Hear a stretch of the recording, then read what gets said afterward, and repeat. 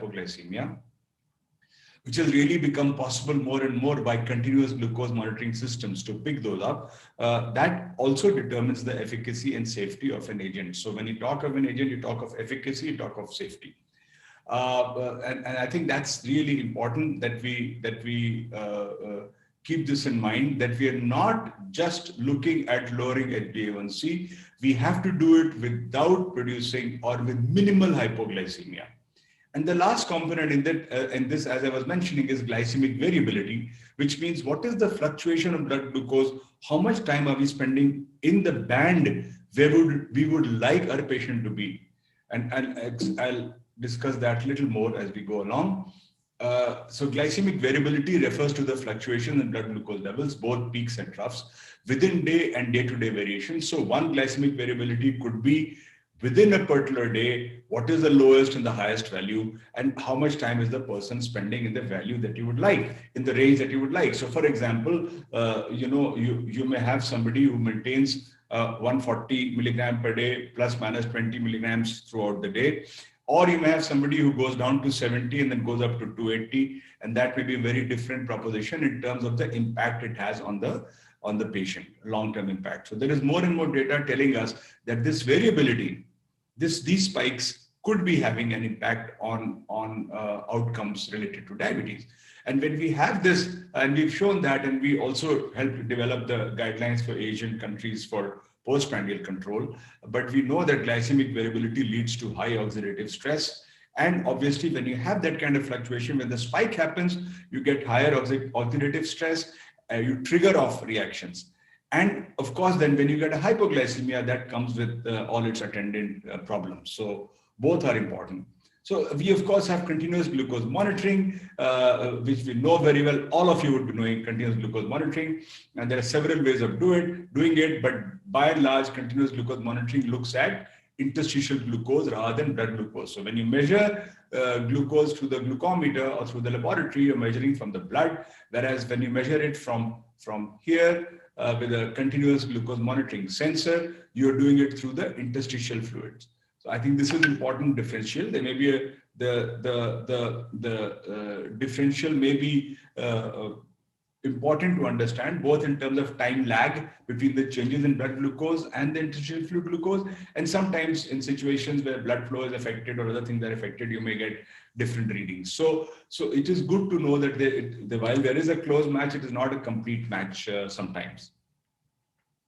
So the devices that all of you are used to are personal real-time use devices. Of course, that we are looking at, well, broadly, I would say you would divide them into two. One would be the ones where you have real-time data, right? And the other is where you have retrospective data. So real-time data means that either the patient, in most instances the patient, or you can see the data throughout. It's real time. And the professional ones are ones where or the retrospective ones are where the patient records you, that device is attached, and then turns that device into you. And then you map out the whole tracings and then discuss with the patient the effect of various treatments and changes and diets, etc. So both have become increasingly popular. Of course, the classic examples are the ones that are used with the pump and people who are on multiple insulin shots. So they really are important, and as the loop is being closed between continuous monitoring and delivery of insulin by the pump, you will find that these devices become more and more popular. They are highly sophisticated devices and very accurate. But in more common parlance, what is used in day-to-day practice by all of you is the ones that are attached for 2 weeks and then they are removed, and you can at the end of 2 weeks see that, or the ones again where the patient has a reader and can actually read their glucose anytime they like. So this flash glucose monitoring, or whatever you may call it, ambulatory glucose monitoring, is actually very, very popular now and has taken the diabetes management world by storm, so to speak.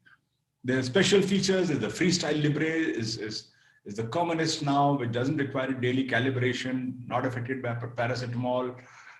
You can have coordinated apps locally developed and otherwise that will help you to share the values. The Dexcom is supposedly one of the gold standards for continuous monitoring. classically used with pumps and people with type 1 diabetes. And then, of course, you also have the Medtronic Guardian, which is an amazing tool. So all these are ways to measure, and you have to pick and choose what is useful for your patient.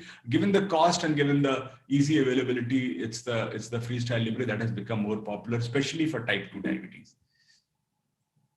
What are the advantages? It provides comprehensive glucose data. You're not missing a recording.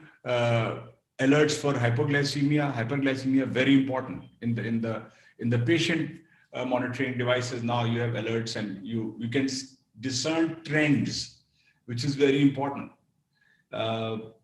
And they encourage patient engagement in management. And we always say this, that in the case of diabetes, the best person to manage diabetes is the patient himself or herself, because you're not going to be with the patient 24 hours.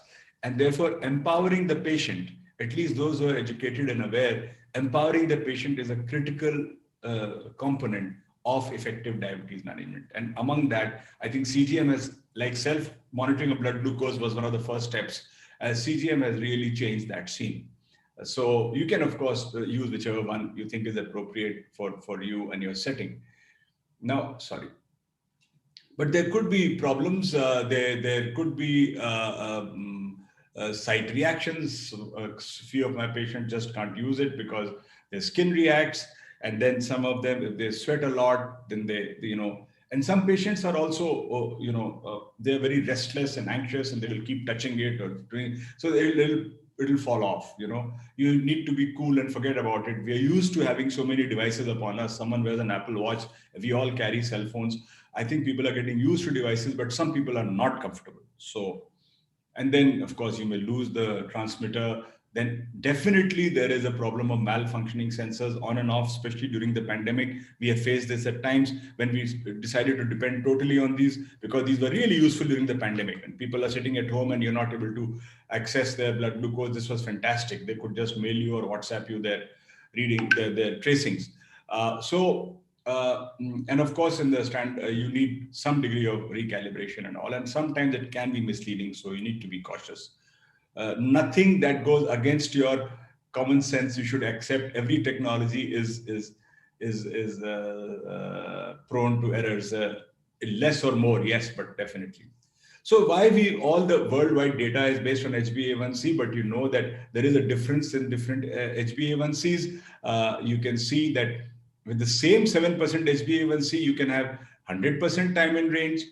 You can have 63% time in range or 18%, because if you have this kind of tracing, you will still get a good HbA1c. A1c does not pick up variability. It just picks up a 3-month average. In that 3 months, of course, the preceding few weeks are more important than the previous week. So if someone has an A1c of 7, it is possible that the control was very good in the preceding 1 month. So it's important to remember that the preceding few weeks have greater impact on HbA1c than what happened 2.5 or 3 months ago, right? But having said that, while it will give you some idea there, it will not give you any idea about the variation in blood glucose. And with the same A1c, you can have so much variation. The green part is a time in range. Look at that, right? So this is progress in monitoring, and you really have to go it is a time for change. There is no doubt. We talked, initially it was all very random. We didn't know what is actually the target that we should keep. Like we know we want an A1c target of 7. So through a series of meetings worldwide, and I think some of them, Banshi was involved, we tried to sort of set up guidelines which would really tell us what are we looking at, right? Glycemic targets. So you really think now that CGM is an important tool. And if you think it's an important tool, you need to know where you should be. And this is how it progressed. It's only in the last decade that the whole field has changed completely. So what we talk about time in range is really this. We are talking about above target, below target, and in target, at target. So again, above target, if you say in general, if it's above 250, it's very high. 180 to 250 is high. This is regardless of fasting or postprandial. This is overall time in range. And one would ideally want to target more than 17 hours as 70 to 180, which is considered time in range. However, you may reset these targets depending on your patient, like you do for hypoglycemia, like you do for HbA1c. The same kind of adjustment will be made based on patient profile. And I think that's really, really important to remember. So if you're talking of hypoglycemia, that has to be really low. And that, of course, we know, especially level 2 hypoglycemia has to be really low. And obviously, we don't want our patients to be spending time in hypoglycemia. But there is also recent data, and this is early data actually, but there is emerging data now that if you don't maintain time in range, then quite clearly our risks of complications increase. Now we need more and more data long term on this. It took us a long time to get data on HbA1c and outcomes. So I think it's important that we understand that it will take us some time to get long-term data on time in range and its impact. But some initial evidences do suggest that microvascular complications are reduced by spending more time in range, and possibly even some impact on markers of macrovascular complications. This is one of our studies done not with CGM, but just looking at glycemic variability after cardiac surgery. We published this a few years ago, and we were looking at variability, and we were using SMBG.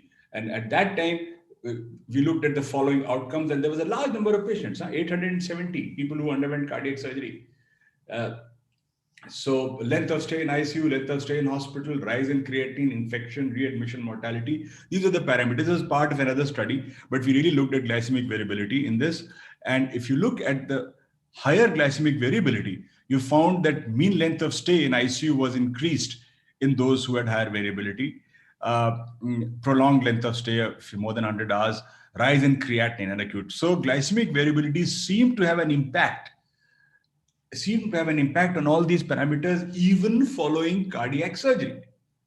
So I think this is quite an important bit of information.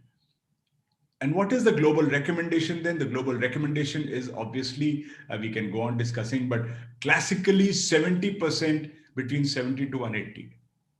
Less than 25% above 180, and definitely less than 5% above 250. This is type 1 diabetes and early type 2 diabetes. And we don't want more than 1% or even less, actually, much less for severe hypoglycemia. But if you have older and high-risk patients, this is very important to go through this slide. You need less than 50%. You'll compromise. Instead of 70, you can go up to 50% for time in range, another 50% for mild hyperglycemia, and less than 10% for severe. So you can see this changes as the risk of hypoglycemia increases. And of course, we don't want any hypoglycemia. In pregnancy, it's totally different. You want everything to be perfectly controlled. You don't want any very high at all. So this is type 1. But in type 2 diabetes, you really, in pregnancy or GDM, it has to be all green. We all do that, right? So this is very nice way to see it. This is what we suggest for the usual patient.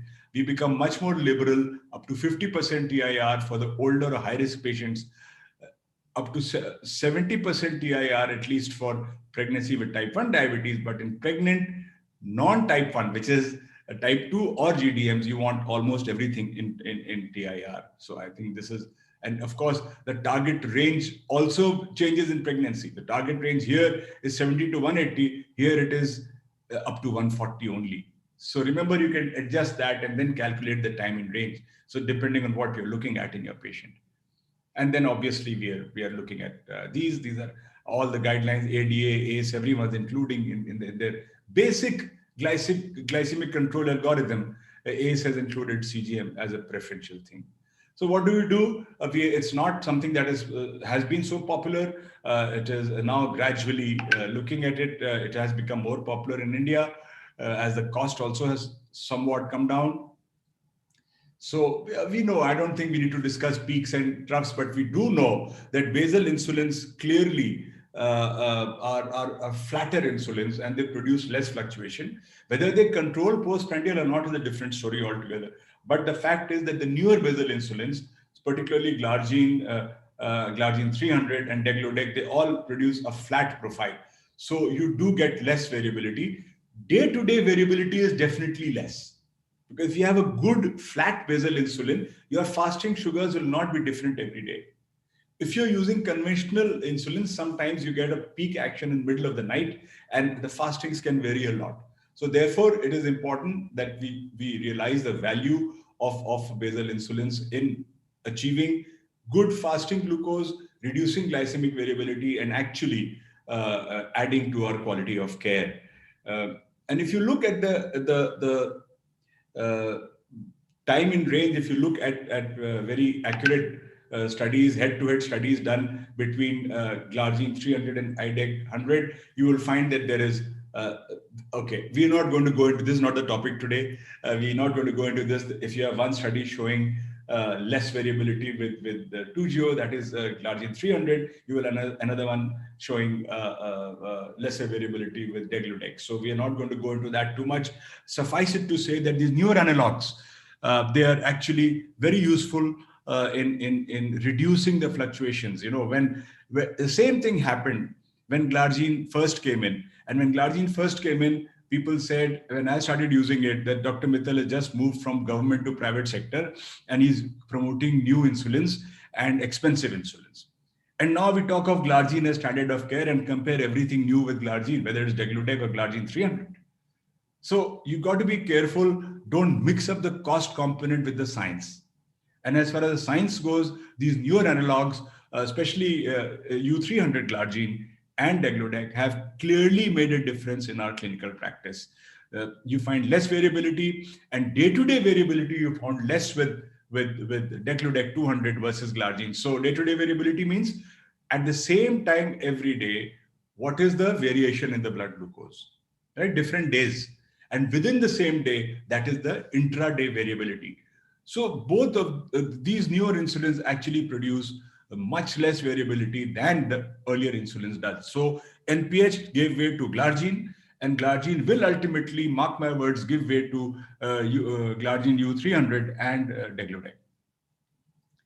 And again, comparison studies, very interesting studies, which actually showed lower variability with Glargine 300 here as compared to IDEC 100. So lots of interesting areas of research here.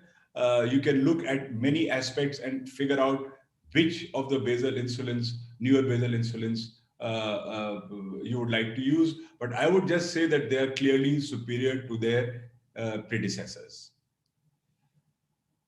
So simply because there's less variation, they have longer duration, time flexibility, reduced variability, titration is good. We all know that. We are big users of basal insulin, all of you are.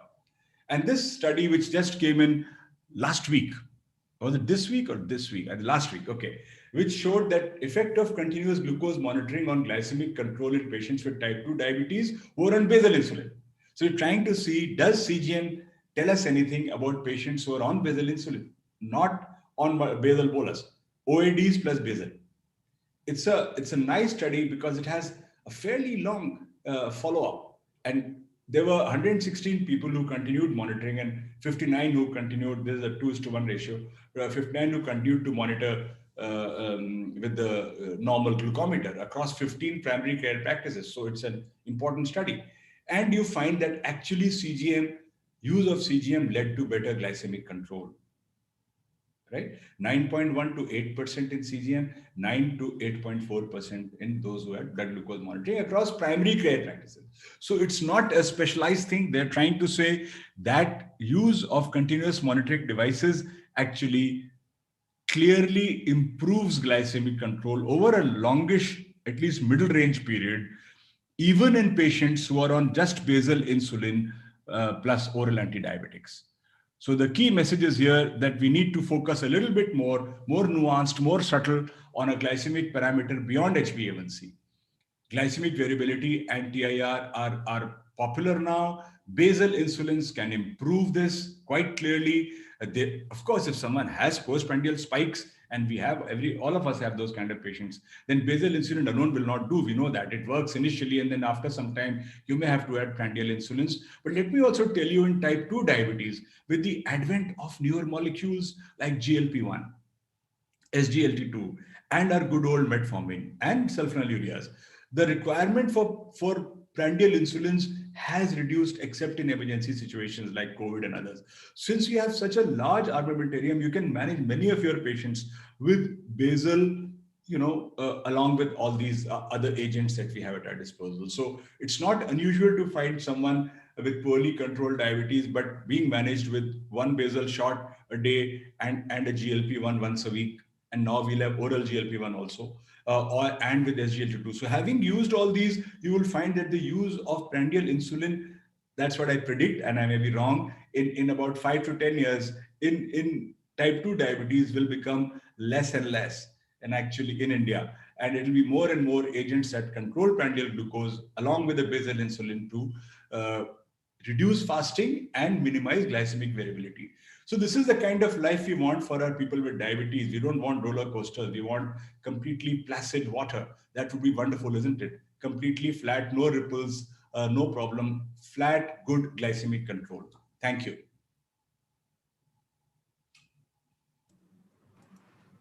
Thank you, Dr. Amrish Mittal. Wonderful deliberation. Now, Dr. Narayan, you have any question? Thank you, sir. Thank you. It was very nice talk. And Dr. now Amrish, I want to have one Yes. question. For a primary care physicians and many physicians who are starting the insulin, they are always confused that when they should start this second generation basal insulin. As you had rightly said that we all understood in last almost 2 decades that Lantus is now the standard of care and the Glargine to be started. And as per different guideline is also talking that the first insulin to be initiated is a basal insulin. And most of us are starting with the basal insulin. So when you will start the second generation basal insulin, I'm not talking of particularly Glargine 300, but the second generation basal insulin, this is the patients where you have to start. I agree with the glycemic variability and time in range in type 2 diabetes will be better with the patients who are on the second generation. But that is only after once you do their TIR or you do their continuous glucose monitoring. So, is there any place where you have to, these are the markers that definitely you should start the second generation? So the thing we have to realize, Vansi, is that little less variability with second generation, but also the fact that their duration of action is very long, much longer. So like we have used Glargine extensively in the pandemic in patients on steroids, giving a morning dose of Glargine, trying to cover the day. So if you used, on the other hand, a very long acting insulin there, you might have produced hypoglycemia at night. You know what I mean? So the thing is that where we are looking purely at getting the fasting glucose down, it is fine to use Glargine type of insulin, the conventional basal insulin. But when we find that there is lots happening during the day and there is fluctuation, it may be wise to use a second generation basal insulin rather than a first generation. Then those who have a tendency for hypoglycemia at night or nocturnal hypoglycemia that has been documented in the past, elderly patients where you want gentler insulins, there also you would go for second generation. My concept is that as the prices will start to match, you will use second generation more and more and more as compared to what we now have started calling first generation or conventional analog insulins. But at the moment, since there is a clear differential in price, I would say that I would go for second generation insulins in those who have high risk of nocturnal hypoglycemia and where we find it's not just the fasting, but daytime glucose is also misbehaving. Great. In indoor patients, those who are admitted with... Sorry, sir, I can't hear you. Dr. Akash, your voice is cracking. I think your connectivity is poor. Dr. Desai, you want to make any comment? Or Dr. Devgaonkar? Where would we advocate CGM devices to be used against the... in patients who are... Dr. Akash, in patients who are admitted... Can you write in chat box? Your voice is cracking. Dr. Akash, I think it's about CGM devices. Where would you use them? Is that the question? Well, I think I got some snippet, some little words through. So probably CGM devices will be increasingly in patients and indoors. Okay. Yeah. So I think CGM devices are becoming increasingly popular in indoor settings, sir, and there is no doubt about it that In indoor settings. indoor settings, yes, there is no doubt that I'm not talking of those who are very sick and who are in shock, where these devices may not give you accurate readings, but otherwise, yes, they are increasingly popular simply because when you're looking at tighter control, or in situations like, again, I'll have to go back to the pandemic where people were on steroids and sugars were like all through the roof. Definitely continuous monitoring made a big difference for us, even in the indoor setting. So wherever you find you require better control and there is a huge amount of fluctuation, there you can definitely go for these devices. But you can't use them in very sick patients where there's hypotension, septicemia, and all that. Perfect. Thank you. Thank you, sir. Thank you. Now I invite Dr. Rastogi for the Smriti. Are you there for the second session to start with the basal insulin symposium? We will continue. And you can invite the chairperson. Yes, Smriti. Please. Yes, sir. Yes. So for the next session, we have with us Dr. C.L. Nawal.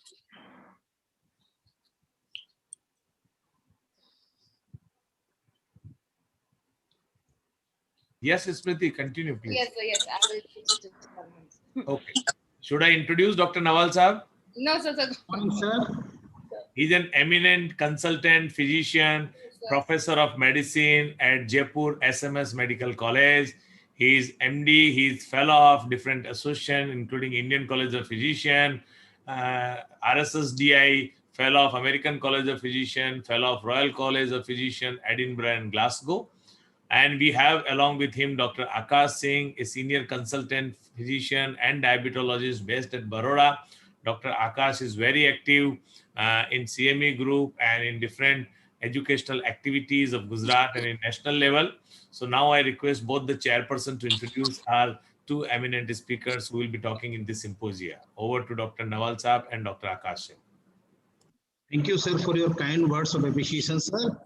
And at the outset, I would like to give thanks to Dr. Mansi Sahu, sir, to organize so wonderful internet conference and making me part of this virtual event, sir. Thank you very much, sir. So our second speaker of today's morning in Insulin Symposia is Dr. Neeta Deshpande from Belgaum. So she will be speaking on evolution of the basal insulin optimization approach over 2 decades in India. So she's from Belgaum Diabetic Centers, Weight Watch Children's Diabetic Centers. She is a professor, medicine, HOD, and MM Dental College.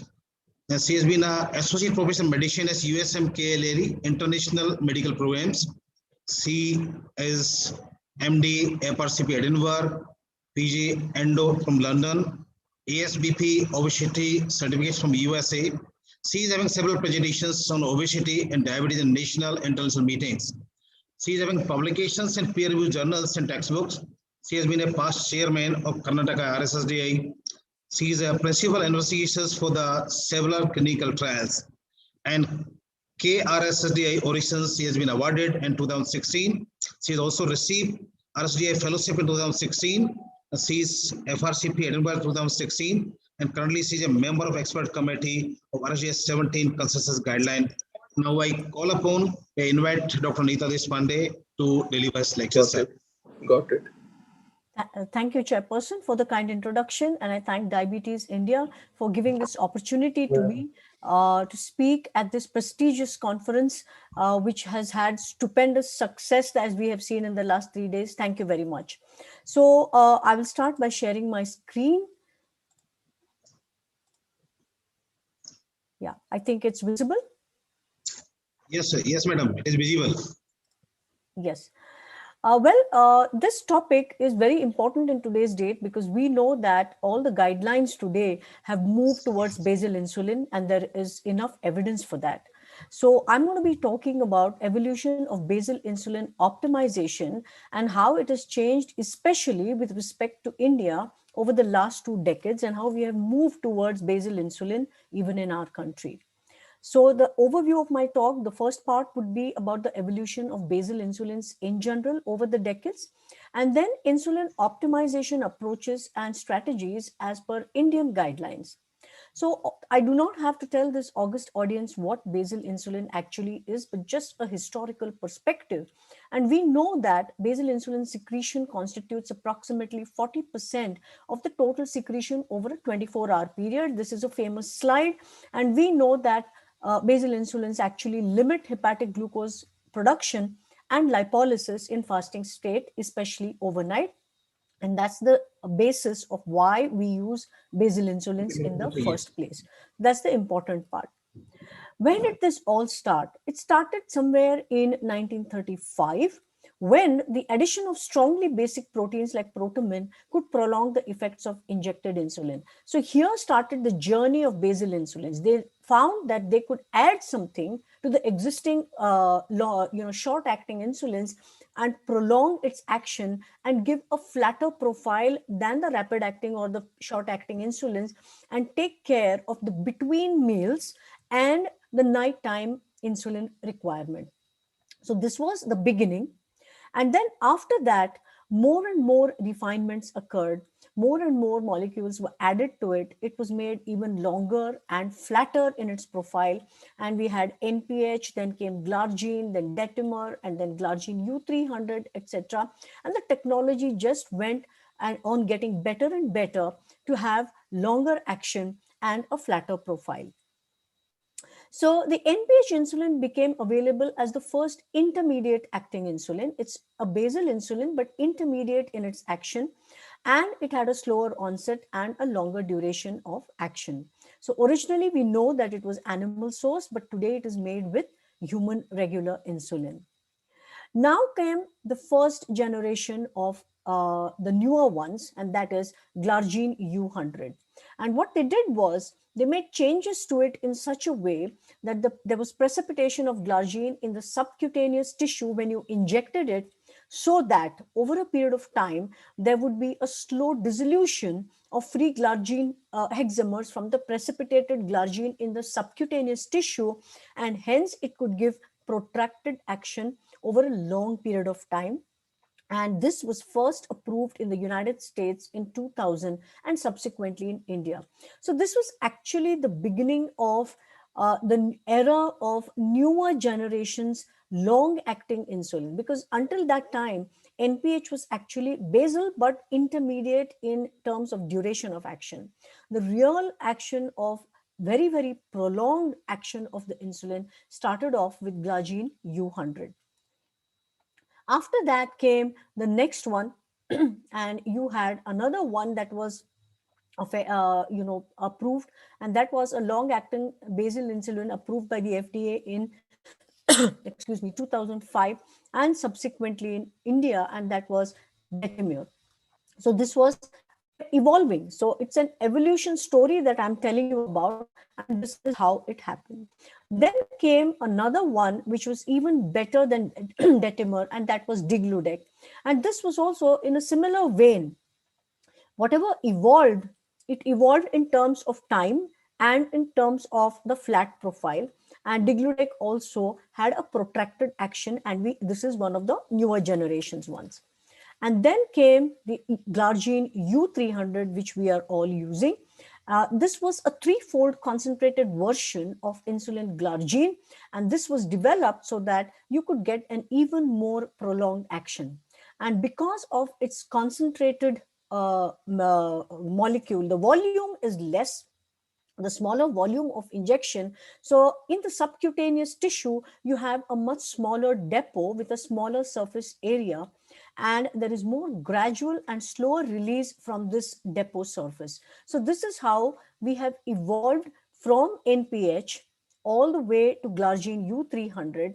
And as you can see here, the profile over 24 hours is completely flat when you're looking at insulin glargine 300 and you're comparing it to the earlier one, that is insulin glargine U100. So the evolution has been almost complete. The time duration has been increased to class 24 hours or more, and the profile has become completely flat like you would have physiologically, because by definition, basal insulin is something that you would want to be completely flat in its profile and no peaks at all. And glargine U300, Digludec are satisfying this particular criterion of a true basal insulin. Then comes the insulin optimization approaches and strategies that are relevant to our country, because we have all now moved over more or less to the guidelines to using basal insulins. So we need to know what has happened in our country also. So in 2020, last year, the RSSDI ESI guidelines gave a guideline on when to initiate basal insulins. And you can see here that it is more or less based on the HbA1c. So when you initiate basal or long-acting insulin with metformin or other anti-diabetic agents, and you're looking at the A1c, whether it's less than 8 or more than 8, and this is the dosage, and this is the titration protocol. And it mandates that while you're titrating the insulin, you titrate every 2 to 3 days based on self-monitoring of blood glucose to reach your glycemic goal. And to take this a little further, the steps of initiating basal insulin as per the RSSDI ESI guidelines of last year are that when it is less than 8%, the A1C, you start off with a total daily dose of 0.1 or 0.2 units per kg. Whereas if it is more than 8%, you go a little higher to 0.2 to 0.3 units per kg. And then the step 2 is the titration. All of us know that just giving insulin is not sufficient. Your goals can be reached only when you titrate and titrate properly. So every 2 to 3 days, you're supposed to titrate it till you are reaching your goal based on the fasting. So you keep on adding. So there are many algorithms, and this is one of them. Of course, you need to monitor for hypoglycemia very, very carefully. There are other expert opinions which have come out in the recent 2 years, and this is the Be Smart expert opinion, where they tell you more or less the same thing. The algorithms could be a little different. This is a basal only regime where you begin at 10 units per day, just flat, or 0.1 to 0.2 unit per kg per day, depending upon the degree of hyperglycemia. And of course, this will help you to get better glycemic control, reduce complications, and improve the quality of life. So there are many algorithms and many expert opinions. These are Indian ones, and they tell you more or less the same thing. You start off with either 10 units or 0.1 or 0.2, or you can even go a little higher if the A1C is more than 8 to 0.3 to 0.4 units per kg. So that is what you are doing. But we all know that just initiating insulin, difficult though it is not enough. You have to treat to target. Otherwise, starting insulin is absolutely futile if you do not follow it up with the titration regimens. And titration inertia is a reality. There are a variety of reasons why titration does not happen, and patient continues to take that initial dose for months or weeks or months together and is not at goal. So this is something, this is a reality, and we have to break that inertia. And so we have to examine why this is so. So it has been seen that just starting insulin does not get you to goal, and lack of insulin titration is in fact a prominent cause of poor glycemic control. And we have evidence for this from both global and national studies. So you have various studies. This is the Indian one, the IDMPS study, very elegantly done, which tells us that glycemic goals as targeted by the treating physician is achieved by just 32%. And why was that? Lack of insulin titration was perceived to be the prominent cause. You've started it, but you have not followed up upon it. And there are a variety of reasons for this. And these are the top 5 physician perceived patient barriers to initiation or titration of basal insulin therapy in those patients not on goal. So you can see here that patients' reluctance to consider the therapy, non-adherence, inability to self-monitor. Remember that for titration, self-monitoring becomes a huge part, and patients' concerns about the cost and then the lifestyle. So the findings of this survey reported the patient's inability to self-titrate as a major barrier. So the patient needs to have a glucometer, he has to be taught, educated, and then he has to be given an algorithm, and he has to be told how to self-titrate. So if this is not possible, then titration is not possible, and then you don't get to goal. And this is the major barrier for not getting to goal even after you have initiated insulin. So a patient-centric basal insulin uptitration strategy, this is the recent Indian expert opinion on how to do it. It has been simplified. You check the fasting sugar every 2 to 3 days. You look at the sugar, you look at the dose adjustments on the right-hand side, and this is what you're supposed to do. And this is the active titration period. You're supposed to do it for 3 months. The first 3 months are the crucial ones for titration, and it is based on the fasting plasma glucose, fasting blood glucose rather, which you're doing on a glucometer, and you increase the dose every 3 days, so it comes to once or twice a week if the fasting is not at goal. However, we have to remember that there is a limitation to how much basal insulin you can give and how much benefit is going to accrue from just simply up titrating. So there is a real threat of something called over basalization. What does that mean? Over basalization means that you keep on up titrating based on the fasting plasma glucose, but there will come a time where further up titration does not give you incremental exponential benefit. It means that there can be a plateau. So you have to be aware that over basalization can happen. So what is the clinical signal for this? The clinical signal for this is that if you have reached 0.5 units per kg and still the fasting is not at goal, you've probably reached that plateau where more increase in the basal insulin is not going to give you more benefit. You can also look at the high bedtime, morning, or post preprandial glucose differential, hypoglycemia, and high variability. And this is going to tell you about the adequacy or otherwise of basal insulin.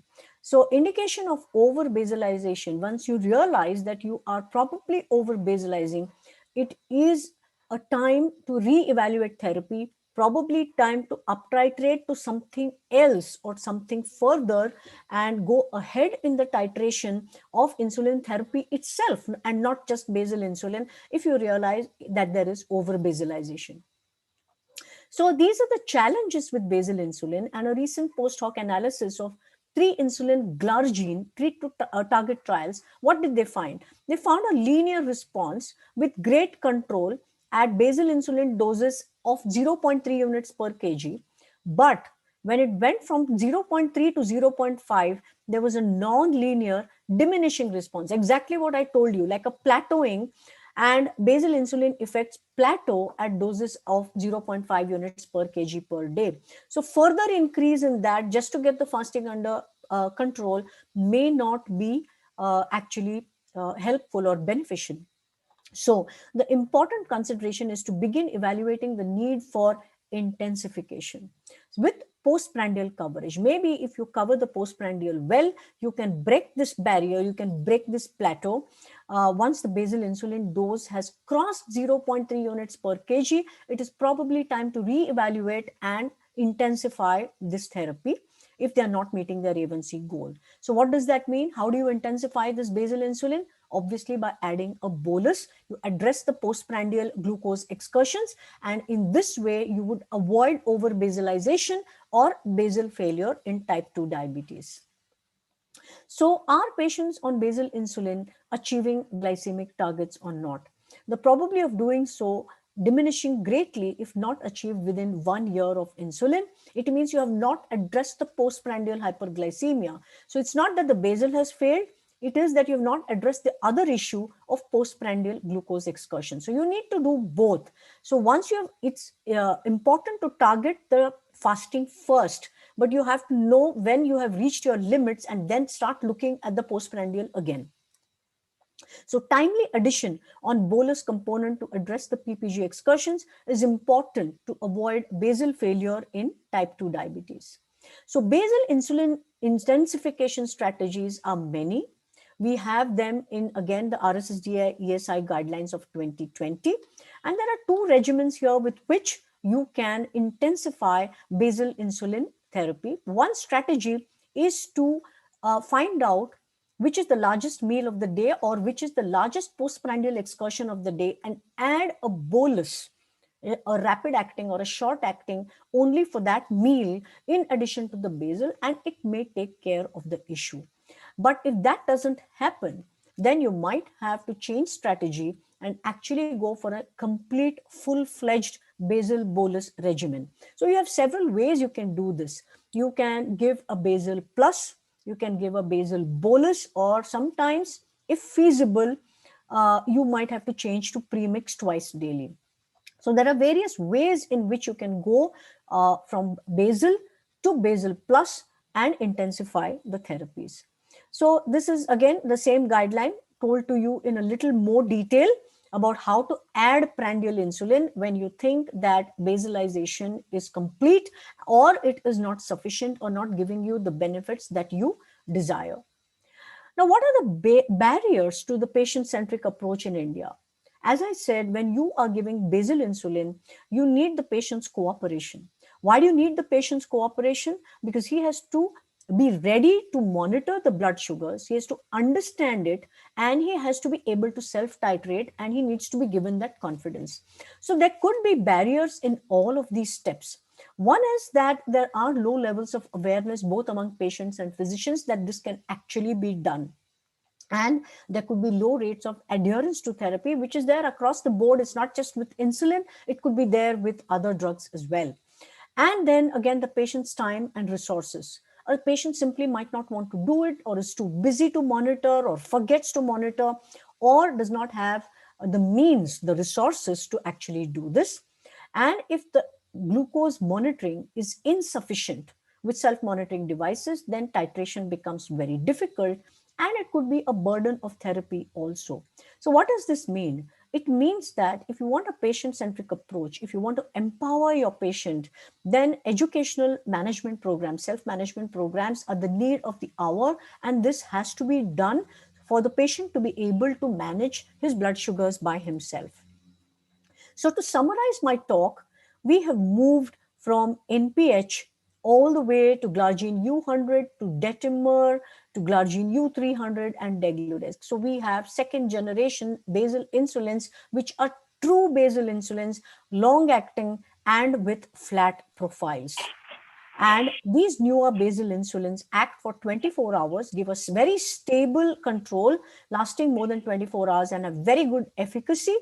The A1C is to be looked at. You have to be very, very careful, and you have to prevent over basalization by adopting timely intensification with either boluses once, twice, thrice a day, or switch to premix, whichever suits the patient and his occupation, etc.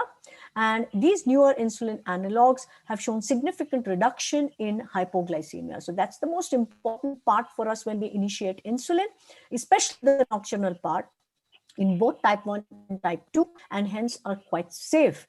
And newer basal insulins like glargine U300 or degludec are safe and efficacious regardless of age.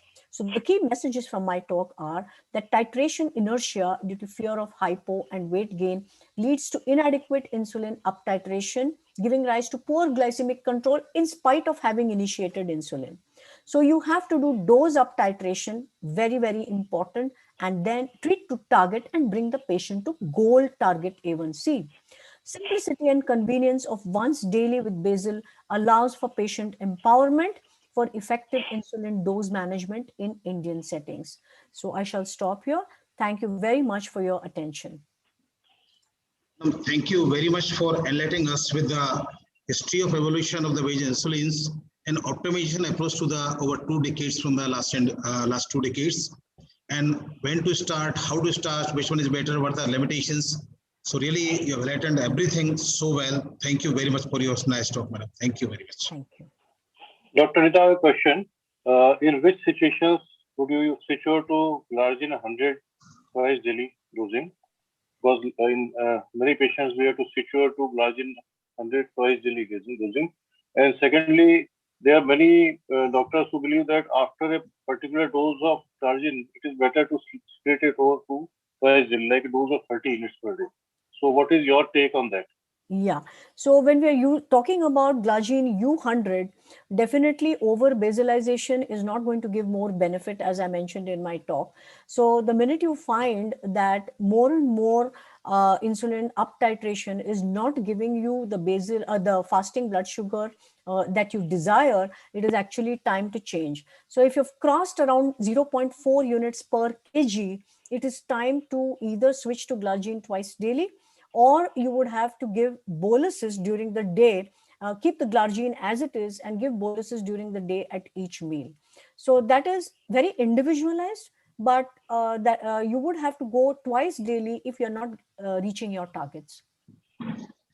Secondly, in this era of COVID, where steroids use in much in vogue, it is said that NPH insulin matches the profile of blood sugar rise with steroids.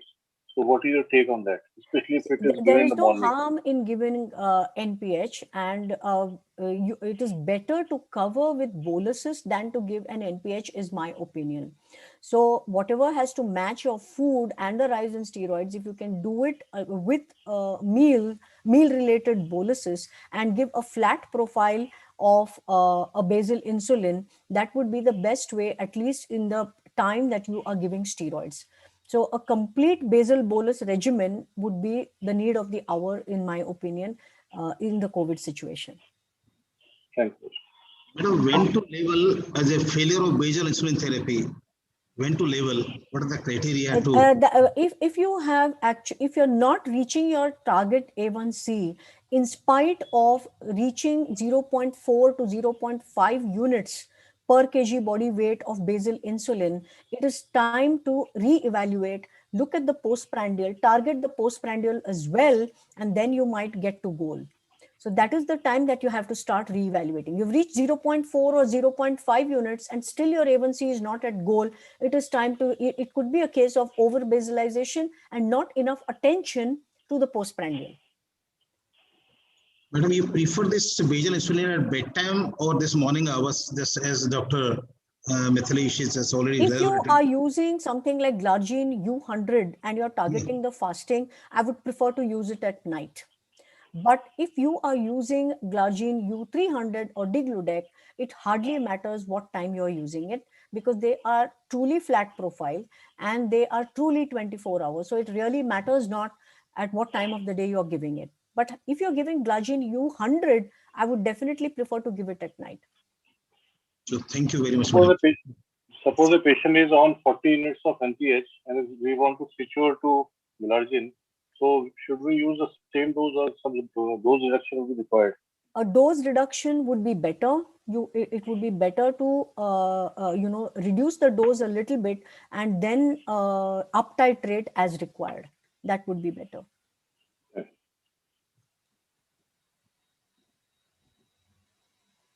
Any other question from the audience, please?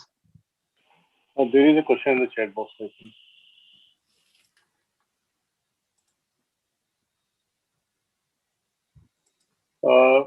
There is a question from Dr. Amal Kumar Bhattacharya.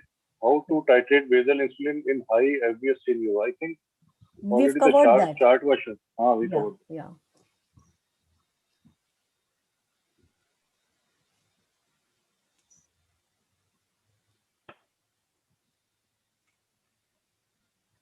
So I think we had.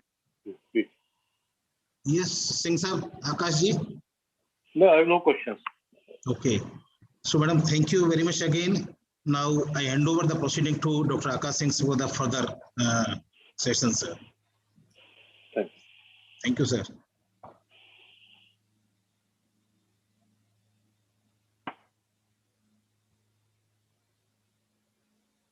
Dr. Smriti, can I have the house?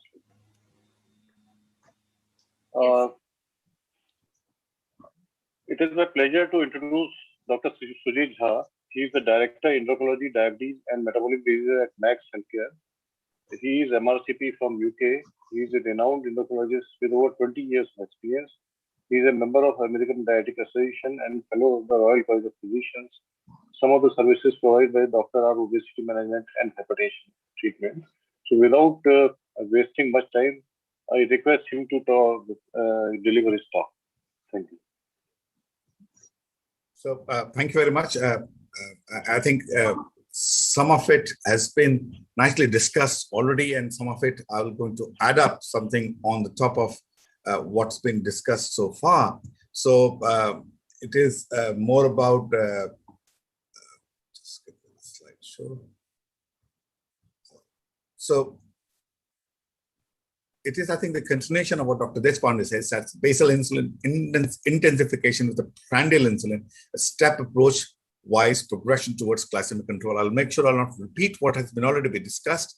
So there have been, it's as this slides clearly highlight, insulin is more sometimes arts and trying to work around the patient perspective than just the pure science, which is true in medicine itself. You have to modify your science knowledge and accept and move on into what the patient would accept normally, because this is, in a challenging times, as was discussed, that steroids use has gone up. Thankfully, it's less in Delhi, but the spurt of mid-April to end of May was a terrible time for the country and terrible time for the Delhi and terrible time for us as well, where the use of steroids have gone up dramatically, and at the same time the use of insulin has gone up as well. But at the same time, this is, how do you add and when do you stop basal insulin and the over basalization, as the word which was used by Dr. Deshpande. So, need for intensification of basal insulin therapy is the decline in first phase of insulin secretion post-meal and prandial hypoglycemia, and post-parental hypoglycemia makes a significant contribution to the glycemic exposure.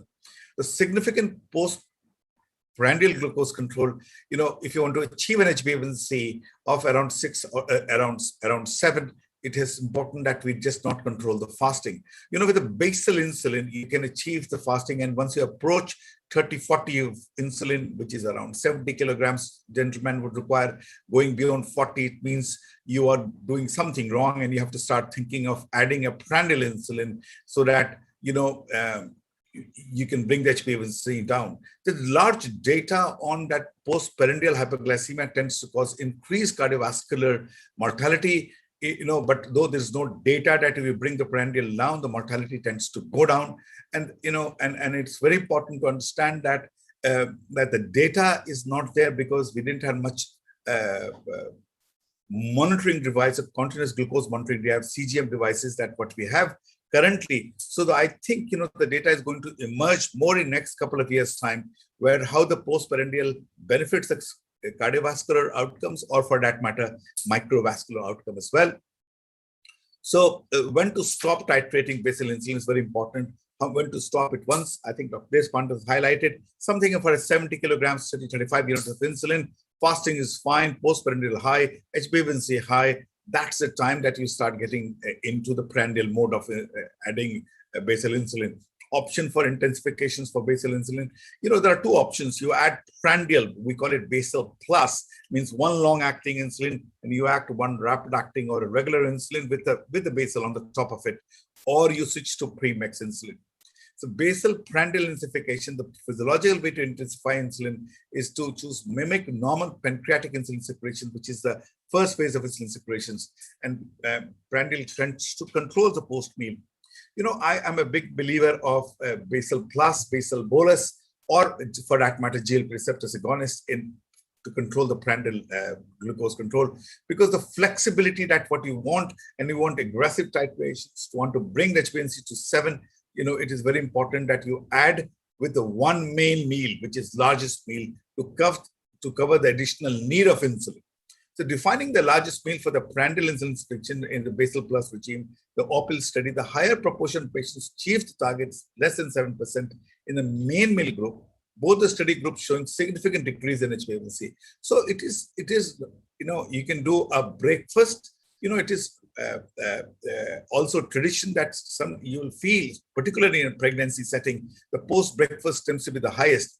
At the same time, across the world, the breakfast, people do consume highest carb ratio compared to the carb protein ratios or the fiber intake. So it's very important to understand that you can pick up the largest meal. Some people do take 2 main meals, and sometimes the main meal could be the 11 o'clock in certain people, even in Delhi, large number of people taking just 2 main meals. You can give that insulin with that 10 o'clock-ish lunches, breakfast meal, or you can with the breakfast or the main meal. The largest meal for the prandial intensification in the basal plus regime in OPAL study. Neither it has it has a weight advantage, with neutral advantage, neither the incidence of hypoglycemia. So if you look at the, adding on the main meal, there's no extra disadvantage of hypoglycemia or weight gain. So the OPAL study has clearly defined that step was intensification of basal insulin, and a single glucagon, which is one rapid acting insulin injections, improve the control. And when the glucagon was administered at breakfast or the main meal, equivalent improvement in HbA1c could be achieved at similar hypoglycemic risk. And the similar study autonomy to titrate prandial insulin in a basal plus regime. So study was designed with an HbA1c of 7 to 12, 6 weeks basal insulin optimization. If the HbA1c is not achieved by 7, then you add a prandial insulin, can be effectively and safely initiated by either 2 self-titrated logarithms every day or after 3 days. And in a clinical practice, you can use it 3 days or every other day by every day by 1 insulin. And overall hypoglycemia has been not that high compared to when you add the titrations. And the basal plus approach allows the intensifications and empowers self-management. It's very important that one thing is there, if you're using, for that matter, sulfonylurea or for that matter, insulin, if the patient's not doing glucometer testing and not optimizing insulin titration, no point in initiating the insulin. Either you titrate or the patient titrate. And if you ask patient to titrate, you are generally more successful. Sometimes we tend to start titrating right at the beginning of initiating of insulin. I tend to sometimes in certain patients, don't tell them titration, call them, start 10, 14 or 0.2 per kg body weight and tell them to come back after 5 days time, and the educator can handle and we can start titration later, because the whole logistics of glucometer testing, keeping the insulin. So titration needs to be taught at maybe at the second chapter rather than book chapter number 1. It's very important that it allows patients, so the intensification empowers the self-management. So enable to decrease the glucose variability as the lower rates even not happen. The slow titrations, fast titrations, you have to, again, this is again an art. You don't have to do it every patient's aggressive titrations. Depending upon the patient, the family support, the acceptance of insulin, you can go slowly. So the basal plus versus premix intensification approach, where do we stand today? Several non-inferiority studies have compared the safety and efficacy of treatment of intensification with the basal plus and premix insulin, and some showed favorable efficacy in terms of HbA1c levels and lower hypoglycemia with the glargine 100 and 1 prandial insulin on a stepwise increasing the prandial compared to mixed insulin. Some showed similar outcomes. So there are, clearly the basal plus insulin and weight neutrality effect and overall incidence of hypoglycemia approach in a premix insulin is generally higher compared to basal plus regime. So the premix insulin is a complex because it's more time consuming. You have to explain more patients about the titration, especially the prandial. It's very difficult because you have a 30-70 or a 50-50 regime. And particularly if you want to use premix insulin, I would tend to go more for a 50-50 in the morning time and 30-70 at night time, because the nighttime hypoglycemia is difficult and you have to explain insulin very clearly. But it's not that you can't use premix insulin. It is, but the titration becomes very difficult for the patients because you have to titrate not simply the fasting, also the post-meal, and sometimes you get into this complexity of the post-meal higher and the fasting going lower, which is a very common phenomena with the premix insulin. With the basal plus, you can easily titrate the boluses, which is the rapid acting on the regular insulin.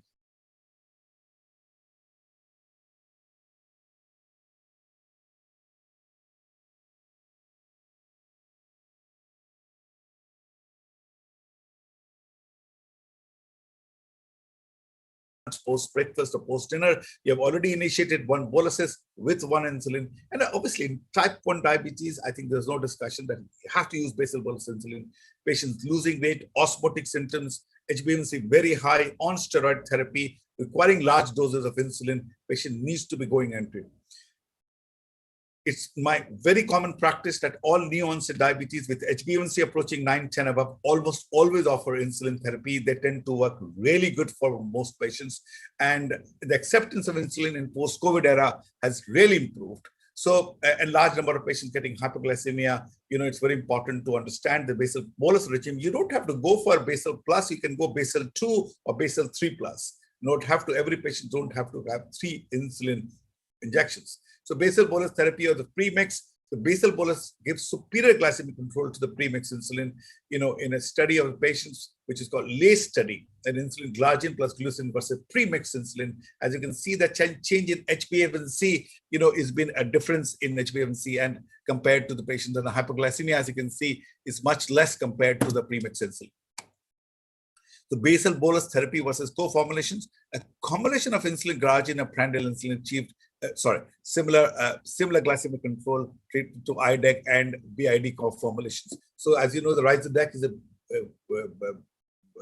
co-formulations compared to basal, but the basal plus gives it advantage. And the step-by-step IDEC was a glargine 100 ISP, which is a rapid-acting insulin treated trial compared the efficacy and safety. It is shown that achieved a similar glycemic control. So advantage of basal prandial intensifications is mitigations of postprandial, less hyperglycemia, weight neutrality, dose titration, both the basal and prandial insulin, relatively more user-friendly. Titrations can be easily be taught and can increase the step-based manner.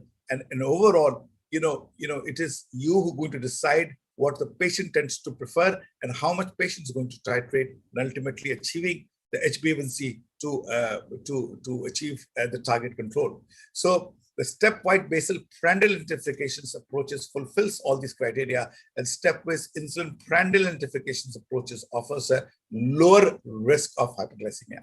So basal prandial regime made easy. So using a rapid acting analogs, not regular insulin, because titrations are much easier with analog insulin, less hypoglycemia. That you can't. It's not that you can't use regular insulin, but yes, the advantage of analog, the timing of the meal, because you can titrate the patients accordingly and start with 1 shot of insulin and titrate accordingly. Titrate 160 to 180 and 2 hours less than 130.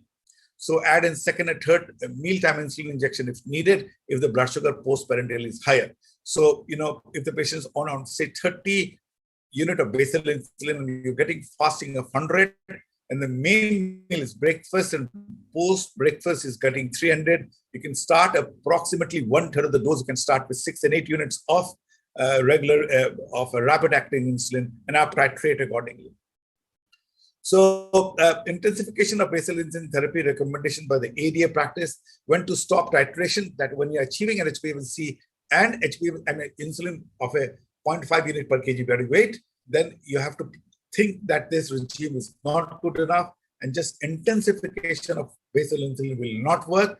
You have to think of prandial insulin or a premix insulin, but basal plus or basal 2 plus or basal 3 plus, which is classical basal bolus regime, is starting with insulin intensifications with 4 to 6 units, depends upon how much patient is taking, and accordingly, according to the weight, and up titrate accordingly to achieve the target of HbA1c. So intensification of basal therapy recommendation by RSDI when to stop titration, that's what's been more or less similar guidelines according to international criteria as well. So the key messages are the timely basal intensifications, critical for sustained glycemic control, adverse metabolic legacy effect, and adoptions of prandial insulin is more physiological friendly, patient friendly, doctors friendly, titration friendly as well. So back to the chairman, please.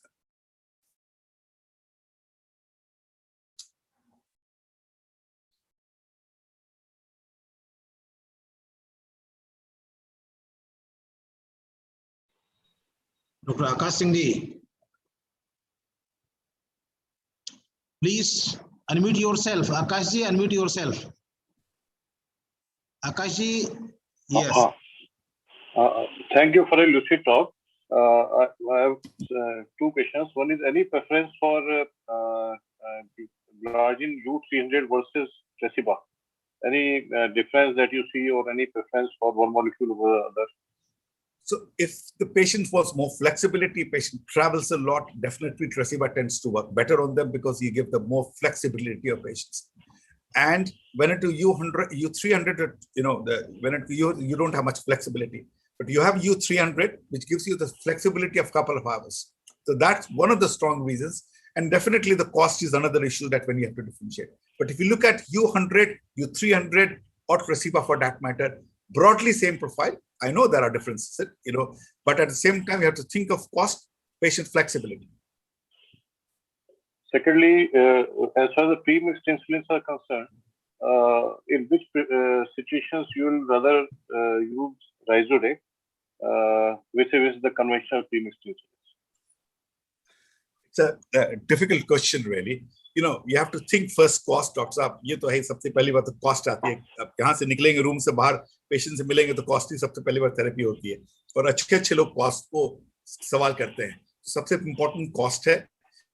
But अगर आप sometimes you're trying pre-mixed insulin and not able to achieve the fasting control, then I tend to go on Ryzodec, which is much easier because the flat is, and especially if the fasting is higher, then I tend to go on Ryzodec if I'm on pre-mixed insulin because you can up titrate easily and get a more flatter profile. But yes, I think it's a tough choice. Cost is one of the biggest factors, but higher fasting, I tend to go on Ryzodec more. And any role of premixed insulin in type 1 diabetes? In type 1, in a real world, sir, that question is that patient don't take insulin sometimes, and patients trying different therapies, different alternative therapies, trying to cut down insulin dose. But I tell them the gold standard is basal bolus therapy. But if the patient is taking 2 meals, usually they are younger patients, and it is, rather than not taking regular insulin, 4 shots a day, it is better to have at least two insulin with some regular component of mixed on that insulin. So when the patient's compliance is poor, patient's not ready to inject at lunchtime, then only you can think of at least get an HbA1c below 9 to avoid the DKA. Any questions from the other panelists? Actually, chat box, there are no questions. Any other comments? Respected Vansi sir, Dr. Sabu sir, for any comments, please.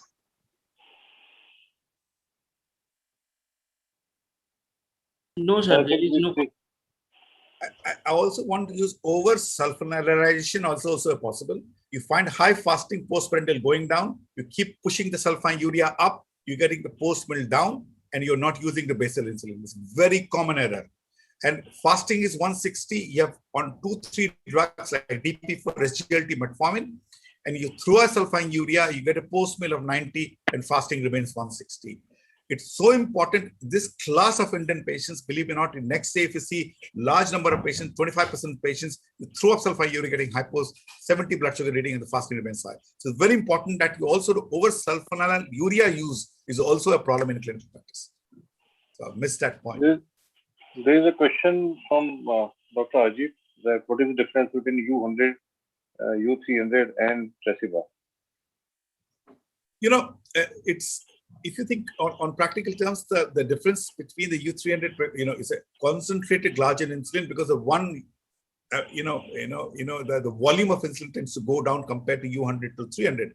But when it comes to U300 to Tresiba, the Tresiba has got more dose flexibility. The U300 has got flexibility of 3 hours time. So, for example, if patient's taking 9 o'clock, patient can also take 7 o'clock or 11 o'clock. But with the Tresiba, that gives a more wider flexibility of insulin. That's one of the biggest advantage. The cost is higher in Tresiba compared to U300, that's my understanding. So otherwise, in their day-to-day clinical practice, there's no huge clinical difference when sometimes and in most comparative studies have not clearly shown any major difference in their profile or in fact in clinical outcomes. Is it not your observation that U100 generally loses effect after 18 to 20 hours? Like you inject at dinner today, before the next day, pre-dinner would be on the higher side. So what is your take on that? It is true, you used to ignore it earlier, sir. But now you have an options of U300 and Tresiba, then you tend to look more into it. I completely agree. But earlier, because we didn't have option, we used to have only U100 or Lantus. Now we have options to think. That's why we have therapy changes. And yes, I agree. And there is also some peak also happening and some patients getting hypoglycemia and time variability of blood sugars on a CGM profile. Yeah, I agree with you, sir. So I think there are no more questions. So I'd like to close this session, and I would like to hand over the session to the organizers of the conference. Thank you very much. So all the speakers, they have done a wonderful job, and thank you very much, everyone, sir. Thank you, Akashji. Thank you, Jasar. Now we close the sessions. Now move to the another sessions. Can I request Vanshi Sabu sir to proceed for the next session, please? Sabu sir. Reporter, please. Yes, sir. So we already please. have Dr. Dishant Patel, who's the reporter. Yeah, for the next thank you session. very much. Thank you so much, sir. It was a pleasure. So handing over the mic to Dr. Dishant, please take over from here. Thank you very much. Am I audible? Yes, you are fully audible, sir. Yeah, so good morning, everyone. So now I welcome you all to on this symposium on monitoring and TIR, time in range. And we had a very wonderful session since this morning. So in this beta hall session, we have speaker Dr. A.G. Unnikrishnan sir, Dr. Mithun Bhatia, and Dr. Sunil Hemchandani. And I would like to welcome our chairpersons also, Dr. Aarti Shahade. Can we have the CV of Dr. Aarti? So I can introduce her.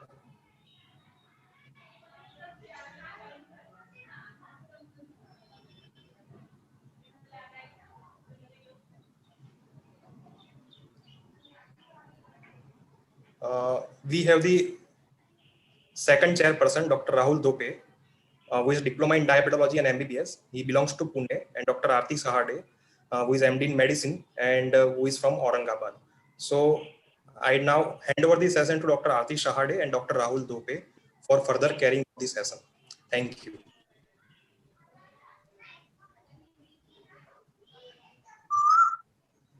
Thank you very much, Dr. Dishant.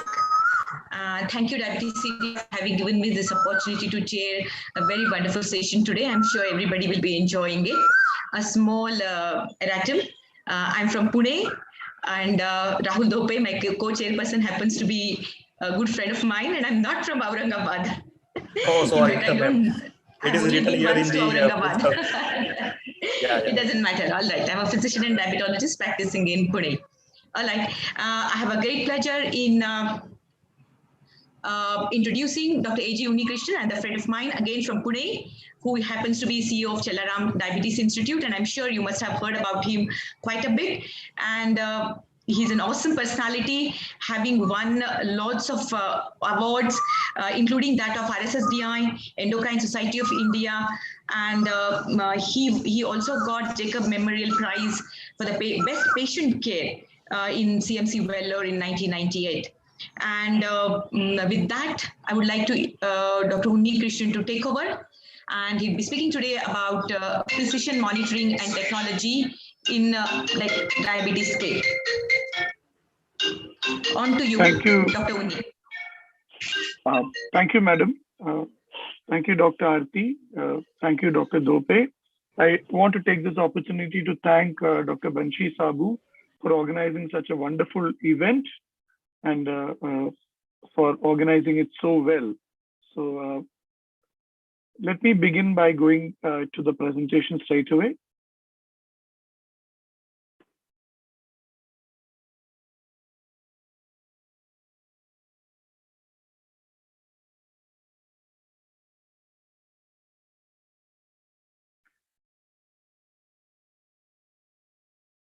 I hope my slides are visible and that I'm audible. Yes, sir, you are audible. Okay, thank you. And the slides are also visible. Thank you. So thank you. It's a great pleasure being here. And I'm going to talk about precision monitoring and technology in diabetes care. Now, there are other speakers who are going to speak on this topic, but just to highlight and just to give an introduction to this topic, I thought, what better way than to discuss a few cases. So I will just discuss a few cases, and then we will listen to the other speakers who will take the topic forward. So on that note, let me start. So this is my agenda for today's meeting. I will look at precision monitoring during remote diabetes care. Second, I will look at continuous glucose monitoring for COVID care during the pandemic. And third part, we will look at post-COVID management of hyperglycemia. So let me go on to the first part, which is precision monitoring during remote diabetes care. So let me begin with my first case. A 33-year-old lady presented with hyperglycemia detected during pregnancy at 25 weeks of gestation. Now, this was her first successful gestation after undergoing 5 cycles of intrauterine insemination and 6 cycles of IVF. Her father had diabetes, and she has now been diagnosed with what was classical gestational diabetes at 25 weeks. You will also notice that her fasting is around 93 and the postprandial is 225. And because of the precious pregnancy and the high blood glucose levels, she was referred to us for further management. During the COVID lockdown, she was unable to commute to our hospital and she approached us for a video consultation. So how to approach management in this case? So the advantage now is that earlier, people used to write their glucometer values in little logbooks, but today we have glucometers that sync to mobile phones and are data stored in the cloud. So she was checking her blood glucose levels every day, at least 6 times. You can see this is pre-breakfast, post-breakfast, pre-lunch, post-lunch, pre-dinner, post-dinner. We published a series of cases of newly diagnosed gestational diabetes managed by telemedicine in the pandemic period. And these values that you see are actually the average glucose values. They aren't individual values, they are average. For example, in week 1, if the recording of the glucose started on Sunday, it will go on to Sunday, Monday, Tuesday, Wednesday, Thursday, Friday. So this is the average of that. So what we did is that we started on metformin 250 milligram twice a day. And then you can see that we continued that, and along with diet and exercise, we tried to bring the blood glucose levels to normal. You can see that with metformin, the mean pre-breakfast levels came down, post-breakfast levels came down, pre-lunch values came down, post-lunch values came down, and the glucose levels were controlled, and eventually she delivered a healthy baby. So this was the 3 cases these were the 3 cases of gestational diabetes that we managed, newly diagnosed gestational diabetes that we managed during the pandemic period. And you can see the average blood glucose levels. Not to say that these glucose levels are perfect. They're not perfect, but there is a reluctance to go very aggressive on telemedicine consultation. And what is important is that we get the best control possible and that the mother and baby remain healthy. So this is another case, and I just highlight this because we have sessions in time and range coming up. But I just want to highlight that sometimes glucometer itself can provide you with time and range reports. So this is a 32-year-old lady with twin pregnancy, currently at 32 weeks of gestation. She's here for gestational diabetes management and hypothyroidism. You can see that her values are pretty recent. These are the values in May and 2021. So last month, these are the values in April. The fasting is 80 to 90. And after breakfast, the value is 120. Before lunch, it's 80 to 90. After lunch, it's 130 to 138. Now, before dinner, it's in the 80s. But after dinner, the values are a little high. She's taking metformin at bedtime. And as you can see, the pre-diabetic the HbA1c in November 2019, before pregnancy, showed pre-diabetes. What you will find is that her average glucose was between 28th of April to 11th of May. The average glucose was 112, and between 12th May to 25th May, it was 107.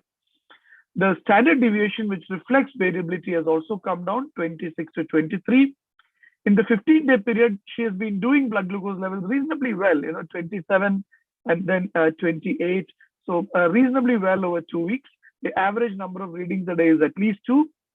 In India, 6-point glucose monitoring is not always possible. But I want you to look at this graph. This shows the various times of the day. And you'll see that it's after dinner and occasionally after lunch, there's a small red dot. Otherwise, glucose levels are pretty under good control. Just to tell you that it's not necessary to buy expensive continuous glucose monitoring devices, and self-monitoring of blood glucose levels can give you some valuable information. It's not only about the cost.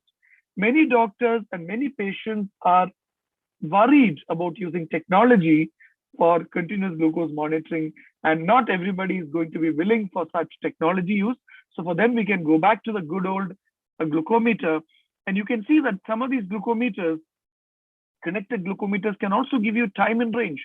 You can see the time in range before a meal, the time in range after a meal, and the total time in range of 89%. We are told that in pregnancy, the time in range should be 80% or more. And here you have around 89%, and you can see there's no hypoglycemia. I'm not trying to say that these values are perfect and we've achieved perfect control, but I'm just trying to highlight the point that, glucometers can also provide very, very valuable measures of time in range. So coming back to this patient, doing very well with diet, exercise, and metformin, I think it is important to realize the power of the simple glucometer in detecting time in range, because these softwares are now available everywhere. So you can see the time in range, and you can see the other data, and you can see the little dots of hyperglycemia that have appeared. So I've come to the first 1/3 of my presentation. I talked about remote monitoring, precise monitoring during using technology for remote diabetes care during pandemics, with patients not able to come. Let me just look at continuous glucose monitoring for COVID care during a pandemic. Now, during this wave, in the Chalaram Diabetes Hospital, though we are a diabetes hospital, we did open a COVID section. And because of the surge in cases, and unfortunately, the cases have come down. Of course, this particular patient was admitted a long time back before the second wave in another hospital, but this patient was wearing a real-time, an intermittently scanned Libre device continuously. So even during the hospitalization, he was wearing that, so we could get some insights, and we could also remotely manage him in consultation with the doctor on site. Now, I just want to add that, so this is a 50-year-old gentleman. So before his getting COVID, he was on liraglutide, Lispro, and Degludec, and sugars were very well controlled, and he was using a Freestyle Libre device. But once he got COVID, you can see on 19th March, this is just 3 months back, you can see he was given steroids. Incidentally, he had spikes of fever. His initial RT-PCR was negative, but we did the CT scan at our hospital and we found that CT scan showed pneumonia. Subsequently, he was diagnosed to be COVID and he was given steroids, and he was, then you can see the steroids caused a spike in hyperglycemia on 19th and 20th. Of course, he was admitted in another hospital at that time, and you can see the blood glucose levels going up, but you can see he was wearing the CGM device. That's what I wanted to highlight. And then you can see that on 19th May, the steroids were started. 20th May, the sugars started going higher and higher. And by 21st May, the sugars had really gone high. So this patient obviously requires a basal bolus therapy. But if you look at the pattern, immediately if you look at the pattern, you'll see that it is a basal that requires more adjustment, because the basal to prandial distance isn't much.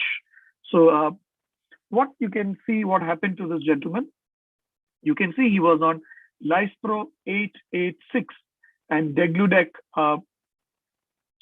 35, and on 19th steroids were started. Till then, you can see he was doing very well. His averages sugars was 147, 146. The daily average was very good, and you can see the monitoring, the frequency of monitoring. On some days, he was checking 30 times a day. Some days he was checking 37. So good monitoring.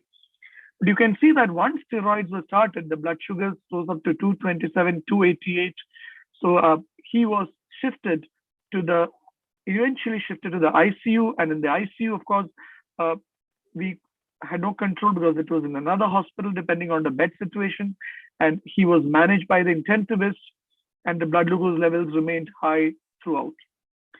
So what I want to highlight is that after he was shifted out of ICU, you can see the blood glucose levels coming back. So in addition to helping in preventing hypoglycemia, because these scan devices can even prevent hypoglycemia, you can see how his checking came down during his ICU stay. Because in ICU, of course, you depend on capillary glucose monitoring.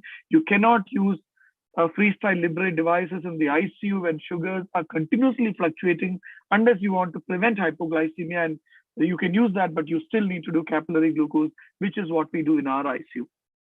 Now, after that period, his blood glucose levels came down to 196. So showing you that, so what continuous glucose monitoring does, I shouldn't be saying this, but it really helps us to also understand glucose physiology during situations that eventually, when we gain that knowledge, we can intuitively learn things and manage the next patient better. Of course, in future, artificial intelligence will take over and help this management. So again, to give you a snapshot, he was given his first dose of steroid on 19th March. So 15th to 31st March, he had COVID. And you can see during that time, he was in another hospital. And you can see his A1C was 11%. The glucose monitoring indicator was 11%. His average glucose was 269. The time above target was pretty high. The median value was above again. But again, once his COVID got recovered, and this is in March, and in May, his COVID got recovered. He came and saw me last month.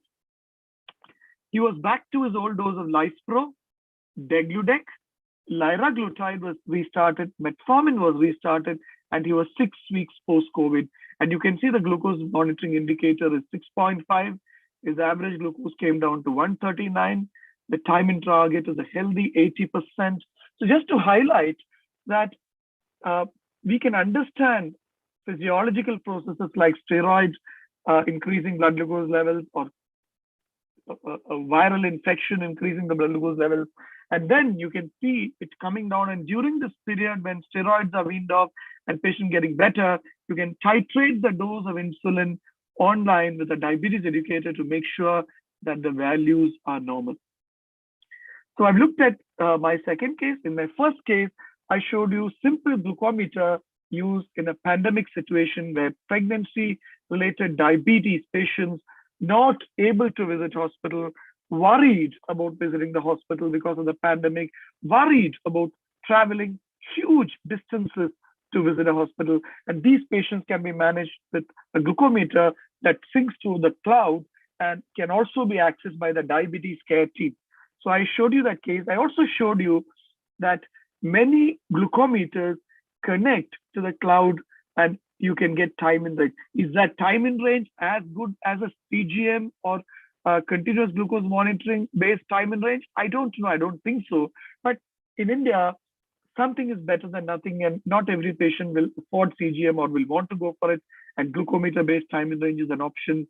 The second part I showed you is that how a patient's blood sugar levels rose and came down after steroid and then after viral infection, and how aggressive glucose control could have helped. Of course, just to say that understanding physiological processes can be very important. As you can see, this patient's glucose remained high in the ICU. Of course, as this was in another hospital, I was trying to connect with the doctor there. But of course, it's not easy to control glucose during the hyperinflammatory state with pneumonia and steroids, and they must have tried their best. But again, the good news is that after this patient got discharged from that hospital, came back to me, we were able to adjust doses, and on liraglutide and basal bolus therapy, he did well. Now I come to the third case. Now, before I go to the third case, I would like to add that these are only cases where we used our best clinical judgment in managing this case. In the discussion of cases, maybe you might have a better way of treating. I might not be completely correct. So we will discuss that in the panel discussion to come later on, or if there is time for discussion. But now let me go on to the third case, a very important problem. We know that mucormycosis is now very common in the post-COVID setting, and that the mean period, in several studies, the mean period for appearance of mucormycosis after COVID is about 22 days. We know that mucormycosis is because of several things. People have talked about steroids, sugar, the swab, the supplement, humidify, so many things. But the two things we know we can correct are steroids and sugar. Now, once the patient has COVID and gets discharged from the hospital, you can see that insulin is given, but sometimes, as the disease gets better, insulin can be rapidly tapered and stopped. That's very important, because otherwise patient will go into hypoglycemia. If you suddenly stop insulin, hyperglycemia can result, and that's not good given this mucormycosis situation. If you do not taper, then hypoglycemia can occur. So how to adjust, precisely titrate hyperglycemia in the post-COVID setting? So again, I'm showing a case here. This is a 62-year-old lady with type 2 diabetes on medication since 2014. Once she got COVID and she was admitted in the hospital, she was started on insulin. She was discharged on 16th April and came back to the OPD. And she was taking 3 injections of regular insulin, 10, 10, 10. And she was not taking a basal, of course, at that time. But then the RBS was 103. She had a history of ischemic heart disease, and she had a stent put in. And we could see that her at that time, this was the picture. So this is very, very common in certain situations, though this is a Diabetes India meeting and we are all diabetologists. Among doctors, many people who don't practice diabetes regularly, they like to give 3 injections of regular insulin without giving a bolus. That can cause a lot of hypoglycemia and fluctuation. So for this patient, on 7th May, we stopped the regular insulin. And instead of 10, 10, 10 of regular insulin, we put her on basal glargine, 16 units at bedtime once a day. I added glipizide and metformin, which was a kind of treatment she was on earlier, sulfonylurea metformin, added vildagliptin, and of course, statin and aspirin were all continued. Now, what happened is that this patient was worried about hypoglycemia, therefore we put her on CGM and advised her to come for regular follow-up. Just a moment, please.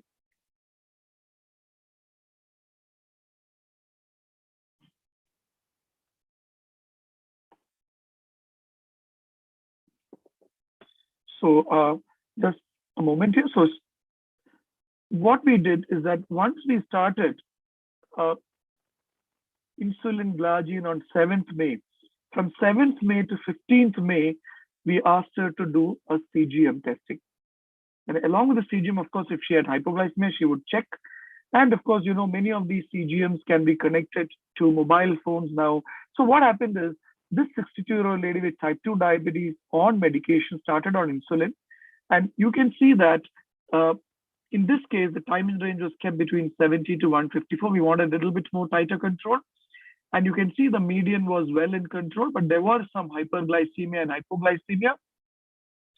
And eventually, the time in range was, because of the hypoglycemia, up to 23% on 15th May. At the end of this, we reduced glargine to 8 units. Now, this is the status from 15th May to 21st May. You can see that now the time in range is about 81%. The time below range is 18%. Daily average is 98. There's very minimal nocturnal hypoglycemias here, and the median values are normal. So you are reassured now. This is from 15th to 21st May. You are reassured that there is no hypoglycemia.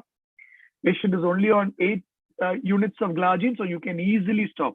So time in range of about 81%, time below range of 18%. So we stopped the glargine insulin on 21st May, and she continued to do well. So friends, I've come to the end of my presentation, but I want to just summarize the 3 points I made on how precision monitoring and technology can impact diabetes care. First case, I talked about glucometer-based remote care of pregnant mothers with gestational diabetes who are worried about infection and coming to hospital during a COVID wave. In my second case, I showed you how real-time glucose may potentially help us understand the various glycemic fluctuations because of steroids, COVID, hospitalization, ICU, and how the post-COVID care can be titrated and patient can be put on the original treatment with good effect. In my third case, I discussed the post-COVID management of hyperglycemia because after COVID, the glucose shouldn't be high given the mucormycosis situation. And after COVID, the glucose shouldn't be low because patient will get hypoglycemia. So the insulin has to be rapidly tapered, titrated, and reduced. And continuous glucose monitoring is a fantastic way to decide whether insulin can be stopped and patient can go back to original oral drugs. So what I have done here, these are the telemedicine use in diabetes 2021 framework by the Government of India, just published recently. It is a document brought out by the Indian Council of Medical Research, and this is for cancer, diabetes, cardiovascular disease, and stroke. And I was honored to be part of the panel which wrote the framework for telemedicine use in diabetes. And this was led by, of course, the venerable Dr. Anup Mishra, under whose guidance we made this telemedicine use in diabetes framework. I urge you to find this document, read it, because I think telemedicine is here to stay, but telemedicine is not for everybody. Telemedicine could serve as a triad system for sick patients to come. And also telemedicine may be a way for low-risk patients and chronic follow-up patients, but telemedicine cannot replace face-to-face care. And that is important. As we know,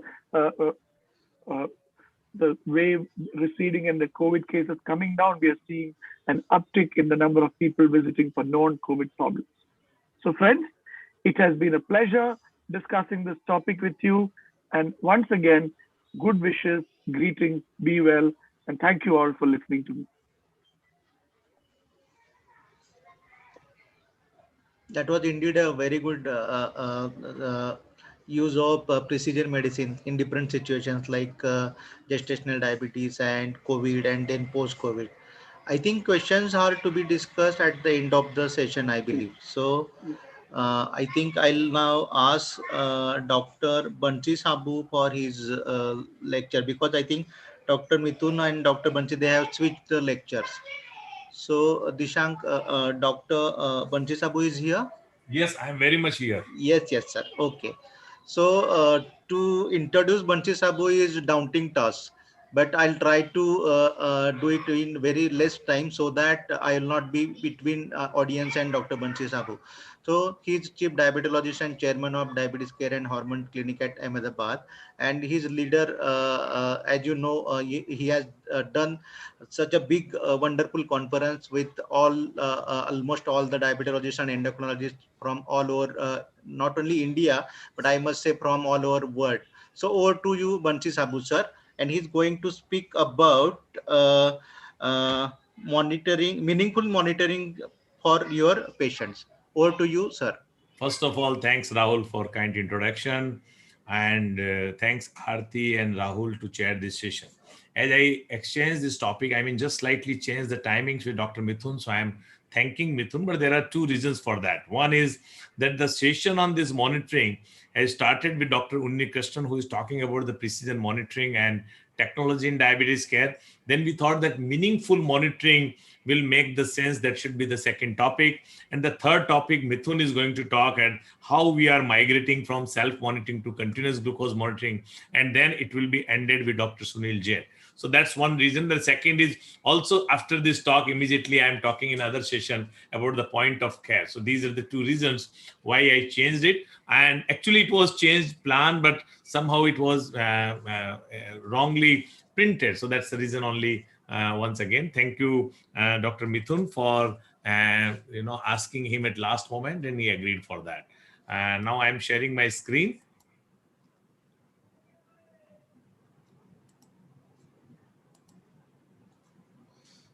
I think you can see it. Is it visible? Yes, sir. Okay, done. So what I'm going to talk in next 20 minutes, the meaningful monitoring for your patients. And what we know, strict glycemic control can decrease number or progression of diabetes complication both in type 1 and type 2 diabetes. And I'm sure all of us, we know that a tight glycemic control is going to decrease the microvascular complication. And self-monitoring of blood glucose is a cornerstone to diabetes management. But with all evidence, why is self-monitoring of blood glucose still not very popular? I mean, we all know that tight glycemic control is important. For getting tight glycemic control, you require more self-monitoring of blood glucose, but still it is not very popular. One of the reasons is probably the lack of clarity over definition of good glycemic control, no clarity on what to do with numbers. So we know that A1C control, we have idea, but what about the different times the glucose monitoring reports, whether we will call a good control or not? And then we had a time in range, but that is more with continuous glucose monitoring. You can do with the numbers of self-monitoring blood glucose reports too. There is an inadequate monitoring of glycemia. This is very, very frequent in our country. People buy the glucose meter where they don't monitor it very often, or they do it very irregular way. There is an insufficient involvement of a specialist. Mostly the glucose meter, we ask them to do it through, we just ask the diabetic educator or a dietitian to tell about the self-monitoring of blood glucose, but we just don't talk. The specialist is not talking more about the self-monitoring of blood glucose. Despite 40 years of SMBG, self-monitoring of blood glucose, I think we are not connecting the dots. The person with diabetes are not receiving self-management diabetes education. So they don't know what to do with this number. And that's one of the biggest reasons why people are not using it so often. The diabetic education to learn how to connect these data to the solutions. I mean, they get the sugar report, but they don't know what's the solution for that. And what's the finger stick? What do my number mean? What do I do with them?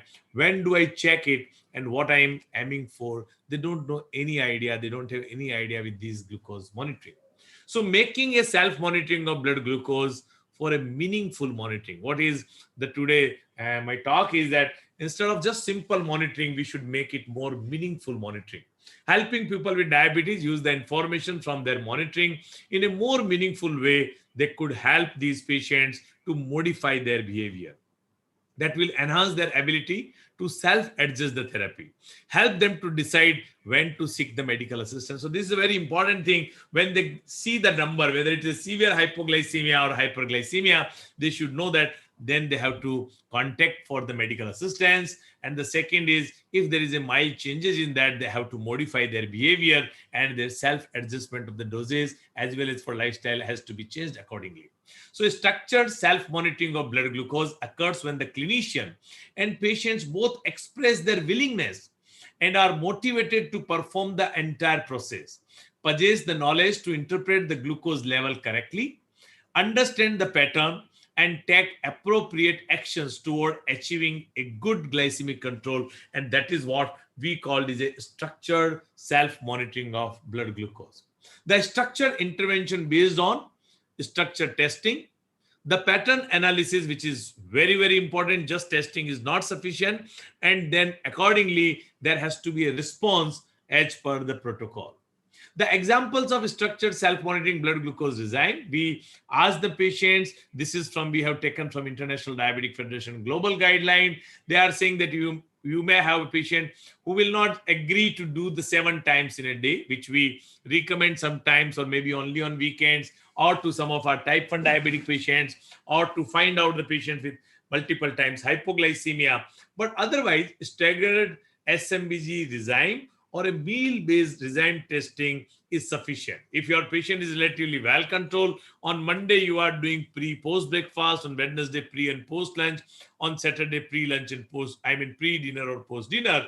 While the if patient is not having very good control, every day they can do in the same manner with pre-meals and post-meals. I mean, this is what a structured SMBG. But what is more important than, they should make this particular proper graph. I mean, in a tabular form, and properly they should write it. That's very important when we are educating the patient. Not they should write on a piece of paper and they are coming to the doctor without any properly written. So that's very important. The structured SMBG.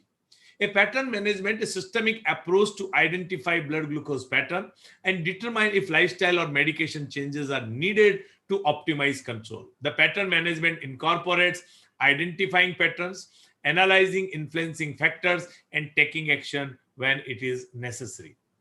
There are 5 steps of pattern management. One is the established pre-meal and post-meal glucose targets. I mean, we have to write that pre-meal target less than 130, post-meal should never be more than 180. The gather pertinent data to create a glucose profile. Identify a pattern by analyzing logbook for trends. So if you have these multiple reports, you can create a trend on that. Assess the influencing factor. What are the reasons why patient is either getting post-meal or pre-meal, the sugars are not controlled? Is it the diet? It is the exercise? It is the medication? And then accordingly, we have to take the action for that. The acting based on pattern is a change is necessary. That's very important. That has consistency of schedule been established. Isolated value above target may not be a long-term treat. And responding to pattern that preprandial and fasting hyperglycemia, if they are high, we have to increase the dose of the basal insulin or increase the dose of medication, which will take care of the fasting meal. If it is a post-meal is high, then you have to think of first is the carbohydrate content of the diet and think of the molecule which is going to take care of the post-meal glucose. If it's a type 1 and patient on multiple dose of insulin injection, you can think of increasing the preprandial bolus level also. If there is an hypoglycemia, is it generalized? Is it getting isolated, or is it at a multiple times in a day, or it is getting on a fixed time of the day? That will also decide your pattern to adjust the dose of medication, particularly the insulin, and also it will decide the dietary carbohydrate intake. The meaningful differences between structural and unstructured, the structured SMBG is very, very beneficial in patients who are newly diagnosed type 2 diabetes, and then we can teach, we can educate them for the lifestyle modification.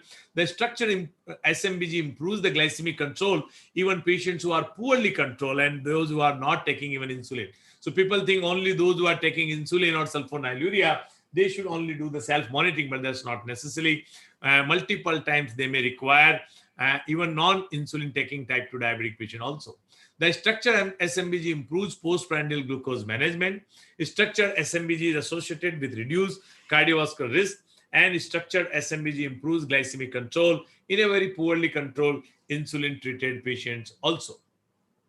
Now, this is, we had talked about the structured glucose monitoring, the self-monitoring of blood glucose, but if it is getting connected, the connected blood glucose monitoring system will really make a meaningful diabetes management. So, I mean, one side is a structural monitoring, but it has to be a connected blood glucose monitoring.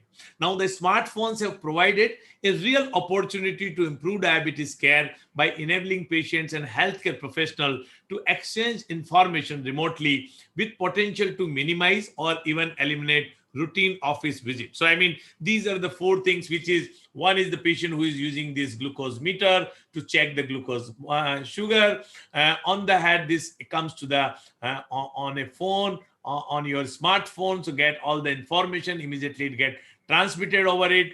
It gets in a trends because it personalized visuals and tips to help you achieve success. So it comes on in a pattern basis, and during the visit with the doctor, with the healthcare professional, he can see the complete visual reports, which can decide and which can change the therapy accordingly.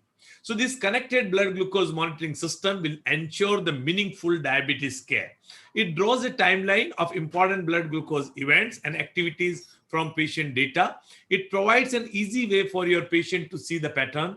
It seamlessly share your data with your physician without needing to visit him. And that's what during this COVID time, you just share your data with your clinician, exchanging specific insight and gaining feedback from the healthcare professional. It enables physician to review patient case in no time and make therapy adjustment accordingly. So how this new age connected glucose meter work?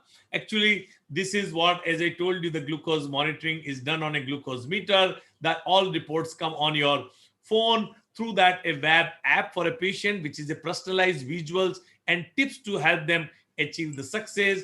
This healthcare professional can easily find what is and what is not working for his or her patients at any point of time. So this is the web app for the physician, for a healthcare professional, and he can see the complete trend. And even when we are seeing and multiple persons are using it, even a population management tool, because we can filter and sort patient information according to multiple factors. For example, identifying the patient, that how many patients who are actually getting hypoglycemia less than 70, so whatever the dose. So this is one of the way how it is getting this particularly software or the app which is working on your glucose on your app, which you can see the big picture, that how much time a person is actually remaining in time in range. So I mean, this patient who is doing multiple time sugar monitoring, as we had asked him to do the structured self-monitoring of blood glucose, on a big picture you can find out that how many times his sugar is going low,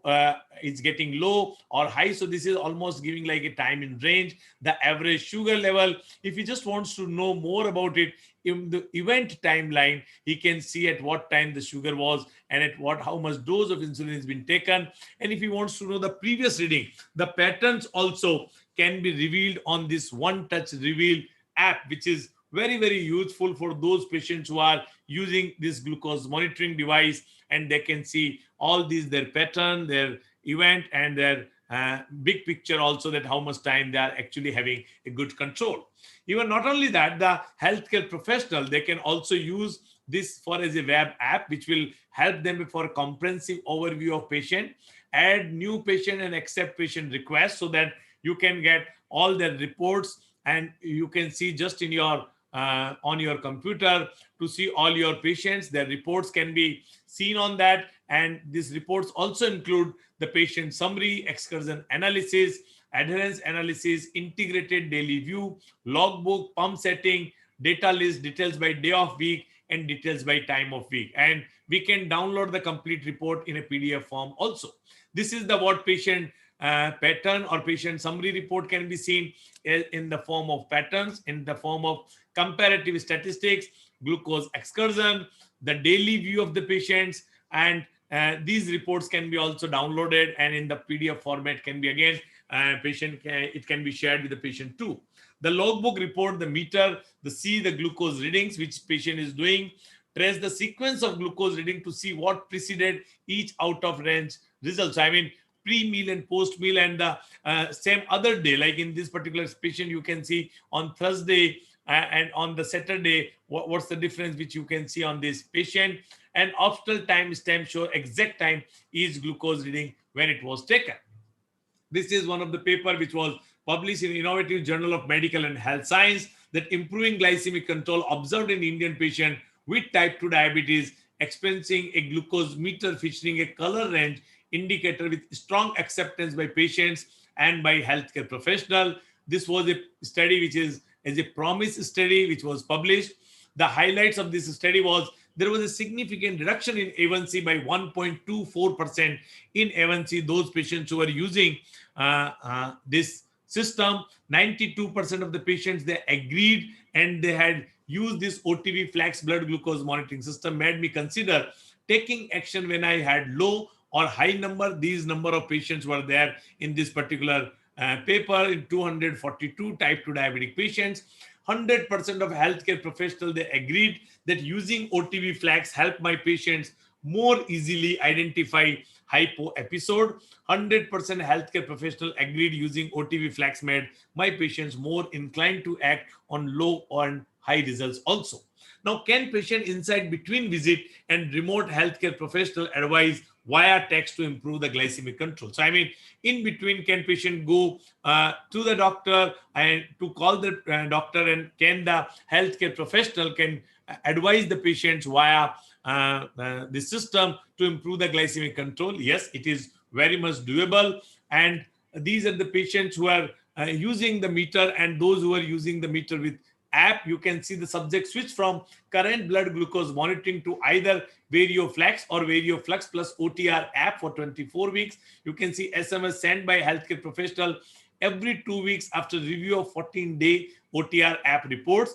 And all subjects were asked to reflect upon CRI alone or CRI plus OTR app for insights and decision making. And you can see that A1C was reduced by 0.4%, 0.54% using OTV flax blood glucose monitoring. But those patients who are getting the app, there was a reduction in A1C was more than 1.05. And along with that, they were also getting more than 10 text messages from the healthcare professional. Also, this has been done at randomized control trial at 5 UK sites with 128 subjects. Out of them, type 1 was 79 and type 2 diabetic patients were 49 with baseline A1C of 8.9.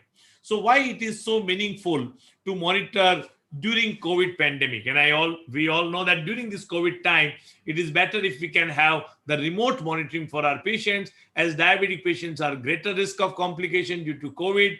COVID-19 has tendency to worsen diabetes, may even lead to new onset diabetes in normal individuals. People with severe COVID-19 infections, such as those in intensive care unit, are particularly vulnerable to bacterial and fungal infection. Diabetes is a well-known risk factor for mucor and generally affect more immunocompromised patients. And immunosuppressive agents like steroid are widely used to manage COVID, will further increase the risk of mycosis. And I think the monitoring will make meaningful monitoring during this COVID will make a lot of sense for them. So evidence-based advisory recommends monitoring blood glucose level in both with person with diabetes and during COVID and post-COVID patient. It makes real difference as far as their glucose control is concerned and as far as their secondary complications are concerned.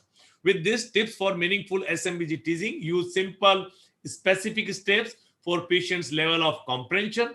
Be sure patient can demonstrate the steps for self-monitoring of blood glucose. Give your patient a written recommendation for frequency and times of testing and desired results. Observe SMBG procedure at follow-up visit. Ask the patient to assess a relationship of SMBG with exercise, food, medication, and stress. Specify which SMBG value are most problematic, which are most low or most high. Discuss solution with the patient and acknowledge the patient for the goals which are achieved with SMBG.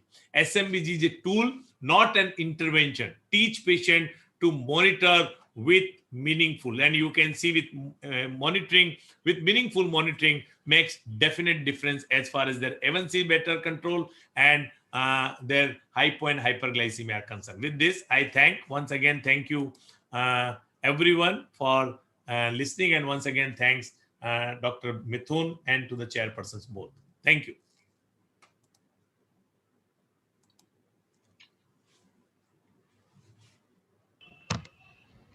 Over to Rahul. Yeah. So thank you, Bansi sir, for putting meaning in the testing, as well as putting yes to the SMBG. Now, I would like to call upon Dr. Mithun Bhartiya. He is going to speak about are we migrating from SMBG to the CGM? And as you all know, Mithun Bhartiya sir, he's very renowned endocrinologist from Guwahati, and he has done so many things from UK like MRCGP and MRCP. And over to Dr. Mithun Bhartiya sir. Thank you. I thank Dr. Bansi Sabu. I thank Diabetes India for the kind invitation for this. And the topic that I've been given is, are we migrating SMBG to CGMS? Let me get my slide deck up. I've already emailed just in case it doesn't open. So just a minute.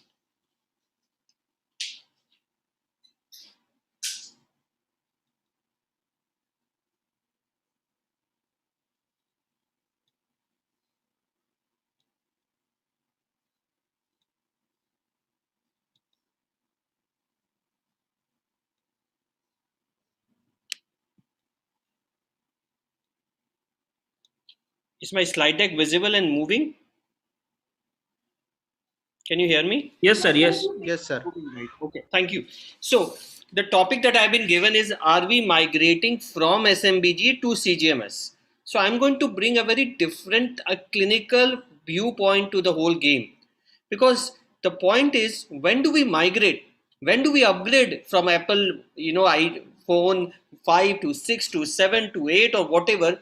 We do it when we find that the disadvantages that we are getting from the previous thing, we are getting from the newer version. So that would be the topic. So to bring that point, I'm going to have a brief 2 minutes on SMBG, then CGMS, and I'm going to talk about pros and cons. And I'm going to talk about the approaches that we use in India and what are the pros and cons. And then we leave it open. Should we migrate? How we migrate? And when do we migrate? So let's talk about SMBG. Bansi Bhai has talked eloquently about SMBG and its monitoring. So two things is important when we are going to use an SMBG. The blood sugar monitoring device must have high accuracy and high precision. So what we want, if you're going to test it over and over again, the readings are same. So that, and also it is hitting the bullseye, it is getting what the blood sugars are. So that is what choosing a good blood sugar monitoring device is. And as we know, there is bias that is there, that is associated with a few things. And hence, to look into it, clinical accuracy, the Parkes consensus error grid is very important. And what we want is the majority of the values should be in between zone A and B. If that is the case, there is no effect on clinical action of what the blood sugar readings are going to be. We know there are potential interferences with blood sugar monitoring SMBG, but with a newer device, it is less. But what is important to know that, most of the companies that come with SMBG do not come with individually wrapped blood sugar monitoring strips. They come in a packet. If you open the packet, you must be aware of the moisture and the expiry date of that so that we do not get incorrect results. But this is important. I would like to spend a couple of minutes on this. When we look at the blood sugar monitoring devices, we must look at whether the ISO standard, they are 2003 compliant or 2013 compliant, because the 13 have got much higher criteria. Two things I'm going to put an emphasis here. The criteria is 95% of the blood sugar reading. So say if your blood sugar is less than 100, say it's 100, then it should be between 80, the readings are either between 85 to 115. That is the margin. And if the blood sugars are more than 100, say if it is 200, that's a 15% variation, that it should be between 170 to 230. So it tells us that we are in South Ahmedabad. It tells us we are near Bansi's clinic. Are we in Bansi's clinic or not? We don't know. So it could be a radius of 1 or 2, 3 kilometers around that. That is what the TomTom or our navigation tells us. Let's go into fact. Another thing on the SMBG, structured SMBG is important. There's a new concept of point in range. Bansi Bhai has already talked about it, that it can be used if you use it in a structural form and can tell us with the newer app devices as well to know whether things are in range or not in range. Let's go to CGMS now. Now there are two kinds of CGMS. One is a thing which is blinded by the patient, which is a professional CGMS. I think that's far more important. But let me tell you two things. We get a graph like this. And in this graph, we look at 4 parameters: the variability of the curve, the stability of the curve, and the exposure of the blood sugar. Two things are important to understand when we look at this. Why is a CGMS more better than SMBG? Because you might get two readings of 100 and 180, but the patient may have moved from 100 to 105 to 70 to 185, and then when you next test, it was 150. So the swings are missed when you do isolated blood sugar monitoring, and that is where the CGMS comes in. CGMS is a gold standard of monitoring. However, CGMS should not be used in a dehydrated patient because it measures interstitial fluid. We'll come to that at the end. So it's not to be used in hospitalized patients. It's not to be used in dehydrated patients because the reports may vary. When we get a report like this, we get an estimated A1C, which is there. But also, people forget to understand, even the CGMS devices have variation. Even the ISO 2013 says 15% variation. Remember that 15% that we talked about blood sugar monitoring. The same holds for CGMS. So even if you're doing the patient CGMS, in which we look at time in range and other things also are not exact science. There's a variation, and the FDA has also some requirements. So whatever we are looking at, we talked about the Clark's consensus index, and they want ISO wants 99%. There was 95% of SMBG, whereas here they want 99%. between the grid zones of A and B. There's a difference between A1C and HbA1c. People get confused. I think it's because of the term what sounds like, if it sounds like same, you want it to be same, but there's a mismatch. Only 19%. There's a Richard Bergenstein paper published on diabetes care which suggests only 19% has an identical value, whereas the others there's a difference. The problem is because they sound the same, so people get a bit confused. So if we change the term, Richard Bergenstein suggests we change the term to glucose determinant indicator, we don't have a problem with that. But this is important. 2 seconds on that, and then we go on to the crisp of the matter. See, this measures interstitial fluid. This does not measure blood sugar. So if you have a personalized CGMS, you check that reading, you check blood sugar reading, you say, they are not matching. That is because there is a lag. There is a lag of 13.5 instrumental plus a 5-minute physiological lag, making it around 17.5 minutes lag. So what you are showing on the blood sugar will show 17.5, 18 minutes later on the CGMS device. So understand this. That's why people get often confused. It's no point doing them together. You cannot compare an apple and a mango together. So you cannot have both at the same time. It's ideal to stick to one because it causes more confusion that is there. But understand, when the blood glucose is moving up or rapidly or moving down rapidly, the variation may be more or less. So this has to be kept in mind, and hence where there are problems in like dehydrated patient and hospitalized patient, I would not suggest using CGMS device, be it professional, be it SMBG.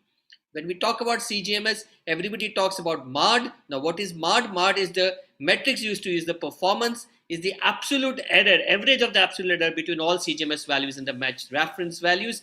But what is more important than the MARD, because they're not a reliable indicator, is the MARD reliability index, which looks at the combined effect and the accuracy, because it looks at the bias in MARD due to error in the reference measurements. So this is important. Now, the other thing of CGMS, so one needs to understand, is that it is slightly more expensive than blood sugar monitoring, which is there. Not very expensive, but that is blood sugar expensive. So what do we do in clinical life? So the question now is, do we migrate from CGMS to SMBG or SMBG to CGMS? There is no straight way. There is no one defined road to success. And in India, we do a lot of houses.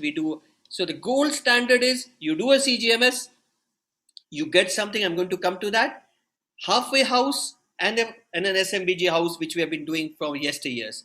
If you look at the professional CGMS, we talk about AGP, which is ambulatory glucose profile. Please don't confuse ambulatory glucose profile with daily curves, because they are two different entities. Ambulatory glucose profile, once you get a 14-day reading, we are getting either a reference or a diagnostic AGP, and then you do an intervention. You may want to change the dose of the insulin or change the medication, and you want to see whether that works or not. So you're going to do an interventional CGMS after, say, 3 weeks or 1 month or 2 months based upon your clinical judgment. And that is what, so one CGMS intervention, then one more CGMS to look at what you did worked out better. This is the gold standard. There is no argument about it, irrespective of, only don't do it in hospitalized patient, don't do it in dehydrated patient. Pregnancy, the data is still not very clear whether there is license to use in pregnancy. Data has been made, but presently it is off-label use in pregnancy. This is one way. This is gold standard. We talk about like insulin, basal bolus is gold standard. So that is what it is. Now we look at the halfway house that we do, which is Indian Jugaad CGMS. See, Indians are known, we can get anything, we can create anything, we are versatile, we create new entities. So understand, we get 2 for the price of 1. It's used in a lot of places. We get a 14-day CGMS. तो हम क्या करते हैं, patient को 7 दिन बाद बुलाते हैं, दवाई चेंज करते हैं, फिर 7 दिन बाद एक और CGMS हो गया, पैसा बच गया पेशेंट का, पेशेंट भी खुश, हम भी खुश. But there are problems with it. I'm going to come to the problems before you use that. And also, the problem with that is, so if you look at some molecules, if you look at, say, dulaglutide हम बोलते हैं 7 दिन में you need to give another shot of GLP-1. But you know, even if you stop the dulaglutide or the change, it takes around 10 days. If dulaglutide stop kar do, it may be in your body for 10 days. So if you're going to do a dose change, the 3 days, and you're going to do another CGMS on that Jugaad system, the reports are not going to be that reliable. Number 1. Number 2, look at insulin, which are long acting. Let's look at Tresiba. Tresiba takes 4 days to reach steady state, whether you are increasing dose or decreasing dose. So at 7 days, if you are going to change the medication and you want the second week to look at like a proper CGMS, it may not happen because it might take 4 days to actually reflect in the steady state response that are there. So know the steady state and the half-lives of the medication before we are using the Indian Jugaad system of 2 for the price of 1. Not a bad idea, but you must know what is there. One thing to bear in mind, takes 4 days to form an AGP. 4 days, leave the first day apart. So you could tweak the software to get something around that, but understand the half-life of that. The other thing what we do, or what a lot of people do, patient comes to the clinic, you have seen the reports, you change the medication and you put a CGMS, उसको घर भेज देते हैं, बोलते हैं 2 week के बाद भैया CGMS भेज देना हमको, we will look into it. Again, the same thing, same logic applies. You have changed the medication. It's going to take 3 to 4 days for your steady state to reach. If you're going to use it in that manner, please disregard those 4 or 5 days when you are actually going to create a graph, because the graph is going to be unreliable. Let's look at why we do CGMS. We do CGMS when there is a mismatch of fasting PP and HbA1c. If everything is fine, HbA1c is 6.5, 6.6, and your blood sugars are 90 and 140, you are not going to subject the patient to CGMS if they do not have any hypoglycemic symptoms. Or say 6.8 and the blood sugars are matching to the corresponding to that HbA1c. When there's a mismatch, that's where the bell rings. Let's do a CGMS to get more idea. So people then do a CGMS, get some the question is, do we do another second CGMS there or not? People then do structured SMBG. If it solves the problem, fine. Otherwise you do another structured SMBG and you do another CGMS. That's a halfway house that we talk about: CGMS, SMBG and CGMS. But let's look at also the age old, there's the last system that we always do. We might do scattered blood sugar readings, or we might use an app. We might use 4-point CGMS, and we find we intervene when we have a problem. We might increase it to 7-point SMBG. We might wake the patient at 2 a.m. to get more readings, and we just go on the SMBG readings. Either the patient does not want to do CGMS, or it's not financially viable for the patient. So let's bring to the conclusion, to bring everything together. You see, a golden rule of law which we have in medicine: don't repair if not broken. If things are going very well, things are fine, let's not change, let's not rock the boat of the person that is there, but have an informed, patient-led approach. Tell him the price, tell him the advantages, and let him decide. Let us not be biased that he cannot afford a CGMS. CGMS is gold standard if he can get it. But also, medicine is not in black and white. There are varying degrees of gray in between black and white, and that is how we practice diabetology in India. And so understand, you don't have to pressurize एक CGMS के बाद एक और CGMS कीजिए. You can do a halfway house, you can do the Indian Jugaad system, you can do the age-old SMBG, but as long as you understand the problems associated with it, then you can make better interference after the report with it, because practicing diabetes is an art, not a science. I think SMBG will be the cornerstone of treatment in Indian subpopulation, but CGMS is a much better proven system. The other one last thing I would just mention, we talk about time in range. We talk about 70 to 140 time in range. And we want 70% of the data between 70 to 140. There's still not validated data, but that is because the healthy 70 to 180 we talk about, but all the data from Richard Bugenstein or Viral that has been shown that a normal healthy population is between 70 to 140. So I think the target, with passage of time in range, as we learn more, maybe the targets are going to change with that. With that, I would like to end my talk and be happy to take any questions. Thank you so much.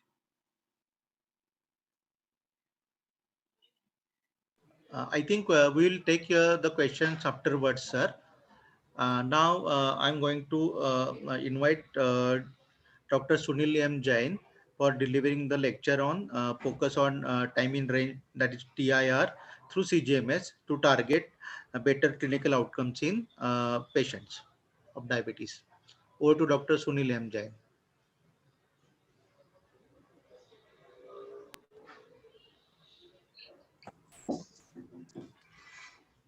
Dr. Sunil is here. Yeah, I'm here. Yes, sir. Welcome, Let sir. me, yeah. Good morning. And Good let me just share my screen. Just give me 1 minute, sir. I want to Sure. introduce you. Yeah. Sure. So Dr. Sunil M. Jain, he's one of the leading endocrinologists from Indore, and I believe he's one of the best well-known endocrinologists who uses technology at every place like CGMS and insulin pump and everything.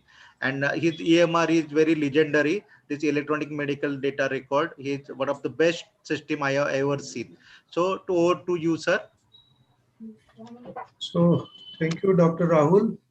Hello, Mithun. And now let me share my screen. I hope everything is visible and I am very clearly audible. Yes, sir. Yes, you are. Thank you. So the topic given to me is focus on TIR through CGM to target better clinical outcome in diabetes.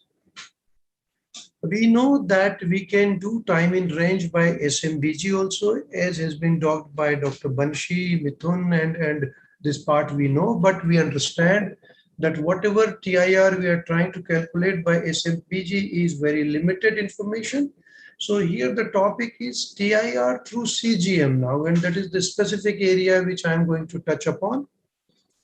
And obviously we understand that this CGM technology and concept of TIR is new, just 2 years old.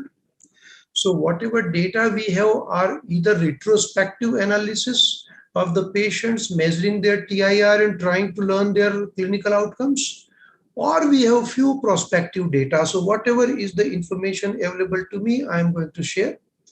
Though fundamentally we understand that in type 2 diabetes, hyperglycemia and glycemic variability, these are known culprits for microangiopathy and probably macroangiopathy complications. And if we are managing TIR, that is keeping our patient's glucose in range, most likely it is expected that clinical outcomes should be improved, and that's what for measuring glycemic control we tried and we are still doing with HbA1c, in spite of the fact that HbA1c is not giving us any information on TIR. We can do SMPG 6 point, 7 point, 9 point and try to calculate TIR, but again the information is limited. And that's how this 20 years old technology through which we are actually measuring interstitial fluid glucose, and that's how getting transmitted to the systems, and there is a huge improvement.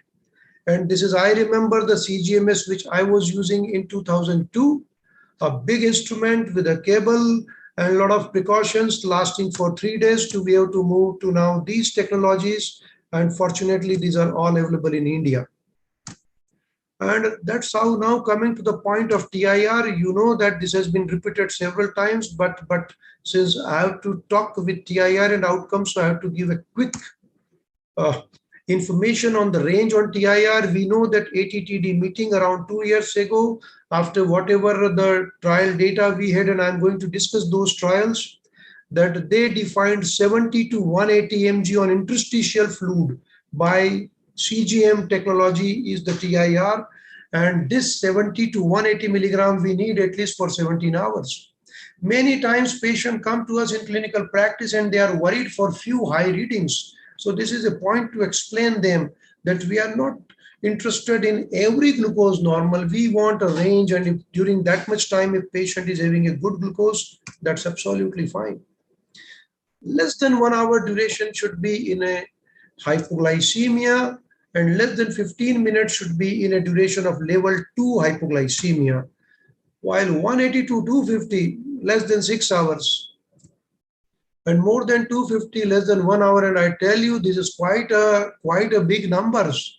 So if we can manage even this, the outcomes are good, and in spite of our efforts, patient keeping them outside the range. And these are the TIR recommendations in frail type 2 and type 1 diabetes, where more freedom is given.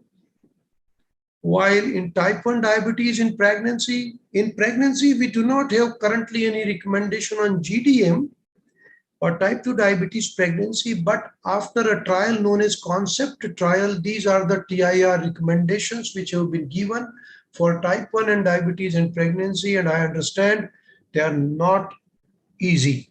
60 to 140 goal for more than 70%, but this is what is TIR. Now, conceptually, we are still managing our patients with HbA1c, and now a patient with a HbA1c of 7.4 may have a TIR like this, around 50% time in range, 50% time above range, and then in between hypoglycemia. We can have another 7.4 who can have a TIR like this, no hypoglycemia, but half time normoglycemia, half time hyperglycemia. Another 7.4 can have more number during 180 to 250 and some hypos. And another TIR can have a lot of brittleness, a lot of fluctuations. Now, all these 4 patients have a HbA1c of 7.4. And till date, we have tried to discuss the diabetes outcome and complications on the basis of HbA1c. But this new understanding of glycemic variability, CGM, and information we are getting from CGMS has now raised a question that those people, now these here, there are 4 patients. And we can see both all have the same average glucose. So their cellular exposure to glucose is same. In spite of that, can they have different kind of diabetes outcome? This is what is the question. So each variation in TIR with same average glucose will have different diabetes outcomes. So to answer right away, logically answer is yes, because that is what is human physiology. But do we have long-term outcome trials? So I think we will have to wait for at least 5 to 10 years. But let us quickly review whatever we have. When we talk in terms of outcome, we're talking about quality of life. And that is very important issue. And those who are keeping most of the time in range with minimum hypoglycemia, obviously they have a good quality of life. What is the connection with microangiopathy? And long back, we believed that macroangiopathy has no connection with HbA1c, but now things are changing. And we are realizing that this glycemic variability and TIR concept may solve the puzzle. And maybe later we will come to know that it is the glycemic variability which is a culprit, because there are mechanisms responsible. All-cause mortality. Then suppose we take pregnancy patients, and what is the outcome differences when we are looking at a good TIR? And then there can be many more. This is one of the study on the basis of which this TIR has been defined, whatever ATTD recommendations are there. One of the data was taken from this study as well, where they have tried to correlate TIR with diabetic retinopathy. 3,265 patients with type 2 diabetes were taken. They all underwent CGMS and a detailed examination of fundus. And they found that out of these 3,265, 23.9% had diabetic retinopathy. And we can read the percentage here: mild, moderate versus vision-threatening diabetes retinopathy in 6.9%. Now, interestingly, they observed that severity of diabetic retinopathy was inversely correlated with TIR quartiles, as we can see in this image. So the light gray area means a bad TIR, TIR less than 51%. So versus to dark black area means TIR more than 86%. And here we can directly see one evidence that those people, though this is a single point TIR study and now trying to analyze. In future, we can have data of a long-term TIR monitoring and then studying the outcome. But in this single point TIR measurement by CGMS and then looking at diabetic retinopathy, we can clearly see here that those who had good TIR, their prevalence of diabetic retinopathy was significantly less than those who has a bad TIR, like around less than 70%. These are the 2 studies which were presented last year in American Diabetes Association 2020 meeting. And again, these are the observational retrospective data, because as I told, this is a newer concept. And what you can see here, This bigger bar belong to CGM group and a smaller bar belong to non-CGM group. So when patients are using CGM, their HbA1c is better, which I believe is always expected, because somebody who is doing a better monitoring, they can have a better control. So nothing surprising in this. But more importantly, in another study, when they tried to assess the acute diabetes related complications in those patients who were more than 18 years of age and who were receiving therapies which are not known to cause very frequent hypoglycemias, but doing CGM. And what they observed, the acute diabetes related hospitalizations and events were significantly less in patients who are using CGM. So one of the outcomes we can see here, in those people who are regularly doing CGM and looking at their TIR. So those patients who were in a good TIR, we can see here that there is a significant difference in acute diabetes related events. And this is the well-known DIAMOND study where they took two groups of patients, one on CGM, one on SMPG, and you can see the first graph at the baseline, both are having same HbA1c. And now look at what is happening at 12 weeks, 14 weeks. The smaller graph belongs to CGM arm. And this is a difference of 0.3, 0.4 in terms of HbA1c. So that's how there is improvement when we are looking at the CGM and TIR. This is a population-based prospective study now. Obviously, these are the newer things coming up now, where CGM was used in 65 adults with different level of HbA1c, right from around 6.5 to 11, so broad range. Because many times we feel that somebody who is having a HbA1c of 7.5 kind of patients will be at a higher risk of hypoglycemia, and somebody with 10, 11 may not be. But what they observed here, they observed that hypoglycemia risk was there across all patients. That means if we put our most of the patient on CGM and try to bring their TIR in the range, we can reduce hypoglycemia, etc. And this is the CONCEPT trial. This is a trial in women with type 1 diabetes, a long duration patients. Their average duration was more than 17 years. 325 women from 31 clinics in 6 countries. And now they were kept on real-time CGM. And now they are monitoring their glucose by CGM all the time. And there is another subgroup who is doing a standard of care. And then these patients were observed, and you can see here most of the patient use sensor for most of the time, 6 days a week. Don't try to correlate this patient population with Indian type 1 diabetes, because you can see here their baseline of the both subgroups was around 7. So they had a quite good HbA1c. And when we see between the two groups, CGM versus control, we can see that by 24, 34 weeks, the CGM group had a significantly lower HbA1c. But more important than that, when they looked at the time in range, you can see CGM arm versus control arm, that is on SMPG standard care, there was a statistically significant difference of 7%.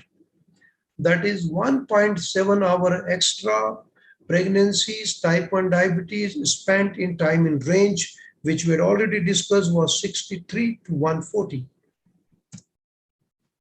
And if we look at neonatal outcome in CONCEPT trial, large for death, there was a reduction by 53% versus 69% in control.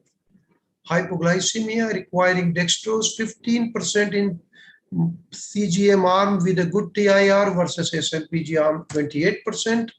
And NICU admission, 27% versus 43%. So that's how the CONCEPT trial gives us information that if type 1 diabetic patients are put on CGM and monitor their glucose, they should do good. This is another TIR CV. Again, this is a retrospective data, and they just measured CGM and tried to analyze different TIR subgroups. And they measured cardiovascular and all-cause mortality, and that is what was the recent publication, that what is the correlation of TIR with cardiovascular outcome and all-cause mortality. And what we can see here, green line means good TIR, red line is bad TIR, and you can see that all-cause mortality was higher in people with a bad TIR or a TIR beyond range most of the time, and same thing for cardiovascular mortality. That means the CGM and TIR concept is complementary, obviously, which is not going to replace HbA1c because they are giving different duration information. But importantly, CGM is providing us where to act and how to act, because in there we can see when is the TIR above, below, at what time, and we can act accordingly so as to bring the patient most of the time in TIR. Useful if discordance in HbA1c and glucose relationship is there. So this is a useful metric with evidences, whatever we have today for improved outcome, though future we will need more data. And one more comment here, apart from TIR, the glycemic variability, which we measure by percentage coefficient of variation, which also is measured by these systems, is an additional thing. And that's how a typical CGM report now should have TIR, as well as you can see the bottom line, glucose variability, 49.5%. That is called percentage CV, which should be ideally less than 36%. So till date, we had managed our patients like this, goals, fasting, post-meal, and HbA1c. But now if we want to have better diabetes outcome, we will have to switch our focus, and we should try to achieve a TIR at least 70% or more, with minimum TBR and TAR less than 25%, with percentage glycemic variability or percentage CV less than 36%. And that's how we can have an improvement in diabetes outcome. Thank you very much.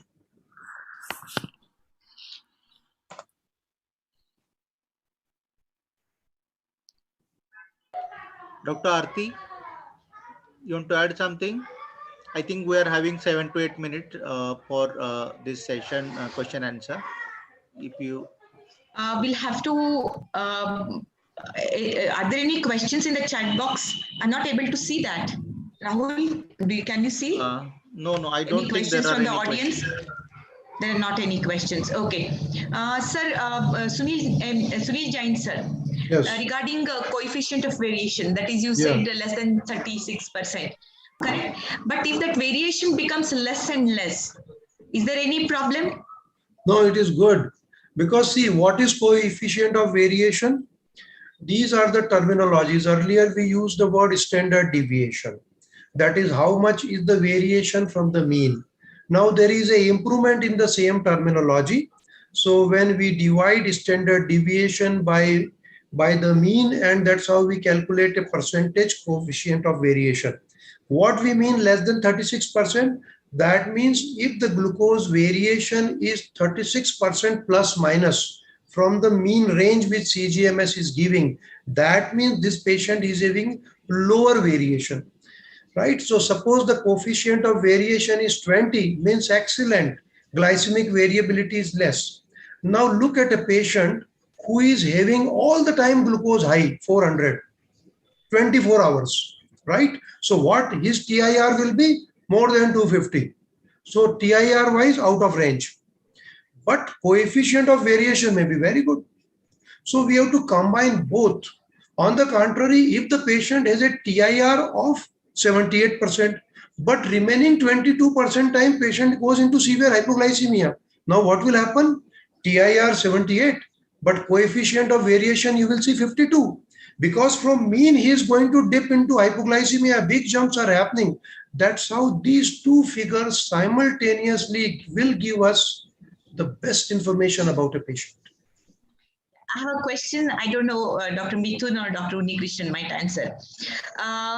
See, TIR, we have fixed it for, say, the lower limit at 70, correct? And then we have a lot of old individuals, elderly individuals. So in them, would you like to change the lower limit, Dr. Unnikrishnan, or would you like it to be 70? I hope I'm audible.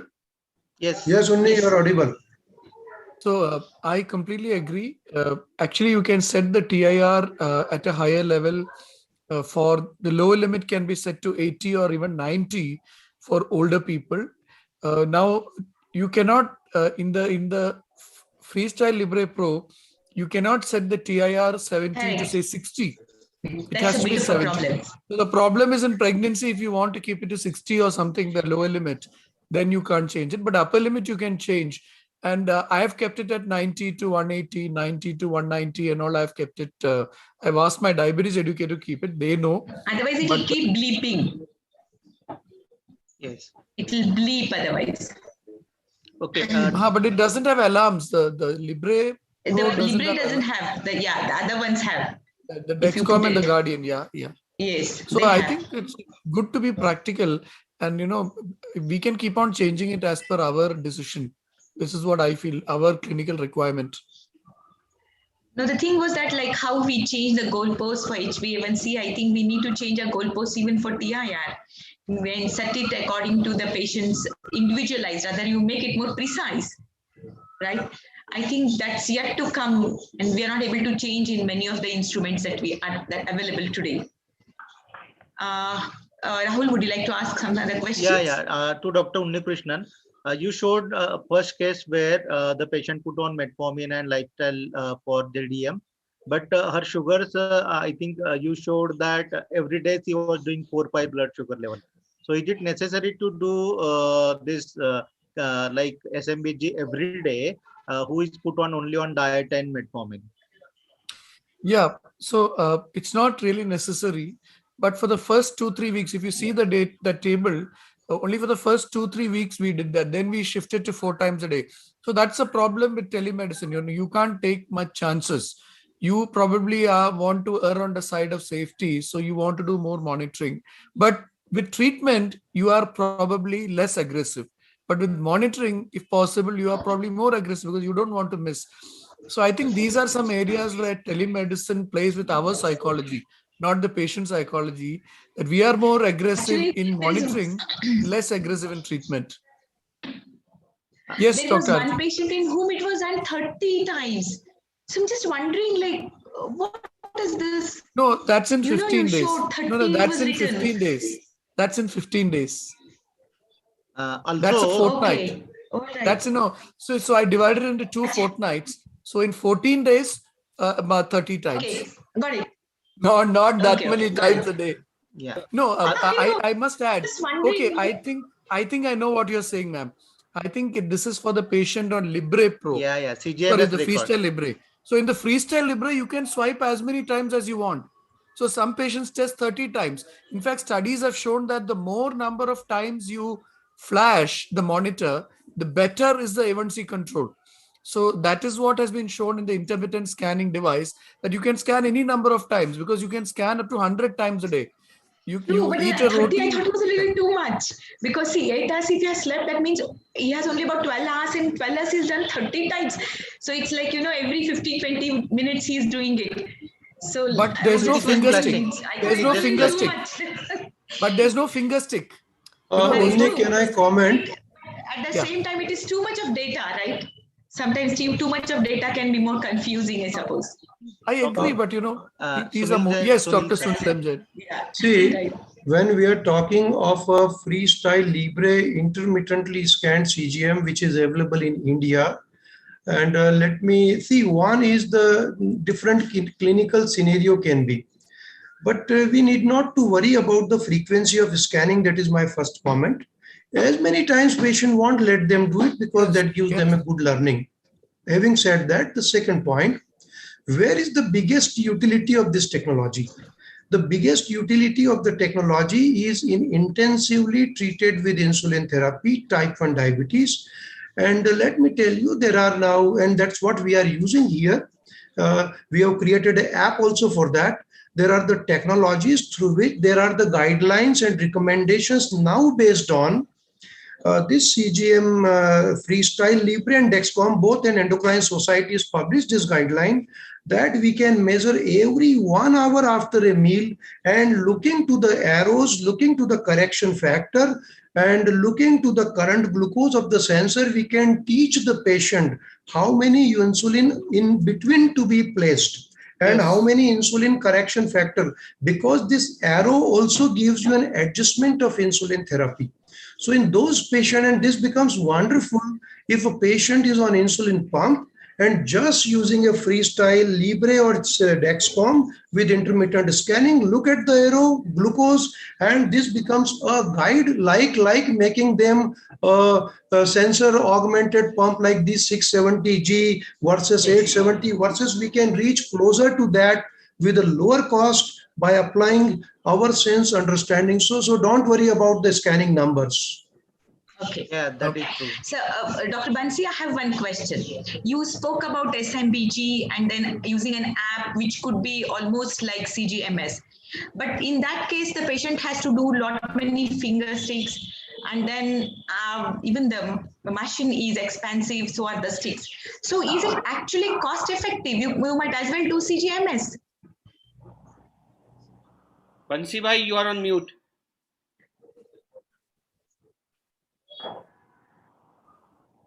Bansi bhai, you are on mute. Yeah. Okay. So very important thing which you had asked. And as you are saying that the patient has to do a multiple times monitoring, and at the same time, one side it is called your finger stick has to be done, and then you are comparing it with the continuous glucose monitoring as far as cost effectiveness is concerned. What my point is here, I'm not trying to compare these two different modalities of monitoring. I'm trying to say that those patients who are a self-monitoring of blood glucose, it should be more meaningful monitoring.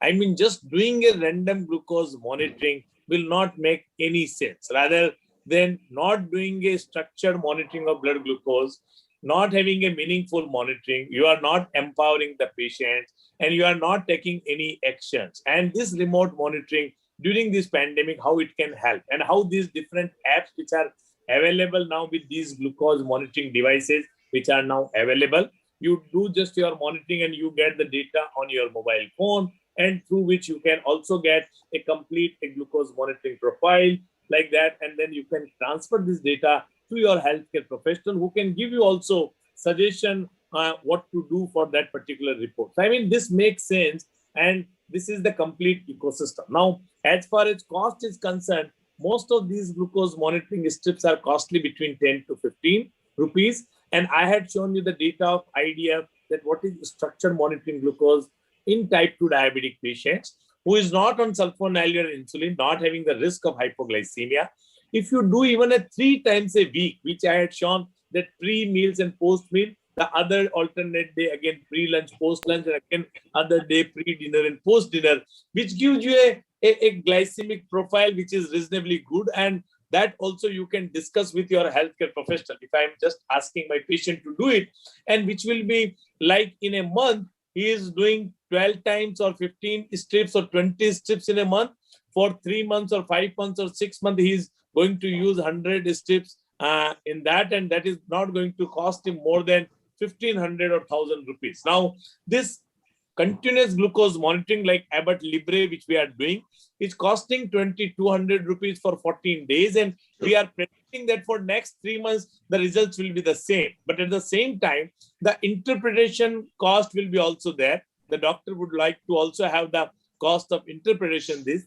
And again, to do it distantly monitoring these patients, then I have to use the Libre, which is costing 5,000 rupees per sensor.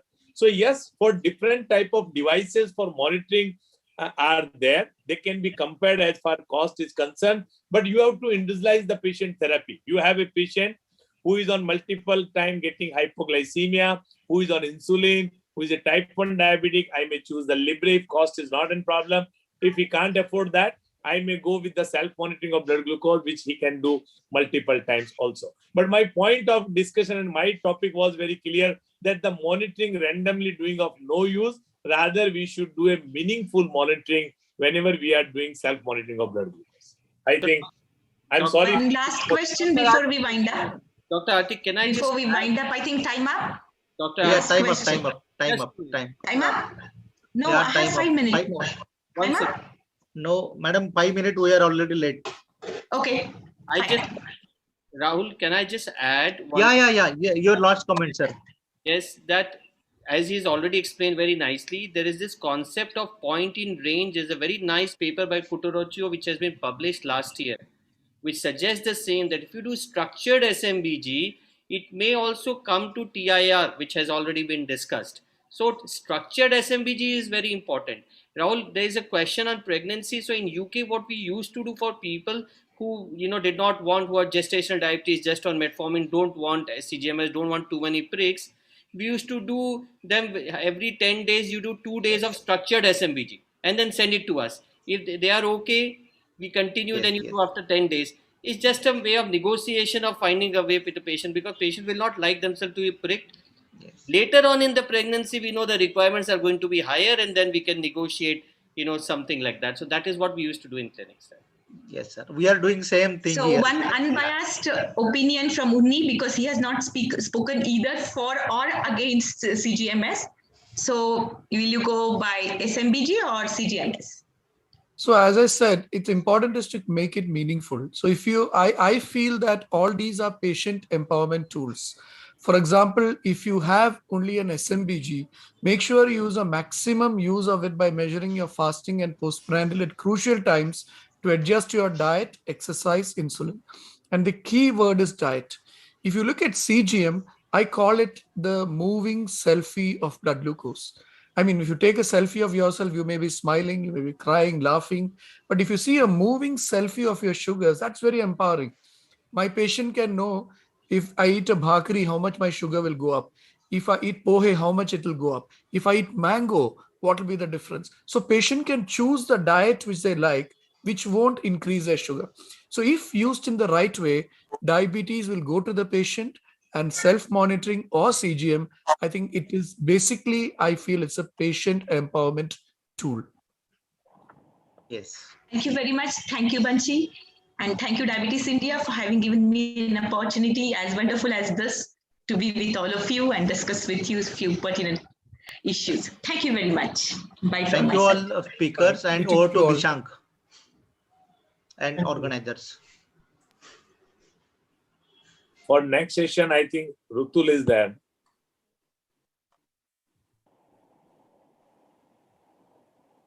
Rukia is the reporter for next session, sir. Yes. Yeah.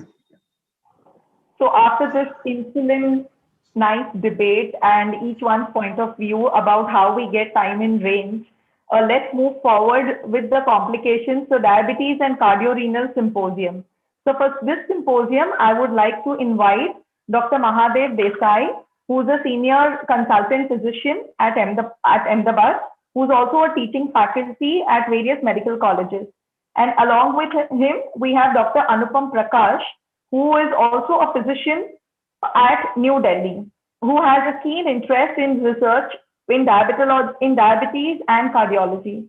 So over to you, the chairperson. And with this, we start the symposium, the diabetes and cardiorenal. Good afternoon, everyone. I think it's not proper to introduce Dr. Mangesh Tiwaskar, who is known to everyone, and he's a very, very senior diabetologist and cardiologist, and he has his training at the Joslin as well as the Steno Institute, and he is very active in API. And I'll request him to talk about his topic on is SGLT2 inhibitor a panacea for cardiorenal metabolic syndrome. Over to Dr. Mangesh. Thank you, Dr. Desai. Thank you very much, and thank you, Bansi, and entire team. By the way, Unni, I loved your comment of that moving selfie. That was really nice, beautifully said. And thank you, Diabetes India team, for giving me this opportunity. And of course, I'm going to talk to you about SGLTs as the panacea for the cardiorenal syndrome. Now, before I do that, I would express my gratitude and thanks to AstraZeneca team, especially Bhavesh and Dr. Sheetal, for thinking of me to deliver this talk. And thank you, Dr. Rukia and Anupam. It's been nice to be here. What I'm going to do is probably talk more on dapagliflozin, as this is an AstraZeneca educational grant symposium.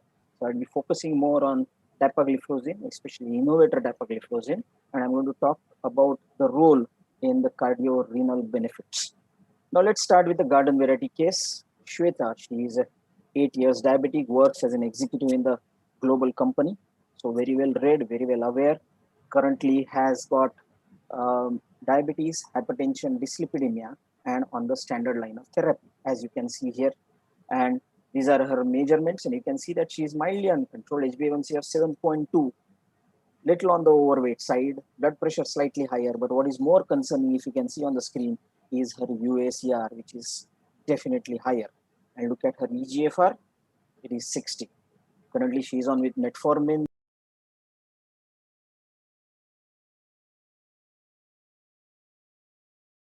This is exactly what you say. Now, she has not underwent any investigations as far as the cardiovascular events or heart failure. 6 months down the line, she comes for a follow-up, and you realize that she has gained a couple of kgs. EGFR has gone down by nearly 5 milliliters per minute, and UACR has gone up by 20%.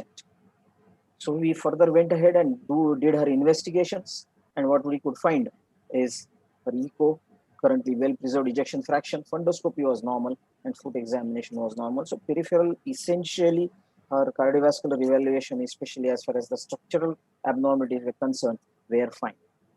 But then, if you really look at this case, you will realize that she is in the midst of probably the renal involvement, where you can see that EGFR, which was 60, has come down to 55, and UACR, which was 860, has raised to around 1070. Now, she has got a situation where probably she is in an early heart failure with a preserved ejection fraction. So that's how the whole story starts. We initially focused on SGLTs and the cardiovascular outcomes. But then, with the advent of knowledge and the data is coming out with this double-blind randomized crossover multiple outcome trials, we have started realizing that it's not just the cardiovascular benefits, but it's also the renal benefits that SGLTs should be credited to. And I think that is the right way, probably, to actually credit SGLTs as a whole, and especially dapagliflozin, because they primarily are the drugs which have a pronounced renal impact. Now, if you look at the global prevalence of CKD, and you can realize that 1 in every 10 patients globally, they do develop CKD, and nearly 2.6 million receive renal replacement therapies, and 1.2 million lives we lose annually for just this CKD. Now, this 2.6 million, 1.2 million may not hit you that hard. But what if I say that every 1 minute you are losing 2 lives? So by the end I finish my talk, you would have lost around 40 lives to CKD. There would be around 100 people, those who have been going to dialysis or a renal replacement therapy. And what are the major reasons for this? Primarily diabetes. And we know diabetes, hypertension, glomerulonephritis, and other causes are the primary contributors for the CKD. And in India, the situation is still bad because we do not diagnose them early. And this is a beautiful paper by Avdesh, which was published in his SEEK study. And you can see that, just look at the figures. In an early phase of CKD, how many get diagnosed? Especially in diabetes, just 1.1%. Diagnosed without diabetes having CKD, just 2% in an early stage of CKD. That is the place where we do have got a challenge. And of course, on the top of it, we do not have adequate dialysis centers, adequate nephrologists to address this problem. And we all know that falling EGFR and rising urinary creatinine ratio is directly proportional to the cardiovascular mortality. And how beautifully this is demonstrated in this paper, where you will realize that as the EGFR declines and as the UACR rises, the cardiovascular mortality and outcomes keep on rising with the time. And what interventions we had to address this genuine problem? Only 2, ACEs and ARBs. Combinations we never used and we never recommend. Direct renin inhibitors, absolutely, should not be used now. Glucosamines and anti-inflammatories, especially, trying to utilize these renal benefits, not proved at all. So with only these 2 drugs, we have interventions available to stop this renal function worsening. So there came SGLTs and especially dapagliflozin. And they got credit primarily because of initially along with glycemic lowering abilities for the cardiovascular benefits. You all know that there was a decrease in the blood pressure. There was also a weight loss, especially because of the reduction in the interstitial edema. There was additional benefit, a sort of a diuretic effect, and they proved that there is a vascular benefit. So they bestowed this vascular well-being phenomena and at much lower risk of hypoglycemia. And that's how, if you really look at the multiple extra glycemic benefits along with the glycemic benefits of SGLTs, either used as a monotherapy or in combination, you will realize that they had an ability to cause sustained weight loss. Not only that, they had an ability to cause nearly double-digit blood pressure reduction. And we all know how important it is when it comes to the cardiovascular outcomes are concerned.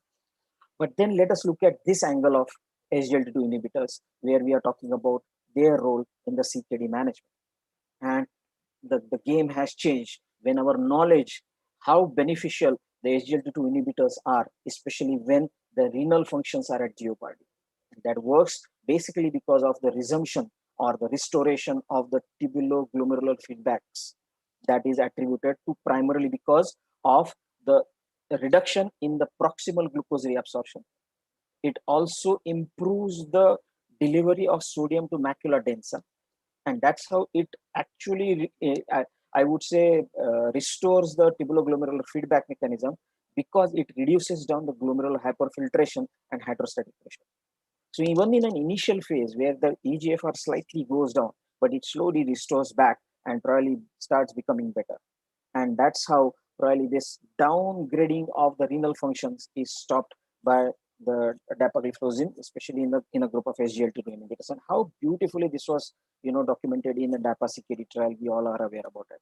A data of nearly 4,500 patients where there was a standard DAPA on one hand therapy and the placebo and the standard care in the second arm, and it was a double-blinded trial. And we looked at the primary composite outcomes of decline GFR more than 50%. Remember that this decline in more sustained decline in GFR was defined as the fall in GFR for at least 28 days or more. And then you looked at end-stage renal disease or renal or cardiovascular deaths. And also we explored the possibilities of the benefits as far as the secondary outcomes are concerned, where we looked in, again, the sustained decline in GFR, end-stage renal disease. But along with that, we also looked at the reduction in the cardiovascular death or the hospitalization of heart failure and the all-cause mortality. And what we got, you can realize this, that these patients, those who had a baseline character of primarily having a diabetic kidney disease, but there were a huge number of the patients, those who had kidney disease because of the other reasons. And look at the primary outcomes. Beautiful. Whooping reduction in the risk, relative risk by nearly 40%. And the number needed to treat was just mere 19. So you needed to treat just 19 patients to have one patient getting benefit as far as the renal hard outcomes or a cardiovascular death is concerned. Along with that, when we did an exploratory composite analysis of the data, you realize that no matter it could be chronic dialysis or a renal transplantation or renal death, there was a significant relative risk reduction of nearly 35%.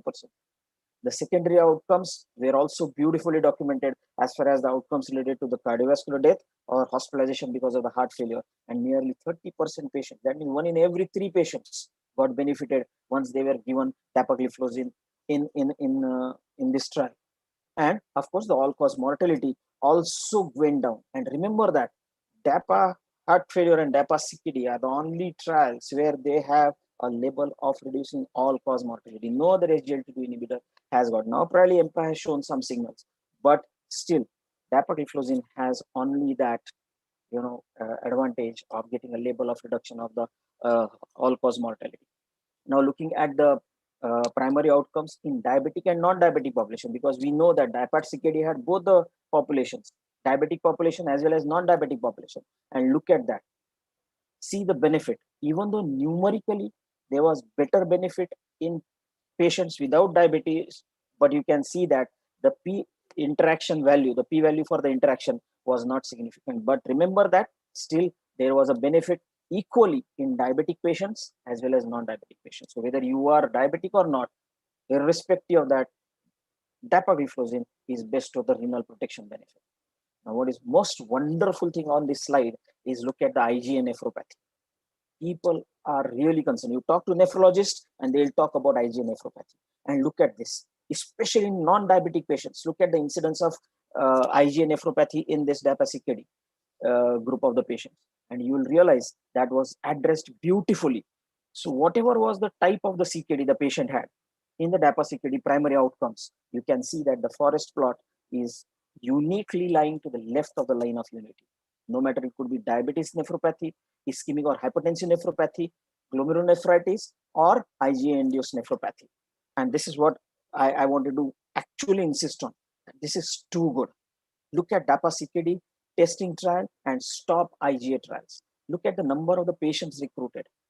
DAPA had easily the highest number of the patients, and look at the whooping benefit, 71% risk reduction. That means that 70% of the patients are going to be all right or getting benefits of dapagliflozin when they have got an IgA nephropathy. Now, whether you have got a baseline cardiovascular disease or not, at the background of disease, all areas, whether it could be primary renal outcomes or the secondary renal outcomes, no matter it could be the composite outcomes, you will see that again the forest plot lying down on the left side of the unity in all aspects, no matter it could be a decline in EGFR or end-stage renal disease or renal death. Presence or absence of cardiovascular disease did not matter the outcome. Again, on the same way, whether the patient is on with diuretics and without diuretics, because we know that, initially we thought that SGLTs are benefiting, especially, when the patients, because they have got some diuretic effect. But remember that SGLT causes the reduction in the interstitial fluid volume loss. So that is a right kind of the fluid loss which is happening, which cannot be attributed to the diuretic use or an MRA use. And that's the reason why, whether the patient is using diuretic as a background or the patient is not on any diuretic, the benefits are ubiquitous and uniform. Similarly, whether the patient is on with any kind of an MRA or not, the benefits are again ubiquitous. Now let's quickly look at the DECLARE data. And this was the subgroup analysis of the DECLARE data, and we looked at renal endpoints there. And what did you see? It was clearly shown that in a placebo arm, there was a higher progression to the worsening of the kidney disease, especially when the albuminuria category was explored in comparison to the dapagliflozin. This was DECLARE TIMI exploratory analysis. And look at the regression. So not only dapagliflozin stopped the worsening, but also whatever was lost was regressed back. And that is the huge advantage of SGLTs as far as the renal outcomes are concerned. And that is the reason why latest guidelines have incorporated SGLTs in the CKD management, and how beautifully American Society of Nephrology has got this algorithm for us. Look at DKD. If the DKD is present, look at USER. If it is more than 300, and if the EGFR is above 30, now especially in India it is above 30, but in the Western world it is above 20, they recommend use of SGLTs. If the USER is more than 300, but there is a high risk for the heart failure, the only molecule to be used is SGLT. If there is no high risk for the heart failure, but the patient has an established atherosclerotic cardiovascular disease, or the patient is in a high risk category of an atherosclerotic cardiovascular disease, probably then you may use either a GLP-1 receptor agonist or SGLT2 inhibitors. When there is a microalbuminuria or USER is ranging in between 30 to 299, and if the EGFR is again well preserved, of course SGLTs need to be preferred. And whenever there are metabolic risks, of course both SGLTs and GLP-1s have to be there as far as the management of diabetes with CKD is concerned. Same way in the KDIGO guidelines, they suggested the same thing. There they want us to be a little bit more vigilant as far as the EGFR is concerned, because SGLTs is getting combined with the metformin. So if you look at the whole landmark of DAPA heart failure trial, you can see they have covered almost everything related to not only cardiovascular benefits, but the CKD benefits. They looked at even the NT-proBNP, which was not done in even EMPA-REG trial. And you can realize that the benefits are phenomenal. And that's what DAPA heart failure has shown, that there was a significant risk reduction of 26%, with number needed to treat was just 21 in a data of nearly 5,000 patients. And there was a significant reduction in not only the first hospitalization with heart failure, but the recurrent hospitalization of heart failures, leading to better mortality outcomes and leading to better risk reduction as far as the cardiovascular death or worsening of the heart failure is concerned. And look at how quickly the benefits are. EMPA-REG had the benefits by at the end of probably 2 months, But at the end of 28 days, dapagliflozin starts showing the benefit as far as the heart failure related outcomes are concerned. And that is the reason why dapagliflozin now is one of the drugs to really address this cardiovascular panacea, the cardiovascular renal panacea, because no matter it could be diabetic population or non-diabetic population, you are going to have the benefits. Most exciting data is coming by the end of probably next year or probably mid of next year, where we are going to get the data on heart failure with preserved ejection fraction, like Shweta we are discussing. And this is the delivered data which is likely to be there. And this is the data again of around 4,700 patients. So wait for it. So to summarize, friends, if you really look at dapagliflozin and the cardiovascular renal euphoria, or I would say well-being is concerned, or a vascular euphoria or vascular well-being is concerned, no matter you talk about DECLARE, you talk about heart failure, DAPA heart failure or DAPA CKD, you'll see that the primary endpoints of heart failure, hospitalizations or cardiovascular death, or the hard renal endpoints like renal replacement therapy or a progression of the eGFR decline, or the renal deaths or a cardiovascular mortality. Everywhere dapagliflozin works. So Shweta, as rightly in this scenario, was put on dapagliflozin and look at the improvements at the end of 6 months. Beautiful. eGFR, which was bad, has started coming down to normal. UACR has reduced from 1070 to 360, and ejection fraction also has improved. Now, Shweta has tested positive for COVID. So is it safe to continue dapagliflozin? One more question, especially in this pandemic time. So DARE 19 data of nearly 1,250 hospitalized patients has been published, but maybe some other time. Thank you very much for giving me this opportunity. I hope that I have addressed adequately this panacea of cardiovascular renal benefits and SGLT2, especially dapagliflozin is concerned. Thank you very much. Thank you, Dr. Rukia. Thank you, Bhavna. It's nice to see you. And thank you, Anupam. Pleasure. Thank you, Amit. Thank you, Bansi, Dr. Dalal, everybody. Thank you very much. And Dr. Shah, Aarti, you asked really difficult questions to Unni and Sunil. I really appreciate it. Thank you very much. Thank you, Dr. Tivaskar. And we have to wait for the question and answer session after the other two speakers also delivered the talks. I would we now call upon Dr. Bhavna Sosale. She is a diabetologist from Bengaluru, and she's already a well-known figure, and she has been in these conferences many times. So straight away, I will request her to talk about her subtopic of challenges in the management of heart failure, a diabetologist perspective. Over to Dr. Bhavna. Thank you, Dr. Mahadev. I think Dr. Mangesh Tivaskar has made the job quite easy now, and I was glad that my talk was not first, because then I would have been tempted to add slides and show data on SGLT2 inhibitors. Since he's already covered that, and it was already known from the program, I'm going to be sticking to a broader point of view where we're going to look at different challenges that we face as doctors when we actually treat patients with heart failure. So this is my perspective, and I think most of you doctors also seeing patients with heart failure would agree with me on this. So let's start off and see what the problems are. So there are two things to look at, because the patient has come to me because I treat the diabetes, but the patient also has heart failure. So I can't just look at the diabetes alone and ignore that the heart failure exists and say, okay, let the patient go back to the cardiologist, because any worsening in between, we need to actually address it as and when changes are noticed. Also, the relationship between diabetes and heart failure is bidirectional. If glycemic control is poor, there's an increased risk of heart failure over time. And certain drugs used for diabetes management are known to worsen heart failure. On the other hand, as heart failure worsens, there's more and more RAS activation, more neurohormone imbalance. This can worsen insulin resistance. And there are also some drugs that are used for heart failure treatment that can worsen glycemic control. So the relationship is there both ways. So we can't just look at these two components as separate things. We need to look at both. So if you're a physician, you're a cardiologist, you're a diabetologist, you need to look at the diabetes aspect of it, and you need to look at the heart failure aspect of it and see what the relationship is. So let's look at the diabetes point of view first, and then look at the cardiac point of view.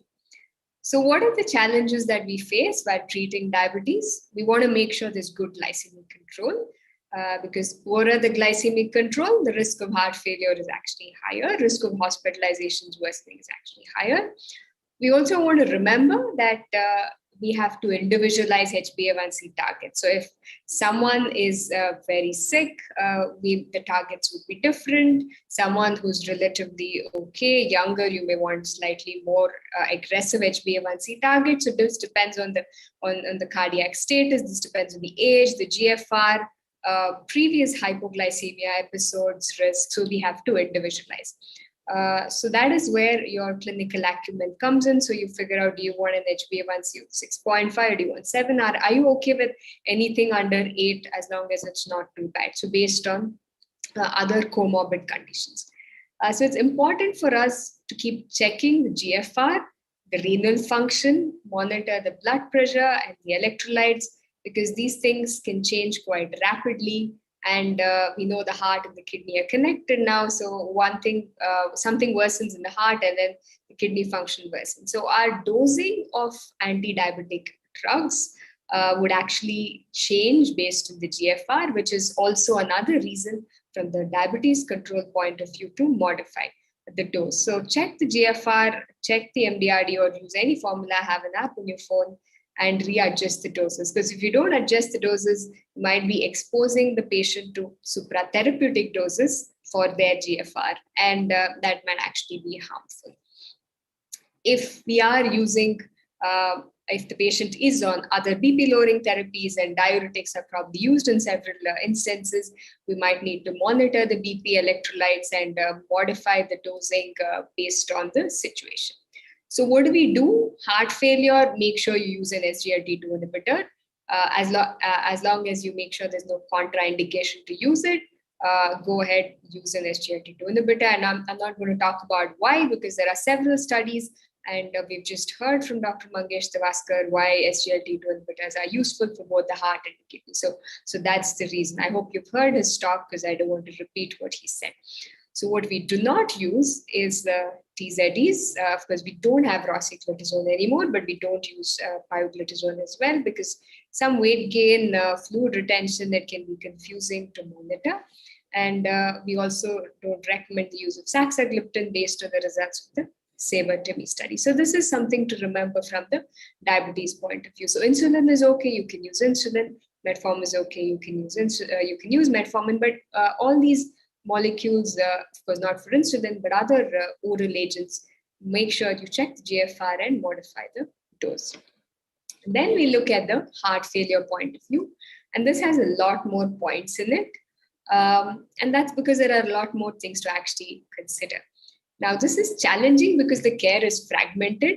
The cardiologist may see the patient every couple of months. Sometimes the patient would not have gone back and has come to you for the diabetes management. And it becomes your responsibility equally to recognize heart failure signs and symptoms if you're diagnosing. If you aren't diagnosing, if it's a known case, you still need to evaluate to see how the patient is and what the functional status is, what the patient's goals are they meeting it, or has the disease progressed? You cannot say, let me refer the patient back to the cardiologist and they look at it, and that may happen after 6 months or after 3 months if the patient doesn't go, and the disease is going to substantially worsen by then. So it becomes our responsibility equally to work with other specialties, cardiologists in this case, and in many cases, if the GFR is lower, we'd also need to work with a nephrologist. So we have to be more and more suspicious of diagnosing heart failure. So it's only when you suspect you can actually do the tests and diagnose. Try and identify causes wherever possible. And if you don't have a cardiologist in your hospital, you're not in a multi-specialty hospital, then you're suspecting, refer the patient to the cardiologist. They'll be able to get the test done to actually evaluate. If the patient has come to you, you feel the patient is worsening, assess the functional status of the patient. Initiate proven therapies which have evidence, and I'm not going to cover that because that's the next talk. We're going to be looking at guidelines. Make sure you reach target doses of medications. For example, like there's no point using 2.5 mg of enalapril or ramipril. Like use the actual doses that have been used in studies which have shown benefit. If the patient has cough, sometimes you have to distinguish, is it due to an ACE inhibitor or is it heart failure associated cough? Check the renal function again, electrolytes, that I'm repeating myself. We have therapies today to protect against sudden cardiac death, so make sure you're using those therapies as well. There are a lot of non-pharmacological issues like sleep, quality of life, depression, mood, what the social support is at home, self-care practices. Is the patient compliant with medication? Are they checking weight? If the cardiologist has told them fluid restriction, are they following it? Have they taken any NSAIDs? Has there been something else that has triggered deterioration if you suspect that the patient has deteriorated? And what the financial condition of the patient is as well. So we need to actually make sure that this care becomes more and more holistic and less fragmented as we go ahead and follow up the patient.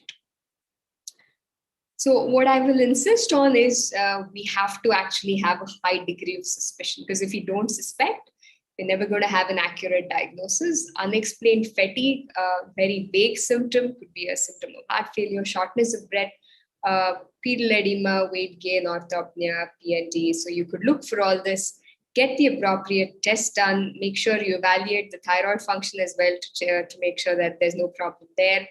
The renal function, echo, ECG, NT-proBNP, and then work with the cardiologist to figure out what the cause is.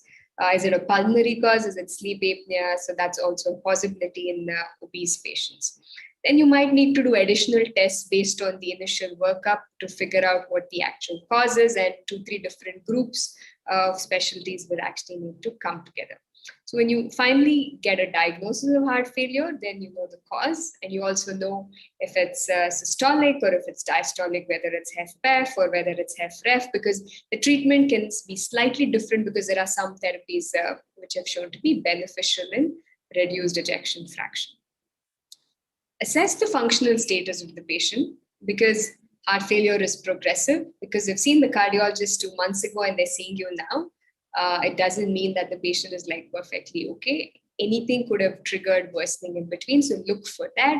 Subtle signs, quality of life, mild pedal edema, fatigue. So see if they have orthopnea. Up titrate the therapy. If they're already on something, you need to be updated as well to know what therapies the cardiologist has already prescribed. Up titrate the dose and then say, okay, now I've increased the dose for these reasons. Go back and see the cardiologist. So I don't want you to worsen by the time you go back. So plan an earlier consultation in the next few days or so. But in the meanwhile, I'm going to increase your dose of diuretic. So you could do something like that. So up titrate therapy. Remember that once you make a diagnosis of heart failure, there's going to be a chronic decline over time. Some people would have on and off acute episodes, repeated episodes of hospitalization. We're trying to prevent all that. So using the right medication is necessary. There's also a risk of sudden cardiac death, even in individuals who we say have early heart failure. We think NYHA class 1, class 2 is early and 3, 4 is later. But even individuals with class 1, class 2 are at a risk of sudden cardiac death. So that is something to keep in mind. So we cannot really take it lightly just because the patient seems relatively stable, because it's inside, internally, there's always going to be a decline. On the other hand, the patient might actually have more severe disease. And what could be happening is that because they get so breathless when they walk a little bit, they just don't move at all. They're just sitting around in one place. Therefore, it seems like it's stable.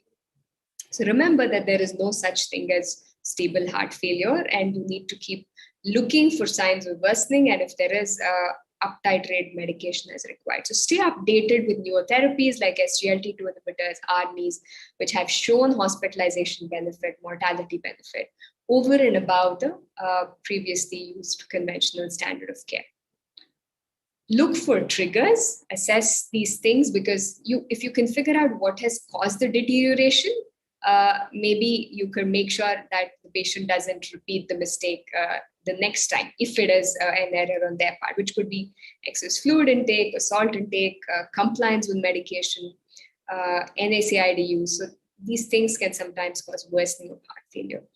arrhythmias could sometimes be a cause. So if you do suspect, then patient goes back to a cardiologist and refer the patient in time so medications are readjusted. Or on the other hand, it could just be age and worsening of disease with time. So it's very important to see what self-care practices the patient is following, because if they're not following something, then even if they haven't deteriorated when they've seen you, that's a potential factor that can make the patient deteriorate in the next couple of weeks if they're not careful. So stay updated with the guidelines and use therapies which are proven, which have evidence, and uptitrate as and when necessary. So I'm not going to go into different drugs and what different guidelines says, because that's the next talk, but make sure you're using whatever is appropriate and indicated.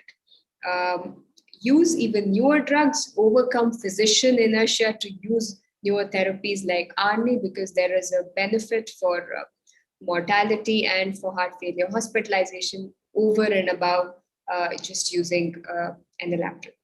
Use diuretics, but we need to be using diuretics skillfully, which means if you use them, the patient is dehydrated and the GFR drops, and the nephrologist is not going to be happy, nor is the patient going to be happy.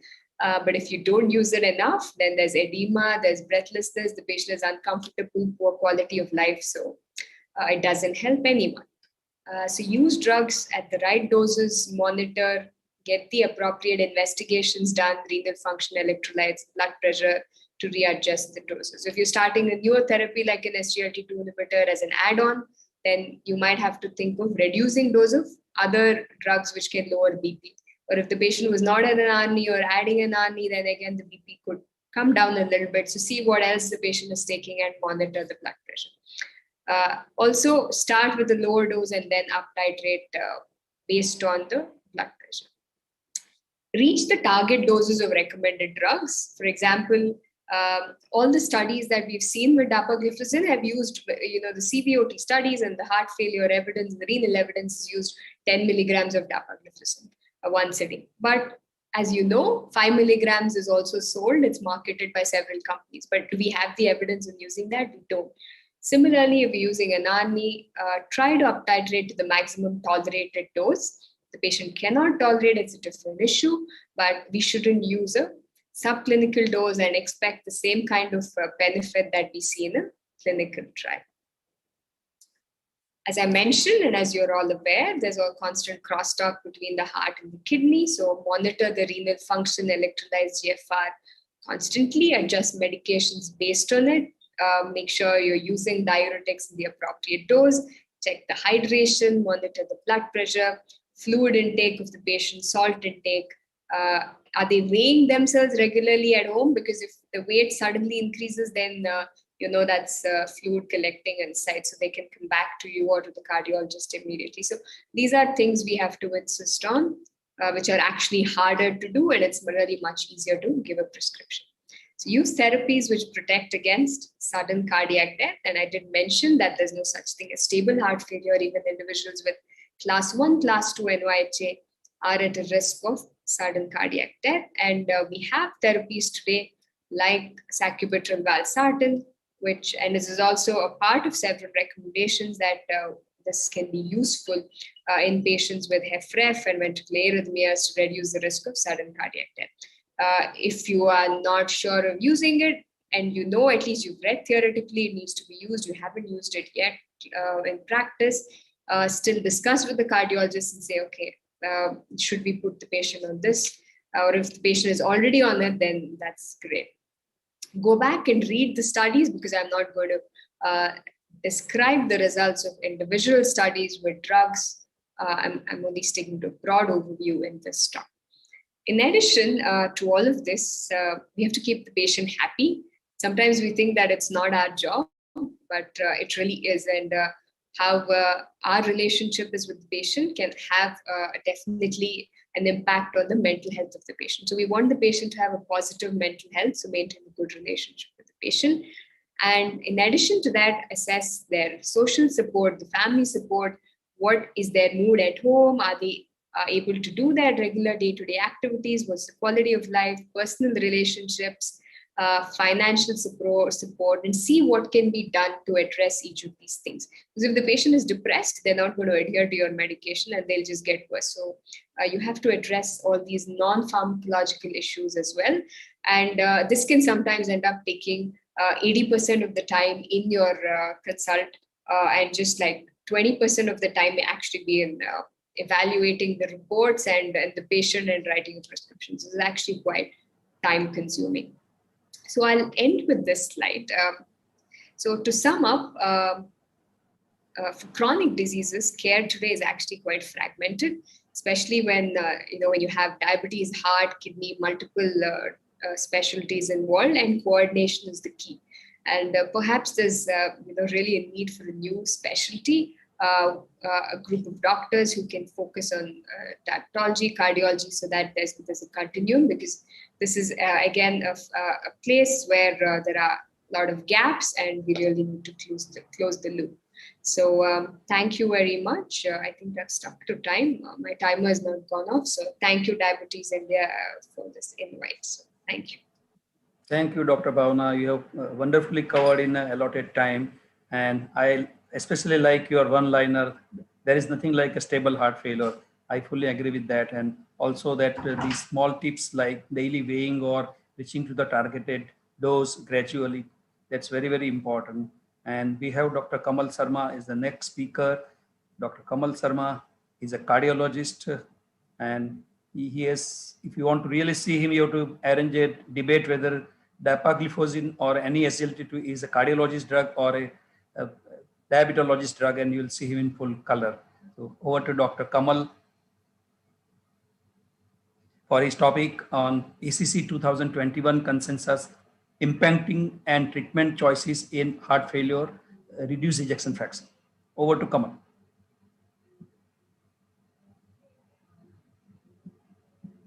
Yeah, here he is.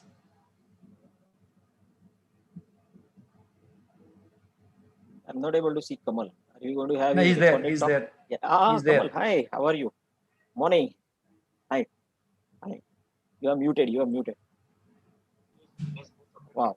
It's always Hi, morning everyone. How are you? Hi. How are you, sir?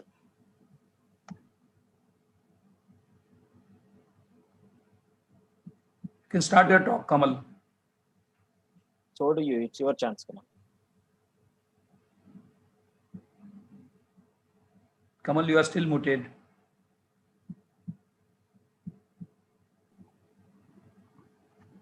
Yeah, hi. So can we start with the presentation? Yes. It is 11:14. Are we ahead of time? Thanks to the previous two speakers who stuck to their timings. So shall we start? Yeah, please. We'll have more time for interaction. Okay. And we save time because we did not elaborately more time to ask difficult questions to you, Kamal. No, we did not. We saved time in saving the introduction of Kamal Sarma, so that also saved a lot of time. Is my screen visible? Yeah. Very much visible, sir. Yeah, hi.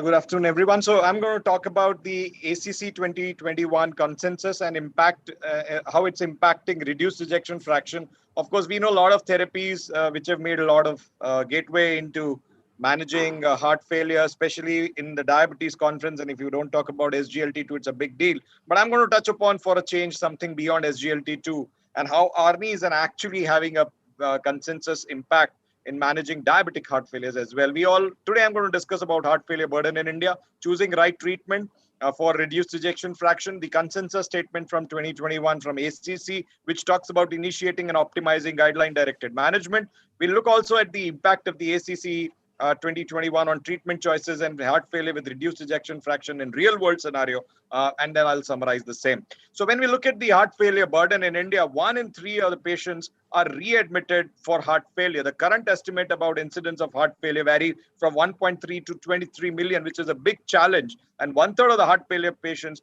die within 1 year after their productive life, which is like a huge burden. And this is something which is smoldering. We are so worried about COVID.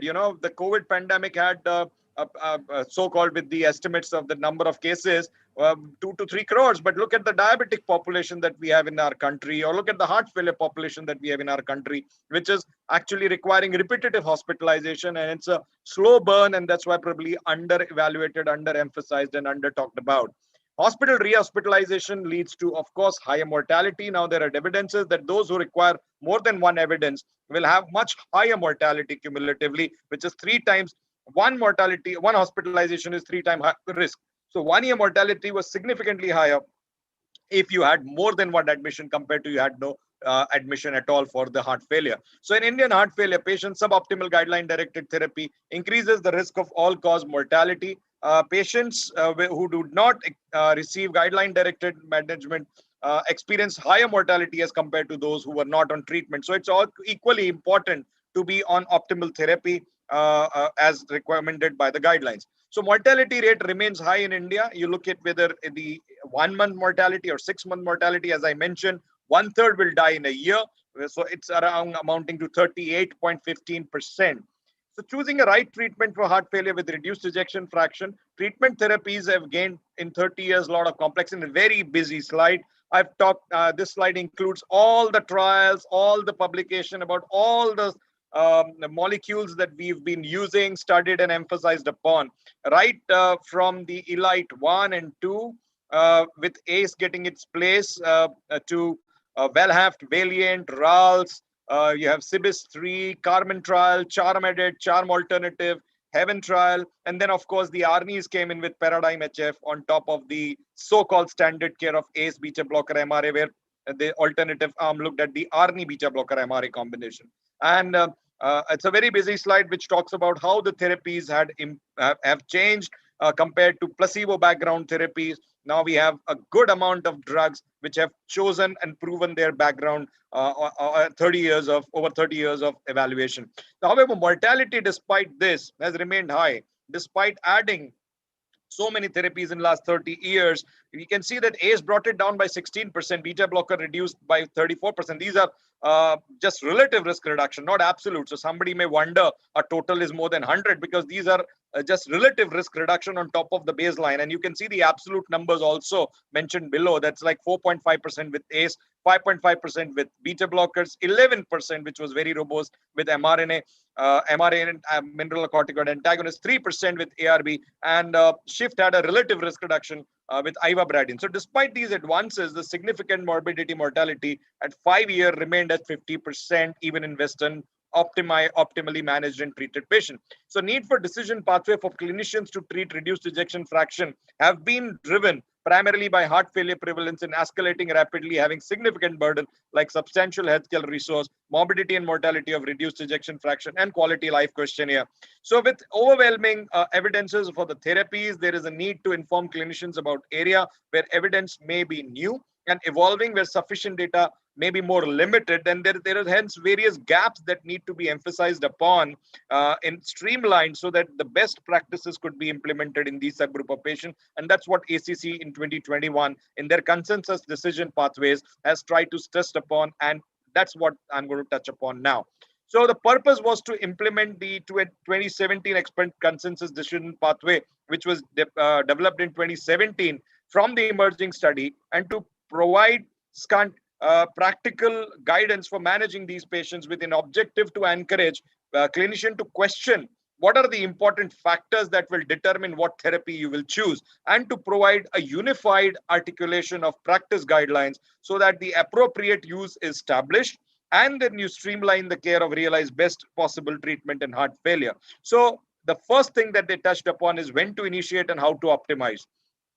In that, the early implementation of the therapy is something that has been stressed upon, because there are a lot of patients who are not actually reaching the optimal therapy, because we go a lot of times initiate one therapy at a time, and then the patient is lost to follow up, or when he comes, then we just up titrate the first therapy. So what they have stressed upon as a consensus recommendation is that we should initiate either or RAS inhibitor or beta blocker at the time if you're worried about the two. In some cases, actually, you can start both. So this is something that the combinations in our part of the world allow us to do. We usually end up putting them on a combination of beta blocker, ACE or ARB, or sometimes giving ARNI separately along with the beta blocker. So both have been up, then they should be up titrated every 2 weeks. Now that's a problem in our country because you can't call them very frequently at 2 weeks with the kind of burden and the kind of disparity that exists between the doctors, number of doctors and the number of patients, especially in the government setup. If we were to call every patient 2 weeks at the institute, then probably our OPD numbers will never end. We'll be having 24 hours kind of a OPD and still be there'll be long queues. So what we intend to do is probably start with a combination and then step it up rapidly as and when the follow-up is there, escalate them and ask them for a home blood pressure monitoring, though that's not part of the ACC consensus statement, but that's the Indianization of the guideline.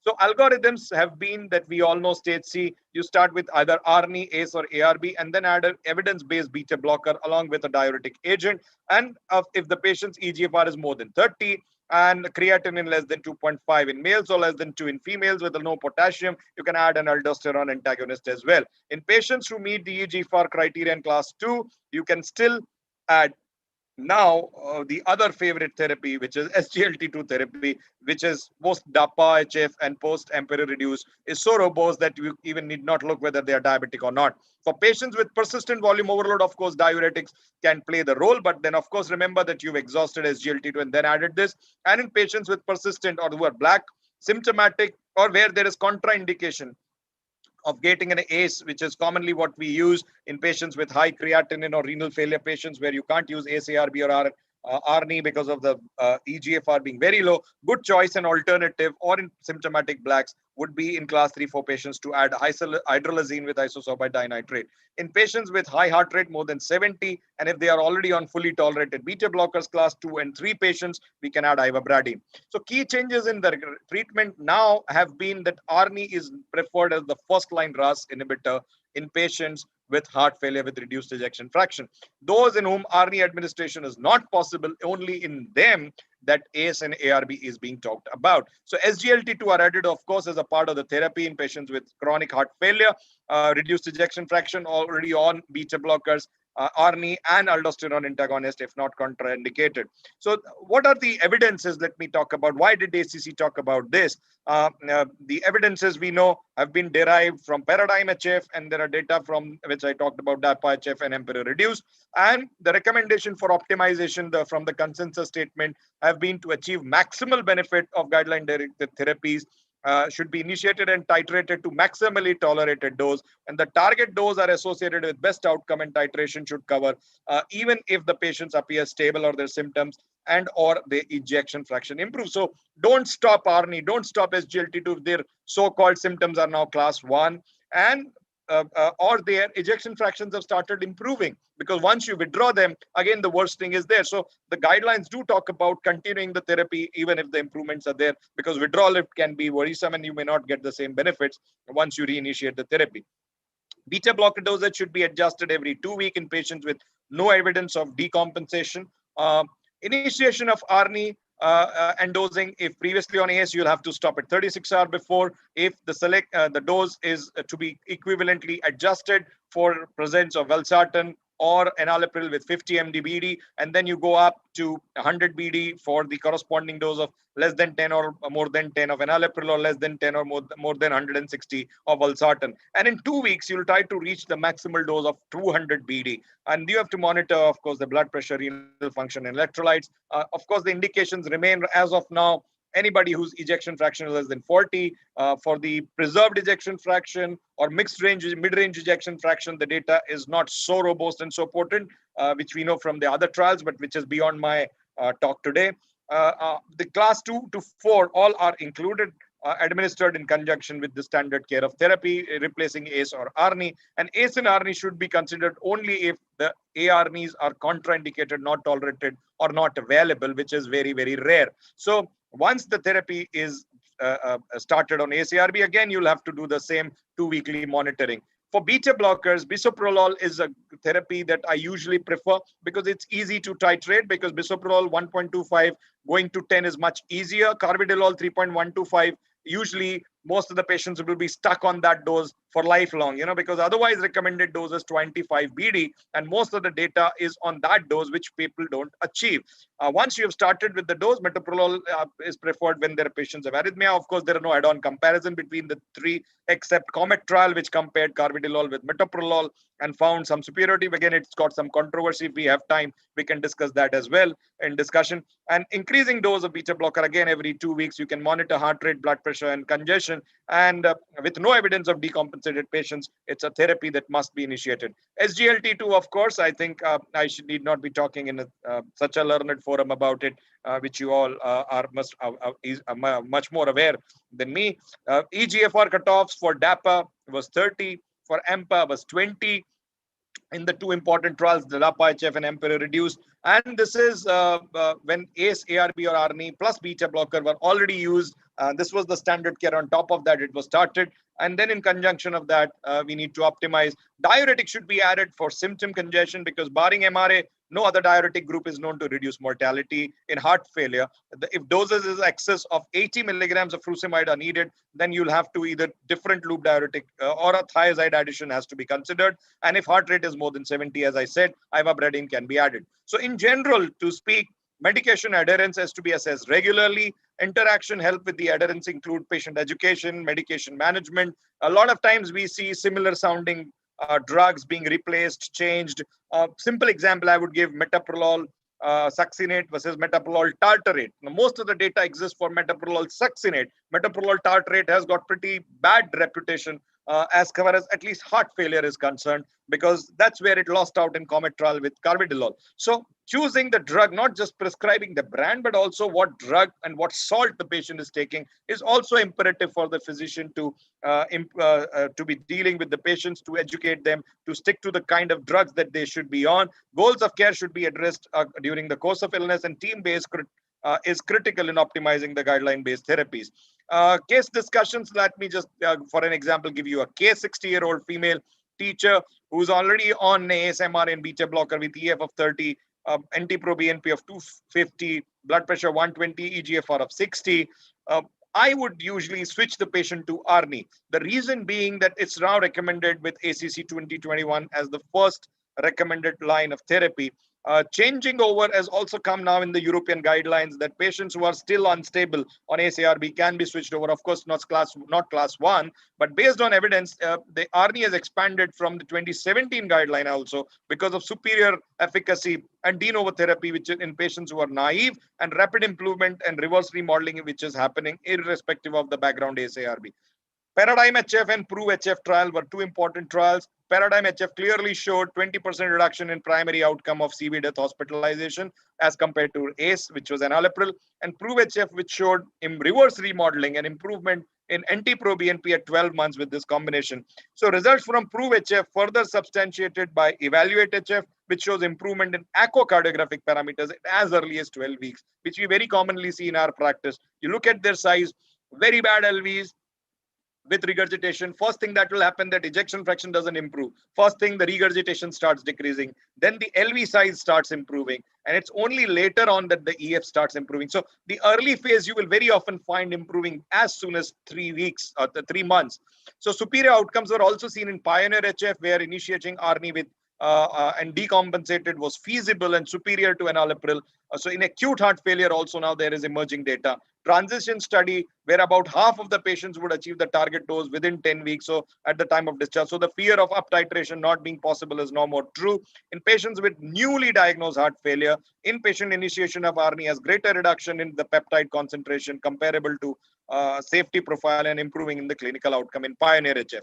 So we now know that all reduction in all-cause mortality when you combine ARNI, beta blocker, and MRA is by 63%. When you compare this, when you replace this ARNI with an ACE or an ARB, the difference starts going down. And when you're looking just an ARB and a beta blocker, it's 53%. So it's absolute that there's 10% difference that exists when you're choosing ARNI instead of ACE, ARNI being replaced by ACE or an ARB.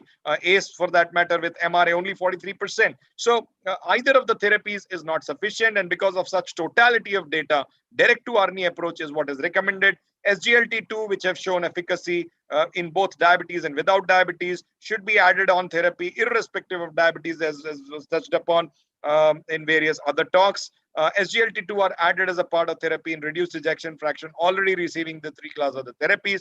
And this as an add-on have shown improvement in outcomes with patient-reported outcomes in both DAPA-HF and EMPEROR-reduced trials. DAPA-HF demonstrated reduction in worsening of heart failure and death for CV cause, and EMPEROR-reduced demonstrated composite endpoint reduction, and hence make it as a core therapy in clinical trial. So to summarize, for patients that I discussed upon, switching to ARNI in place of ACE-ARB is something that is recommended. Sacubitril valsartan is essential for heart failure with reduced ejection fraction therapy by reducing the risk of CV death, hospitalization, and cardiac function improvement.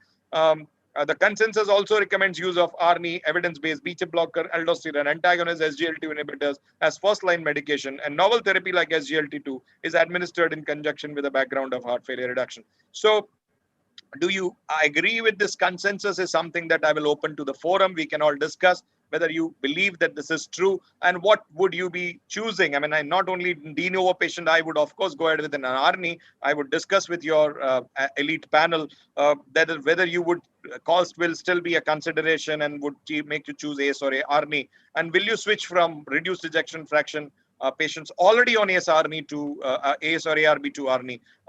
What is your GDMT for these patients with diabetes? For me, it's of course ARNI, beta blocker, SGLT2 and mRNA. That's what I use. But of course, the other two options are something that one can easily contemplate and argue for just for one reason, that's the cost. These are the package insert and these are my disclosures. Thank you very much. Thank you for patient hearing. I'll stop my slides and we can have discussion. Thank you. Over to Chair. Thank you, Dr. Kamal. It was really very well covered in allotted time. And I request my co-chair, Dr. Anupam Prakash, to handle the question and answer sessions. I can see a few questions in the chat box. Over to Dr. Anupam. Well, thank you, Dr. Desai. I thank all the speakers, all the three speakers for doing a brilliant job. And I will thank the organizers also for keeping this symposium, because this symposium is actually much looked after in any conference or CME on diabetes, because it is as much of concern to the patients as well as to the doctors. Because heart as well as kidneys, they are the target organs which every patient is worried about, because he will lose his life either through the acute deterioration or a chronic deterioration. And with the SGLT2 inhibitors coming on the forum, on our display board, on our prescription pens, it has actually brought in another aspect of heart failure and how to prevent it, which was actually not being addressed to the same extent of priority as it was being discussed earlier when we were talking about how to reduce mortality. We were talking of ACS. But with that, again, I will come to the same questions. Before I take the questions from the chat box, listening to the enlightening deliberations of all the three speakers, we had all the three perspectives. The internist perspective from Dr. Mangesh Tiwaskar, the diabetologist perspective from Dr. Bhavna, and Dr. Kamal Sharma's cardiologist perspective. Now we have to amalgamate it together, as Dr. Kamal Sharma very aptly said, and sum up for the audience. So where do we stand when we actually talk of hard endpoints? So when we talk of hard endpoints, we understand heart failure was one of them, but other were mortality. But do we have any concrete evidence of reduction in acute coronary syndromes, unstable angina episodes? Dr. Mangesh, if you would like to just elaborate upon these.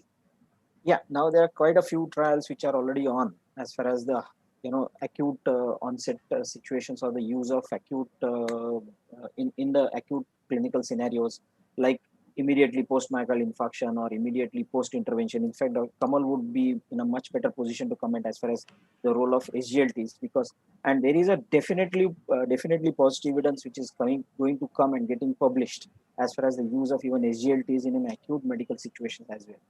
And I believe that over a period of time, as we develop our knowledge about the SGLTs, there are a lot of empagliflozin or dapagliflozin trials which are already enrolled, and by the end of probably next year, we will have a robust data as far as these outcomes are concerned. So believe me, it's going to be very useful. Kamal, your comments. Thank you, Dr. Mangesh. I will pose a modified question to Dr. Kamal. You are very correct that yes, patients should be started on ACE inhibitors, and rather than ACE inhibitors, the 2021 guidelines aptly say that yes, there should be ARNI. We have newer trials coming out, and yes, ARNI are the drugs of choice for anybody who has heart failure with reduced ejection fraction, as the case you showed. But as you rightly said, what about the cost to the pocket? Number one.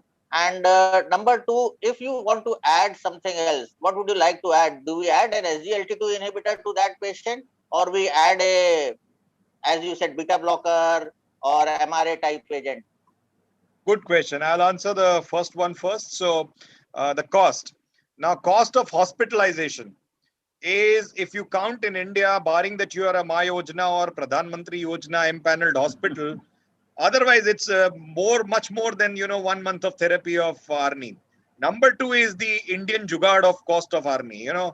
So if you have to start 50 BD, I would give half of 100 BD, because cost of 50 milligrams is something like 60 rupees or 62 rupees, and that of 100 is only 72 rupees, and that of 200 milligram is another some 78 rupees. So instead of cutting down the cost by not giving it is more hazardous, I would instead give them 100 half BD and 200 half BD, and then think of 200 BD, because most of the times what happens, they are not able to tolerate 200 BD. This is a very common scenario that we find. So very likely the 200 BD, and then there is data to tell us that even 50 BD, the mortality benefits, the curve starts diverging, curve starts improving. You may not be able to reach 200, but the benefits do start happening. And then if you can tolerate, then you can of course go up and try to build upon that to add it. Number two question was your question on SGLT2 or ARNI or beta blocker. No, we have to go by guidelines. Guidelines, what do they say? You started the first trial on placebo, came on ACE or ARB first. Then the ACE, then they looked at an ARB. And then every patient of the new trial of beta blocker had a background ACE. So you cannot talk about beta blocker without giving ACE, barring in CIBIS 3, where bisoprolol was initiated. There's one reason why I said I choose bisoprolol is that CIBIS 3 was the only trial which had a beta blocker ahead of ACE or ARNI or ARB.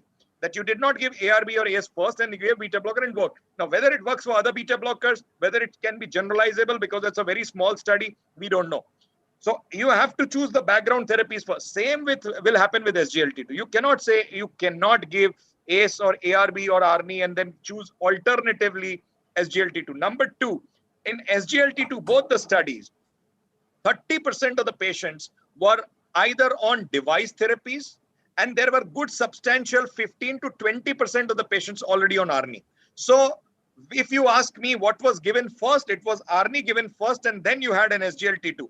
We don't still have a trial where there was no ACE, ARB, and patient was on SGLT2, and then they initiated ARNI. So if you were talking about science as the data emerges and the data exists, you'll have to be choosing ARNI and then adding an SGLT2, or you can be choosing ACE and adding an SGLT2. Unless there is a contraindication, you can't use these subgroup of drugs like eGFR below say 30, and you are a AMPA fan which has data for up to 20, and you start with the isolazine, hydralazine with isosorbide dinitrate, and then you add SGLT2. That's fine. That's scientific.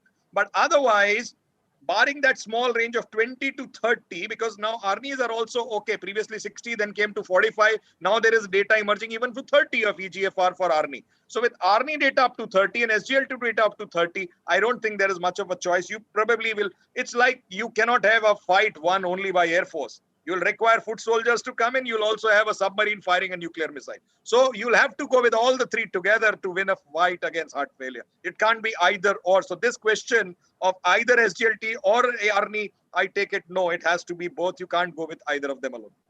Absolutely, and very well said. And Anupam, I have a comment. Is this that if we save even one hospitalization by heart failure, well, you have actually saved more money than you would have spent in all your treatment of ARNI and SGLT. So it's worthless talking about the cost and the related challenges, to be very honest to you. And as Kamal rightly said that, all SGLT trials had a background therapy, maximized background therapies. So it is always better to go according to the guidances, so that the patient will surely get all the possible benefits. Yeah, I totally agree, Dr. Mangesh. That is right. But the thing is, the patient doesn't understand that easily. We understand as part of trialists and we understand it as part of conferences. In cardiologist chamber, they all understand They because they understand. spend 2 And lakh it's rupees, up he to doesn't us, mind you know, 50 Anupam, rupees. it's up to us to make patients to understand, you know. Repeatedly, us. you have to tell the patient one day he probably understands till the time he should not have a heart attack or heart failure or an admission. That is okay. Totally I've taken seen your this, point of view. I've seen this, completely agree. I've seen this in patients who are class 2. Class 3, 4 patient, they feel so good that they will never come and complain about the cost. I've seen this in my experience. Class 2 patients or class 1 patient, class 1, there's not much of an indication. Class 2 patient, you have an LVEF of 30. Class 2 patient, when you start on ARNI, they will say, but 3, 4 patient, they really feel such a good improvement in their functional class. They will say, sir, aapki dawai se bahut fayda hai. Then nobody argues. Then and maybe because we get patients after they've been, moving around for a lot of times and because of the ARNI is not given earlier or cost effective reasons. Another thing is there is a subgroup analysis which talks about number of years added to life by adding ARNI as compared to ACE. Survival in an analysis talks about 2 years added to life. If you were to tell your patient कि ये वाली सस्ती दवाई है और ये वाली थोड़ी महंगी है, अगर आप ये लोगे तो ऐसा कहते हैं कि on an average आपकी 2 साल उम्र बढ़ जाएगी. I bet he is going to buy that therapy. He's not going to say. So yes, we have to devise innovative ways.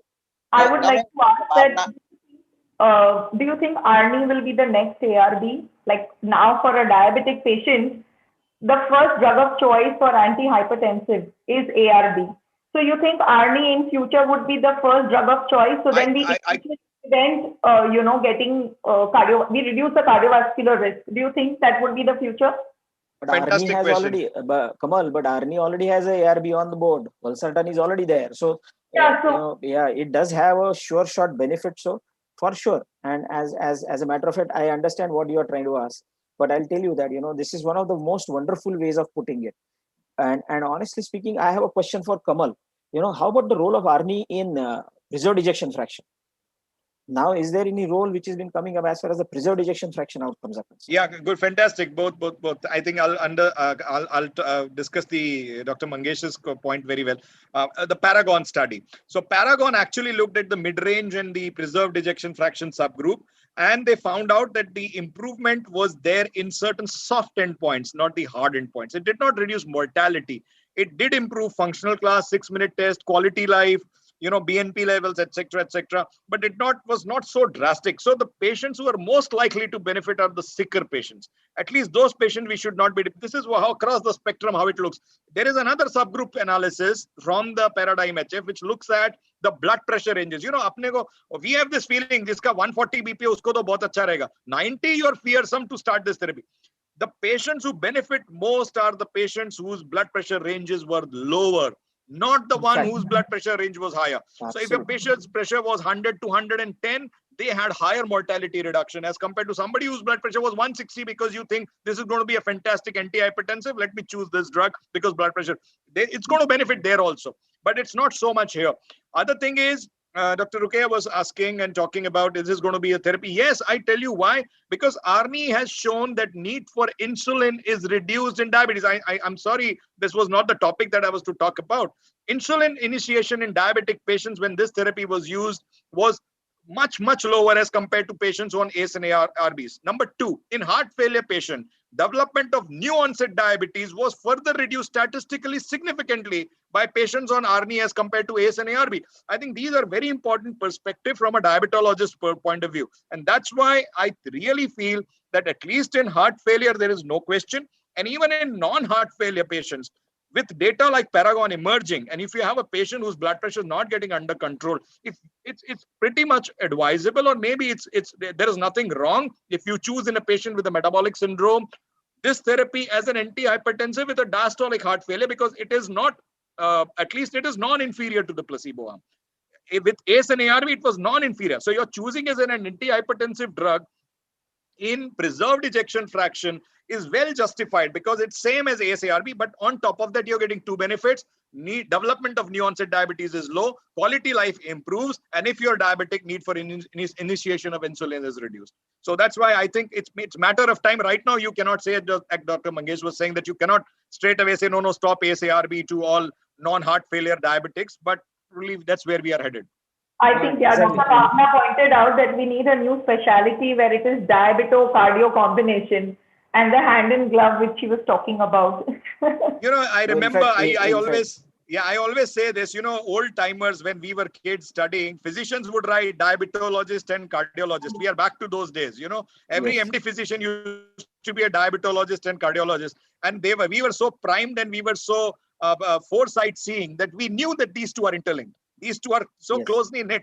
A diabetologist cannot but ignore cardiology, and a cardiologist cannot but will have to learn certain basic diabetology. You cannot, as a cardiologist, trigger a hypoglycemia and end up with an acute coronary event. Absolutely. You cannot ignore therapies like GLP-1s. You cannot ignore therapies like SGLT2. You cannot ignore ARNI having anti-diabetic properties. These kind of these are the region that every diabetologist will have to learn some basic cardiology, and every cardiologist will have to learn some amount of diabetology. I think those days are gone.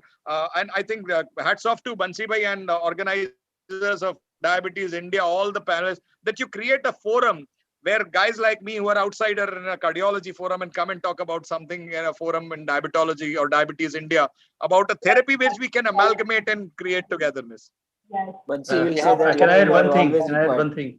Well, we kept cardiologists out. It is the cardiologists only who were keeping diabetes. This is Kamal cardiology show, and more importantly, Kamal, I have a couple of points, very quickly. As same as Arni is probably in DAPA-CKD, we had some subgroup of the patients who also have shown that new onset of diabetes was definitely delayed. But apart from that, very very intriguing point about ARNIs, and you talked about blood pressure and lower blood pressure in a challenge of inducing ARNIs. It has been actually shown that the moment you induce this patient on ARNIs, with the patients, even though those who have got lower blood pressures, slowly over a period of time, their blood pressure also improves. Correct. So that is the biggest advantage of ARNIs and probably, as far as the heart failure is concerned. Yeah, it is driven by the improvement of ejection fraction. They can pump more with the LV improving. The blood pressures that were lower were because of low output. When the output goes up, the blood pressures do go up. So similarly, SGLTs and ARNIs, they work actually in tandem, honestly speaking, as he was rightly pointing out, that, it's a whole army which works against one or two enemies.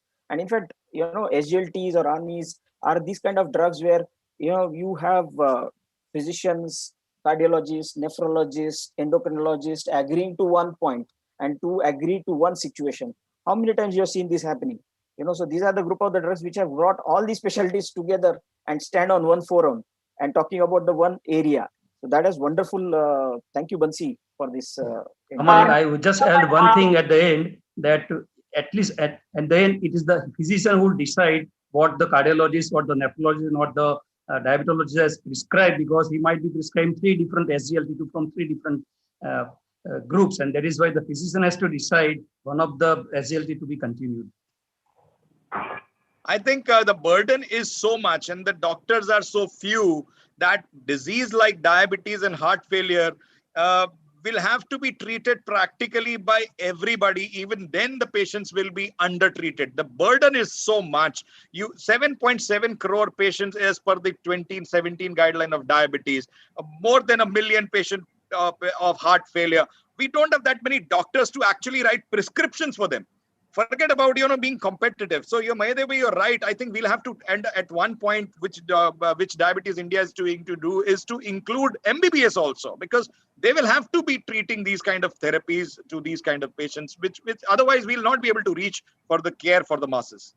That is what the digital meeting is doing us, Kamal, 40,000 doctors who are registered for the meeting, and I'm sure they are not the MD medicine people. Most of them are primary care physician. And every day we had seen on the first day, 35,000 doctors logged in. At any given point of time, it was almost 10,000-12,000 doctors were listening it. Today also, we have more than 15,000 doctors who are listening for different halls. I mean, this is what digital meeting we are reaching to masses, and the primary care physicians. Bansi bhai, you raise the bar so high that it becomes difficult for us cardiologists to organize meeting. We get cold feet के यार अभी हमारा उसमें से पीछे से एक zero कम होगा, उतने लोग भी आएंगे कि नहीं आएंगे. Make him co-chairman. Yeah. Well, Dr. Bhavna, a quick point of view, one of the challenges with all these medications will be the pill burden. Do you have a proposition to solve the pill burden for the patient? So I think we have to use medications whenever indicated. We cannot keep always using pill burden as an excuse not to prescribe medications. But wherever possible, if we can use a combination, it would certainly be ideal to do so. There are combinations of beta blockers with other antihypertensive drugs. There are combinations of SGLT2 inhibitors with metformin. So we need to use FDCs wherever it is possible. But I think pill burden is not an excuse to not to prescribe evidence-based therapy. And I will also mention again another point that Dr. Kamal pointed out during his presentation, which I would like to insist on, is please do not stop therapies once the patient is improving, either based on a test like an echo or when you see the ejection fraction, or based on symptoms. Please continue the therapies because they will have the benefit only as long as it's taken. If they stop it because of the pill burden, then they're going to deteriorate again. So I have one question. SGLT2 inhibitor for retinopathy. So is there any comments from the panel here?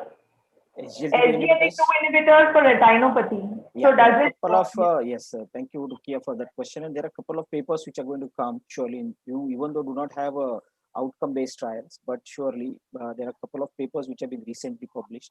If you look at Subodh Verma's recent talk, as well as far as the microangiopathies and all, he has definitely proven that SGLTs are of benefit as far as the outcomes are concerned, as far as retinopathy improvement is concerned.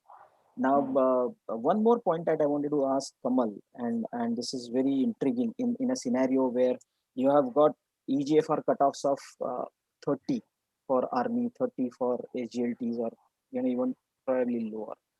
How would you rate these people, those who are in that phase where they do have got a preserved ejection fraction and still EGFR compromised, and how would you go around with that? So if you ask me, problem with SGLT2 with EGFR cutoff is not that they are toxic, but the problem is that they don't work because there are not enough nephrons left for the SGLT2 to act. It's just that we don't have evidences for EGFR below 20 for EMPA, but I feel for any GFR, as long as there is urine being produced, which means there is enough nephron to act upon, the drug should work. Correct. Now, this is an extrapolation of what I believe of their pharmacopathophysiciological mechanisms. This is not based by evidence. As of now, I will stick to 20 and 30 for the two molecules that they exist. DAPA-CKD actually has already looked into it, and now we know cutoffs can go up to 15. But those on dialysis, whether you can use or not, whether the drug will act, just like whether in diabetes or not, it worked. So whether no nephron or no, whether this will work in CV event reduction without producing urine, we don't know, but maybe it may work. It may work. But with ARNI, the problem is different, which will worsen the renal function, cause hyperkalemia. So ARNI will hold below 30. I don't think there is much of a hope for ARNI below 30. But for SGLT2, I'm really hopeful. It's like, as I often say in my slides, I mean, it's the apple of the day. You take that apple of the day and it's going to take care, because that's how fluorescein was derived, from the apple bark root. The first mother of the molecule of all these new EMPA, DAPA came from the apple bark root. So it's the apple of the day. You give it to everyone and it works. And have SGLTs on board, probably you may, as the renal functions, they go down, maybe possibly the glycemic benefits will go away, but still your cardiovascular benefits will surely be there. So that is one very, very big advantage of an SGLT2. Well, Dr. Kamal, there is a query in the chat box. Sir, how do you view the recent HFA-EST recommendation for personalized therapy for patients with heart failure with reduced ejection fraction? Also, since SGLT2 inhibitor can be used in full therapeutic dose from day one, do you see that as an advantage vis-a-vis other agents? Yes, so now there are a couple of papers. Some of them are position papers, some of them are guideline papers. Some people have talked of SGLT2 ahead of trying to position SGLT2 ahead of ACE and ARB in that regime, how systematically you can choose regimes. The problem with the other therapy, as I was mentioning, is that you will have to look at heart rate, you will have to probably look at kidney, you will have to look at creatinine, and that's why the SGLT2 being so naive that they probably doesn't alter anything, barring a couple of bad indications which once you have ruled out when you're initiating, like a bad pyelonephritis or a patient who's badly insulinopenic who needs to be on insulin therapy actually is badly diabetic who needs insulin therapy. Barring a couple of those indications or a grossly dehydrated, there is nothing new that is likely to develop in these patients when you put them on this therapy. And that's the reason why people talk about when the patient is outpatient, you can choose SGLT2 ahead of other therapy. Monitoring is of course important, and with the kind of Apple Watches and the new kind of wearable that is coming into the market, I know at least 10 of them in India who are into the development phase of, algorithm based approaches and things like that. And I'm sure a lot of the elite panelists here would be directly or indirectly being guiding or being part of panel of one or the other devices to be of a monitoring system. And nowadays, what has happened post-COVID is that everybody has got a pulse oximeter at home. So, my heart failure patient will call me, sir, wo pulse rate abhi 110 ho gayi, abhi kya kare? So even before his saturation starts going down, this is sympathetic surge, better diuretic badha do. So I think that's going to come in a long way. And we'll have to be looking at integrated, home-based, long-distance-based, AI-based, ML-based, neuronal network-based, deep learning-based, algorithm-based approaches where doctors going to be, sitting at a distance and still guiding the therapy. And maybe in 50 years down the line, doctors will be just the operators or the robots. That's how I see the foreign science coming ahead. But I think the way the ML has come into the forum and the monitoring has come, your point is very well taken. That's the way ahead. And already the consensus statements are talking about it. Dr. Rukia, do we have any more questions? No, that's it. I think it's been an interesting discussion from the intensivists to the cardiologists and the diabetologists on different aspects. And yeah, so Arnie with the new army now of effects is what we have. Thank you. And over to Dr. Anupam, as you asked about in acute care, especially after myocardial infarction, there are a couple of papers those you have published for dapagliflozin, which have shown the infarct size reduction post-infarct. That is, and there's a very beautiful paper from Greece, I believe, that has been published recently, which has really looked at the infarct size and use of SGLTs. And this was at the background of all these therapies. What do you say, Kamal? True. Yeah, there are papers on SGLT2 in acute phase, and actually I have my own data set of 500. We have drafted a paper. We actually approached the sponsor, but Asian Indians, so nobody sponsors us. So maybe I'll have to publish it as a free paper. But anyway, apart from that, because this is an ARNI session, I again discussed one of the trials which talked about acute heart failure and ARNI. So now we have evidences even of using ARNI in acute heart failure. So I think it's just because how you design a trial. You design it in the low risk category and then go up to the high risk category. Like you started with EGFR of 60 and 45 and 30, and now you're reaching below, and I'm talking about dialysis patients. I think same happens with heart failure. You start with 2, 3, and then go to class 4, and then you go to acute care, and then you talk about pulmonary edema. So I think that science is evolving. Science is moving towards that aspect, expanding its armamentarium. I think in acute failure also, the therapies that we use for chronic will find its place in one or the other methods. Well, thank you. I think we should thank all the three speakers, myself as well as Dr. Mahadev Desai for chairing this session. We thank the organizers also. And over to Dr. Rukia. Amit has to say something. Hi, Amit. Dr. Lupam, we have the luxury of another 8 minutes because we have. I think I don't want to encroach upon another session, but anyhow, good, Amit, that you gave us 8 minutes. Now I want to ask Kamal that again. I was really intrigued by that. Your comparison of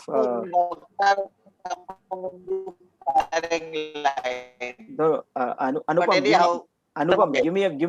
Give me a chance to ask Kamal one very intriguing question. I was surprised by what you said in probably CBC, was it, or where you talked about metoprolol succinate versus metoprolol tartrate. I never, in fact, knew whether metoprolol tartrate existed as a therapy in India as well. We all use metoprolol succinate, right? But that was really surprising and really nice point that you brought in. So that's the reason. Pharma guys are more smart than us. We are. Yeah. There used to be, I remember when the Comet broke, Comet trial was published, that time the Indian market had 50% succinate and 50% tartrate. And tartrate used to sell cheaper. Nobody will come and talk to you about the salt difference. As soon as Comet happened, within 1 year, all tartrate producing salts switched to succinate salt. Today in tartrate, you will not find, because comet के nobody will come and tell you कि sir वो comet में हम पिट के आए हैं इसलिए हमने tartrate से succinate बना दिया है. Because the comet trial compared carvedilol. Now there are drawbacks of it because the median dose used, the mean dose used in comet trial. In comet trial there was 16% more MACE reduction with carvedilol as compared to metoprolol. 16% more, statistically significant, so showing that carvedilol is superior. So what the counter argument from metoprolol was, one, the salt use was tartarate instead of succinate. So that was the counter argument. So they were losing tartarate, but they were not willing to give up succinate. Second, they argued was that the mean dose used was 85 milligrams of tartarate compared to 25 BD of carvedilol, which is suboptimal dose, because otherwise metoprolol should be used 100 BD. 100 BD. So that was the other argument. But 100 BD nobody reaches. At least 100 also, if we reach, that is good enough. But 100 also was not reached, was the other argument. So because of these two reasons, I think the advantage in the cardiology perspective moved to carvedilol rather than metoprolol. Of course, the succinate salt switching again got them the place back and still continues to be used. Where carvedilol, I use bisoprolol for 3 reasons. I start with 2.5 and reaching 10 is very easy. Heart rate drop and blood pressure drops for dose escalation is very minimal. Whatever difference you find, will you find in the initial phase. And number 3, you have data from CBIS-3.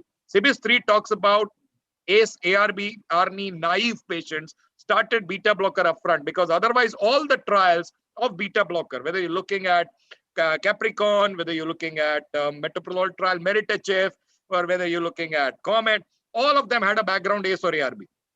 So whether to use beta blocker ahead of ACE ARB background, data does not exist beyond CBIS-3. So sometimes it may happen that my patient ends up with a nephrologist, may end up with a physician who stops his ACE or ARB because of, say, dry cough. At least I'm okay that my drug is evidence-based given and is on a drug which is going to work for heart failure even if ACE ARB is taken off. So that's the reason why I choose. Good that Dr. Mangesh, you brought that point. I'd mentioned in my talk that if time permits, we'll talk about it. But this was the nitty-gritties of the beta blocker in heart failure, which I thought I'll share. That was really surprising. And I'll quickly comment on a very new data which has come up from dapagliflozin. That is DARE19 data, which is going to is already published in the use in COVID times. You know, we already had challenges as far as the consensus on SGLTs and this sudden onset of COVID, and where do you place? And actually in the hospitalized patients with moderate to severe disease, this DARE19 has beautifully shown the mortality benefits. And apart from the glycemic benefits, DARE19 has beautifully shown mortality benefits. No, it has not shown. So have a complete, in the sense that it has beautifully shown that stability. We had that challenges whether this will cause any further worsening of the metabolic milieu or something like that. So it was not that was demonstrated and this was only in moderate to severe outcomes. That was what I wanted to tell you. Yeah, Kamal. Yeah, I think DARE19 looked at dapagliflozin in COVID pneumonia hospitalized with desaturation. They had very stringent criteria. Now what this opens up, Mangesh, Dr. Mangesh, I'm looking at it in a separate perspective. It did not reduce outcomes, number 1. Number 2, it was not powered enough. That is other argument, because of concomitant medication was not considered. Number 3, it did not cause euglycemic ketosis, because we always have this fear. COVID-19 pneumonia is an insulinopenic state. You cannot deny it. So it has established, actually, it has opened up a Pandora's box. You can now actually be using it in acute stress conditions. It is tolerated, safe, and though it did not reduce the outcomes in patients with DARE19 in COVID-19, it did not change much of the outcomes, but neither it changed the parameters of the inflammatory parameters, but it was safe and tolerable. So that is, it may be not working for COVID, but now we know that you can start using it for acutely hospitalized patients. It has shown that there is a reduction in the time for prolongation of the time for the organ dysfunction, and it has improved the time of discharge as well. The stay in the ICU was shown to be much lower. The organ dysfunction occurred much later in the patient, those who are on the dapagliflozin. So wonderful outcome, which was worth looking at, honestly speaking. Well, I will pose a question to Dr. Bhavna. Dr. Bhavna is still around? Yes, Dr. Bhavna. Do we have a choice of SGLT2 for renal protection and cardio protection? Choice of agent. Number 1, good thing. Number 2, do we have a choice? What do you think we give the parent trial drug or we give a derivative or a passed on drug? I think we need to use the drugs which have shown the evidence. So in terms of kidney, we have the DAPA-CKD study and the CREDENCE study. So with dapagliflozin and canagliflozin, there is evidence. With heart failure hospitalization, there's evidence with the DAPA, with EMPA, and with CANA. So I think we need to use these molecules based on what comorbidities are there. And these are the original molecules are the ones which have been studied and shown that there's actually reduction in the hard endpoints. So if you use a generic, would you get the same benefit? If that is what you're asking me, I will say I would have to guess, but I don't really know. So maybe, but may not be also. So we don't.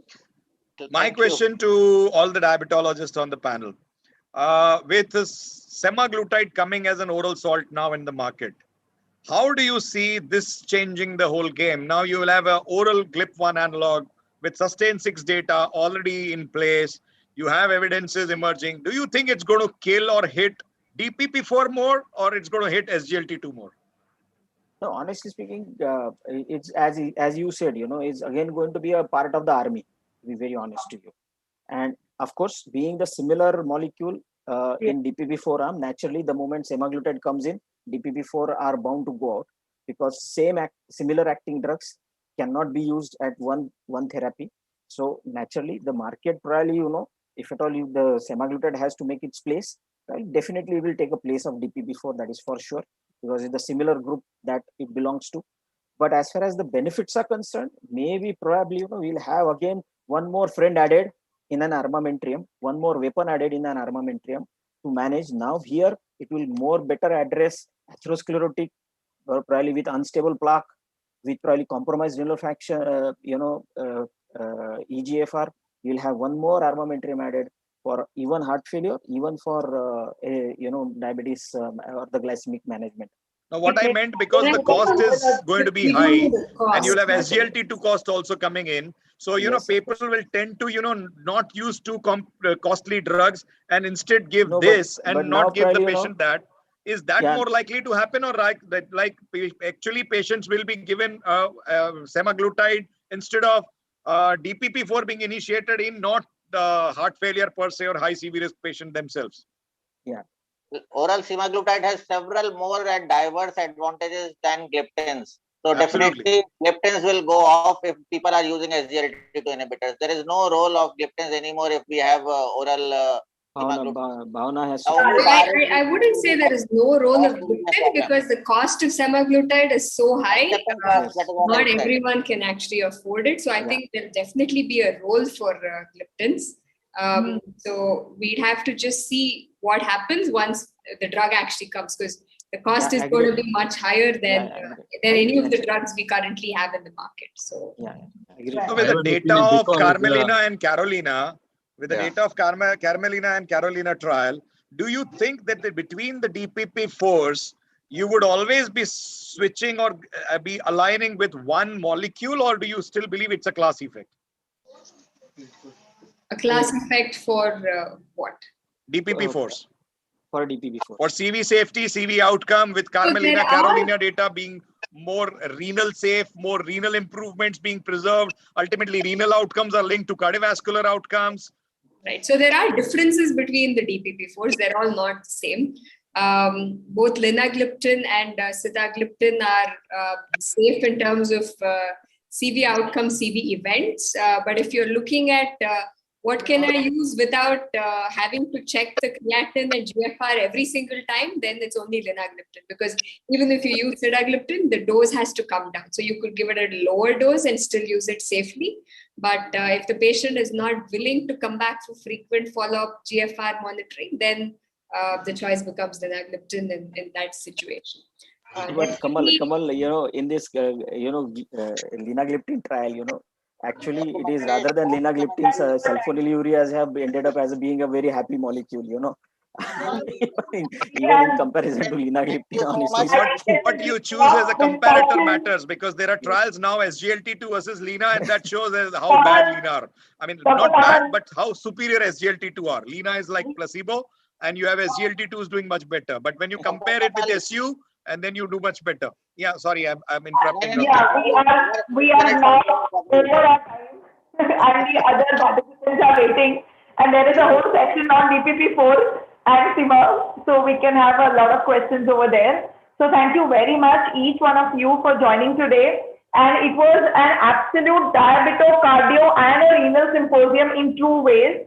And getting a lot of time for discussion was like the icing on the cake, which all of us look forward for. So thank you all the participants for keeping your talk on time so we could have this long question and answer session.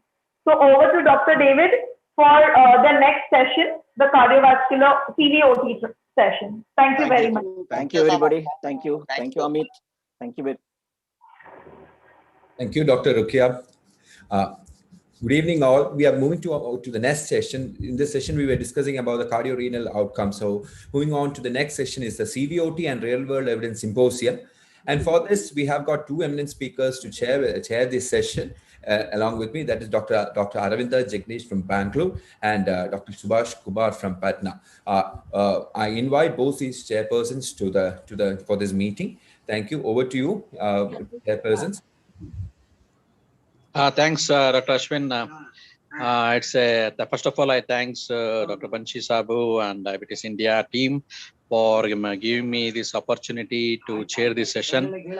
I have my colleague, my classmate, Dr. Subhash Kumar from Patna alongside to chair this important session, that is CVOT and real world evidence symposium. It's an important symposium at the present scenario.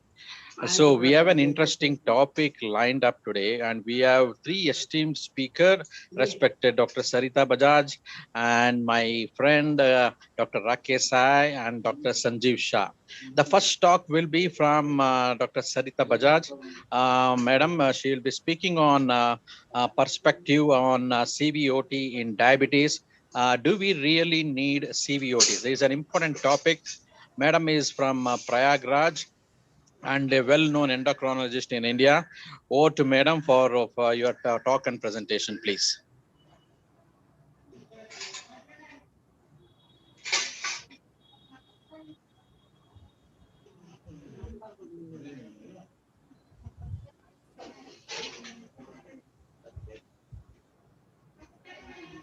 Persons for the kind introduction, and good afternoon, everyone. I'll be focusing on a very important topic, which is perspectives on the CVOTs in diabetes. And the question that I will be answering, do we really need these cardiovascular outcome trials? So let's go back. A little bit of history is warranted. So I'm going back to 2008. Before that, all new medications for diabetes were approved based on, number one, the improvement in glycemic parameters, and number two, the safety profile, which was demonstrated in phase 2 and phase 3 trials.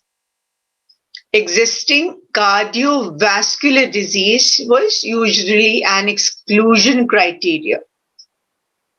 Now, the impact of new medications on the cardiovascular safety, how was that assessed? It was through investigator-initiated adverse event reports. There was no central, blinded, adjudicated process or pre-specified analysis required. Now we know the rosiglitazone controversy, which has been discussed time and again. In 2007, FDA was made to rigorously scrutinize the impact of new diabetes medications on CV outcomes.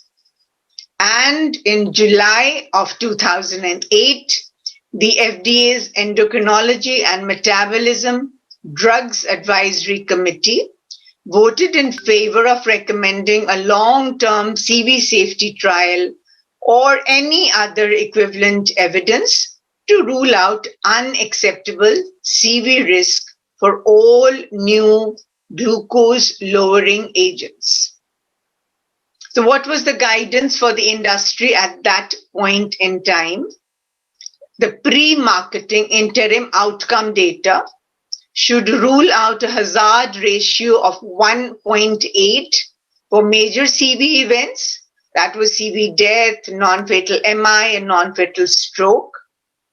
And if the pre-marketing data had not already ruled out a hazard ratio of 1.3, a drug approval based on interim outcomes data would be required to continue the outcomes trial to do so after approval. When we come to the meta-analysis of the phase 2 and phase 3 clinical trials, it would be the default option to satisfy these requirements, and that an additional dedicated safety trial would only be needed if data were insufficient. Now, if we look at this interesting graph here, if we look at the hazard ratio and the approval or not approved based on the superiority, non-inferiority, or whether the study was underpowered. So these are 5 examples here of the hazard ratio and the upper limits of the 95% confidence interval of a development plan and regulatory consequences of each outcome. So you can see that these 3, one is superior, 2 are non-inferior, they are approved, but obviously these 2 are not approvable by any means. And I have already told you about the cutoffs of the hazard ratios. Now, what was the impact? The impact was that every novel anti-diabetic agent approved thereafter had to undergo a dedicated CVOT, that is cardiovascular outcomes trial. So what did this involve? It involved a large number of patients varying from about 5,000 to 15,000 with diabetes and a high cardiovascular risk. The timelines for the trials were planned to last anywhere from 3 to 5 years, but the actual length of the trials was determined by the event rates. And if we look at some of the trials, they lasted for even up to just 1.5 to 2 years. Whenever we talk of any study design, we have to consider the limitations as well. Yes, there were significant limitations. So number 1, they were enrolling very high-risk patients who had multiple CV risk factors or pre-existing cardiovascular disease. The ideal study population, if the primary goal is to evaluate the safety of a medication in the highest risk category, the manufacturers have an incentive to enroll a population in which events will accrue more rapidly to complete the trials. So we want the results as fast as possible. And if the goal is to evaluate the effects on cardiovascular outcomes in broader indicated population enrolled, it has a very misleading outlook. So look here, this is very demonstrative. So if we look at the DPP-4 inhibitor studies, in Examine, CVD was there in 100%, and from Savertimi to TCOS to Carmelina, you can see it is more than 57%. For the SGLT2 inhibitors in the EMPA-REG outcome, it was 99%, with CANVAS at about 66 and Declare-Timi at 40%. With the GLP-1 receptor agonists, for Elixir and Harmony outcomes, it was 100%. And for Leader, Sustain, 6 and Excel, it was from 60 to about 81%. Only Rewind had a 32% CVD patient population. So what is the limitation as far as the duration is concerned? CVOT trials have not been long enough to fully explore the possibility of a cardiovascular benefit, because this would require a greater statistical power than what we require for ruling out a CV risk. So may or may not show an immediate effect because of the short duration. Now, why is it so difficult in this era to prove the cardioprotective effect of a particular molecule? Because today's patients are already on a background of statins and other standard of care medications for non-glucose cardiovascular risk reduction.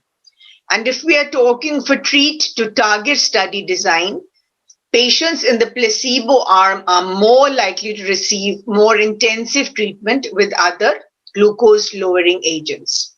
It is possible that trials with neutral findings did not have sufficient duration to demonstrate a benefit. So again, the bottom line is CVOTs, designing them to run for longer periods of time would definitely give a better chance of reliably demonstrating a cardiovascular benefit when it exists. So look at the median follow-up here. Again, for examine is just 1.5 years. Max duration in TCOS at 3 years. For the SGLT2 inhibitors, for the EMPA-REG was 3.1. Max canvas was 5.7. For the GLP-1 receptor agonists, for the Harmony outcomes, it was just 1.6 years with a max of Rewind at 5.4 years. So the median follow-up in years is also much less than what is required to demonstrate the cardiovascular benefit. Now, if we look at the long-term follow-up for the UKPDS and the DCCT, which are still considered the gold standard, the vascular effects of the glucose-lowering agents took about 5 years.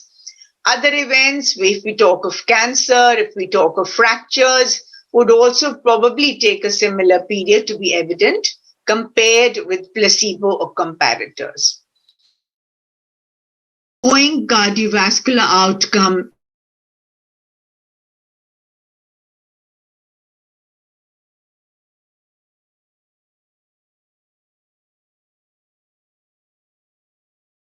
limits the trial's ability to assess treatments that might be more effective for primary cardiovascular disease prevention. Again, the in the cardiovascular outcome trials for Carmelina was almost 15 years, ranging from about 7.1 upwards. For the SGLT2 inhibitors, for Canvas, it was 13.5 years. For the GLP-1 receptor agonist, Sustain 6, it was again almost 14 years. Long-term follow-up. So where there is need for ongoing trials to satisfy new regulatory requirements, and this has led to designing a culture of risk avoidance study. So what is the need for trials to be completed within the shortest possible time? So why? To maximize the financial return on pharmaceutical investment. So there is lack of long-term follow-up after the study treatment period ends. So the net, this limits our understanding of the longer-term effects of newer drugs. Now, if we compare the results of different CVOTs, it's very difficult overall. A definition of CVD risk and or CVD also varies between the trials. What is the degree of severity of the prior disease of enrolled patients? Again, that is highly variable. And even the primary end point, the definitions are diverse. As far as routine care, the background from trials is very dissimilar somehow. What about differences in pathophysiology? Cardiovascular outcomes differ greatly. So if you look at myocardial infarction, it has a thrombotic origin. Cardiovascular death results mostly from arrhythmia. Stroke can either be thrombotic or hemorrhagic. So a positive or a neutral effect on one of the components does not necessarily mean an improvement in the others, especially when we are considering their pathophysiology. And the best example of this was the results of the various components of the primary composite endpoint in the EMPA-REG outcome. So again, you look at this forest plot, which shows you very clearly, if we are looking at the CV death, MI and stroke, it favors empagliflozin, a 3-point MACE, CV death, non-fatal MI, but for non-fatal stroke, it favors the placebo here. So this is what is the result of the EMPA-REG outcome trial. Costs are very important at the end of the day. How do they translate into prescription practice? As with any large-scale randomized clinical trial, the cost at the end of the day, which would be gained after a CVOT, would be very significant, because we are talking of tens of thousands of patients who have devoted their time to these studies, and they know that they are potentially exposing themselves to a certain molecule. We have a lot of researchers, clinicians, statisticians, and other personnel involved who are responsible not only for running the trial, but for analyzing the data as well. So looking at the whopping numbers, for Savertimi in the DPP-4 inhibitors, it's over 16,000. Least at Examine, about 5,000. For the SGLT2 inhibitors, in Declare-Timi, it is over 17,000. For the GLP-1 receptor agonists, Excel, again, almost 15,000. So the number of patients and the supporting staff adds enormously to the cost. So what happened before 2008 again? Most CVOTs were started after the FDA or the European guidelines. So the analysis of the drugs that we are talking of are the SGLT2 inhibitors, the DPP-4 inhibitors of the GLP-1 receptor analog class. We know that to date, there is not one single cardiovascular outcomes trial on metformin or sulfonylurea alone. And you know that the mainstay of management in diabetes, even today, is metformin or a sulfonylurea. The substantial financial cost is borne by drug manufacturers. So how does this translate? The investment burden, which is created by the FDA guidance, could steer the manufacturers away from diabetes medication development and perhaps towards area with fewer regulatory hurdles. At least one major manufacturer, BMS, has exited the field of diabetes. Investments of others have also fallen because of the higher costs.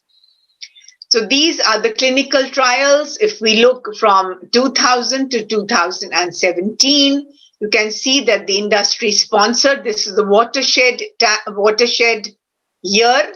You can see the decline in the industry sponsored clinical trials, and the all industry sponsored clinical trials have also plateaued off.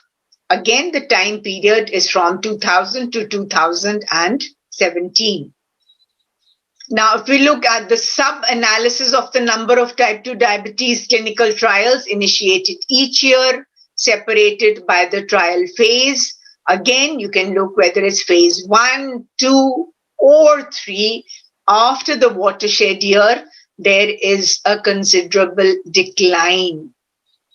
And if we look at the time series of the industry-sponsored clinical study initiation for several different therapeutic areas, then if we look at the diabetes trials, yes, again, after the watershed in December 2008, we can see a decline in the studies or the clinical trials which were industry-sponsored.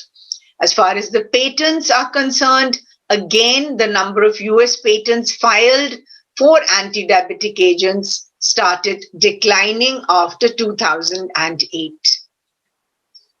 So how has this been reviewed? What is the position today?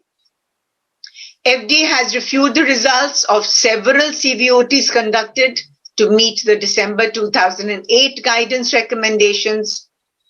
CVOTs to date have not identified an increased risk of ischemic cardiovascular events. Some have demonstrated a reduced risk for cardiovascular events.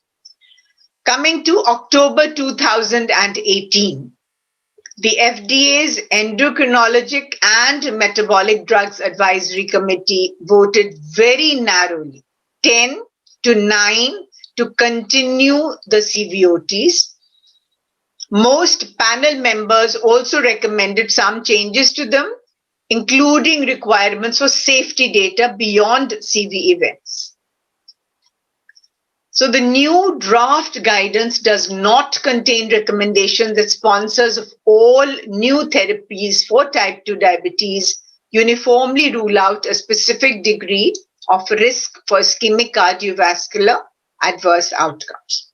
So when a sponsor submits a marketing application for a new drug for glycemic control, the safety database should include data from patients with relevant age, comorbidity, and or complications in phase 3 trials. For example, at least you should have 500 patients with stage 3 or 4 CKD exposed to new drug, at least 600 patients with established cardiovascular disease, whether it's a previous MI, documented coronary artery disease, previous stroke, peripheral vessel disease, exposed to a new drug, and at least 600 patients older than 65 years of age who are exposed to the new molecule. So what is the way forward?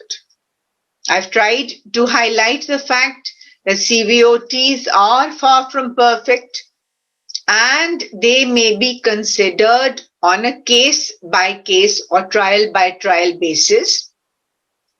Greater use of observational data, passive follow-up, robust post-marketing surveillance using large registries, government-funded organizations and private philanthropic foundations may also contribute resources to enable more cost-effective and informative studies. Thank you. Thank you very much. Thank you, Madam, for an excellent deliberation. It was very practical and the many points you highlighted, Dr. what are the difficulties and excellent presentation. And I think we'll take question and answer session at the end of the symposium so that all of us can participate in a lively discussion. So over to my colleague, Dr. Subhash Kumar, to introduce my friend Rakesh Sai. Over to Subhash, please. Good afternoon, everybody. Thanks, Diabetes India team, for giving me this opportunity. And really, indeed, we had a nice conference going on after studies, gala dinner, a memorable one even on virtual field.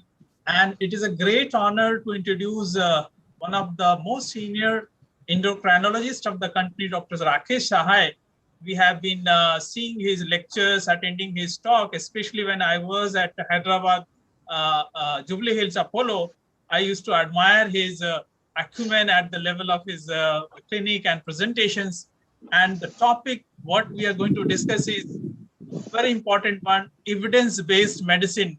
We all know Dr. David Sackett, who introduced this topic, this term to the practice of medicine, which made a big difference in the clinical outcome for almost a decade, more than a decade. So here we have a erudite speaker, Dr. Rakesh Sahai. I don't have words to introduce such a person who who doesn't require any introduction at this level, at this forum. So I invite sir to go ahead with his topic of, are we missing evidence-based diabetes, practice in diabetes? Sir, over to you. Thank you, chairpersons, for the kind words of introduction. Thank you to Diabetes India team for inviting me to this program, and I should congratulate them for the excellent program conducted and the big attendance that they are having for this program. So my topic in this session is about looking at evidence-based medicine and trying to see whether are we missing the evidence-based practice in diabetes. So this is after the listening to Dr. Sarita Bajaj's talk on CVOT trials, and the subsequent trial is subsequent talk by Dr. Sanjeev Shah is going to be on the real world studies. So I'll be just taking a step backwards and trying to analyze whether are we doing enough in terms of clinical practice. Although we have a lot of data available from clinical trials, we have just heard the chairperson telling us about the importance of evidence-based medicine. So what I'll try to see in the next 15-20 minutes is that I'll just quickly go through the aspects about what is evidence-based medicine, how it has evolved, and what is how it comes into place in diabetes management. How does the evidence, what are the evidences available from various trials and all that? Quickly look at that, and then speak about the impact it has had on the guidelines, on the evolution of the guidelines and management of diabetes, and then go on to discuss about what is happening in real world. Are we actually able to mimic what is done in clinical trials, and what is the scenario today, and what should be the way forward? So that's what I'll try to do in the next 15-20 minutes. So as we have seen that if you look back at at clinical practice over the decades or centuries, we could say that it used to be eminence-based practice, and then it has moved towards experience-based practice, where the person himself, the physician himself, used to go by the evidence that the experience that he has about a particular disorder or particular condition. And then now we have moved towards, in the last few decades, we have been speaking about evidence-based practice, where we are looking at the evidence generated across the globe, and we are trying to incorporate that into our clinical practice. So that's how the practice of medicine has changed over the decades or centuries. And if you're looking at evidence-based medicine, that is the integration of the best research evidence that is available with the clinical expertise and the patient values. So this is what is the definition of evidence-based medicine. And I think the first exposition of evidence-based medicine goes way back to early 19th century, where this lady Kelsey Francis was the first one who was a pharmacologist. She was appointed by FDA, and she noticed that a lot of these women who were taking thalidomide were ending up with having babies who were having the having these short limbs, and that is what actually prompted the FDA to stop this molecule. And I think that's one of the first evidence, first examples of where evidence-based medicine made a difference. And she was actually, this is a picture of us getting an award from the President Nixon there. So evidence-based medicine, is it applicable only to chronic diseases? Is it applicable to acute diseases? Is it applicable to infective diseases? So if we look at it, it's applicable across the board to all conditions that we're dealing with, all medical conditions that we're dealing with, and it is particularly important in non-communicable diseases or lifestyle disorders like diabetes, which we are speaking about. It is particularly important because we need to look at the various factors that are coming into play, and evidence-based medicine has a very important primary role in the management of various disorders. And today there is an overflow of information. As you can see, there are 5,000 articles coming up every day. That there are so many books, so many uploaded on Medline also, and so many trials in any particular area if you look at it. And the poor clinician doesn't have enough time to look at this information. And so that's why it's important that we that they curate this evidence, and that's one of the things that is done by this Cochrane collaboration, and that looking at looking at all the meta-analysis of all the randomized controlled trials. And this is how Professor Archibald Cochrane thought of this Cochrane collaboration, and that's what has become an important area now. And we have other sources of meta-analysis which are done by many people who are doing researchers who are working on this. And so there is a interest in EBM, evidence-based medicine. It is important, not only important, but has legal implications. And we also know that the patient also is looking at the evidence, and when we are looking at using a particular therapy and a particular treatment modality, we should also be aware that this could have legal implications also. So therefore, evidence-based medicine has a very important role to play, and so much so that a 21st century clinician who cannot critically read a study is like a person who cannot take a blood pressure or examine the cardiovascular system. So that's how evidence-based medicine has evolved over the years, and it's become an absolute necessity. Now let us look at the evidence based. What we could say the major evidences which have changed the management of diabetes. We could say that, if you look back, I think the first one to look at is the DCCT trial, which showed in type 1 diabetes that the good glycemic control has a significant benefit. And then we had the UKPDS study. So all these are way back in the 1990s, early 90s, we had these trials coming out. And then we had the follow-up of the UKPDS study, which clearly showed UKPDS study, and also the follow-up of which showed us the importance of metabolic memory, the legacy effect which came out in these trials. And then we had this gave us a very good important evidence that diabetes management is very important, and right from that time itself we are speaking of. There's some disturbance coming. Yeah.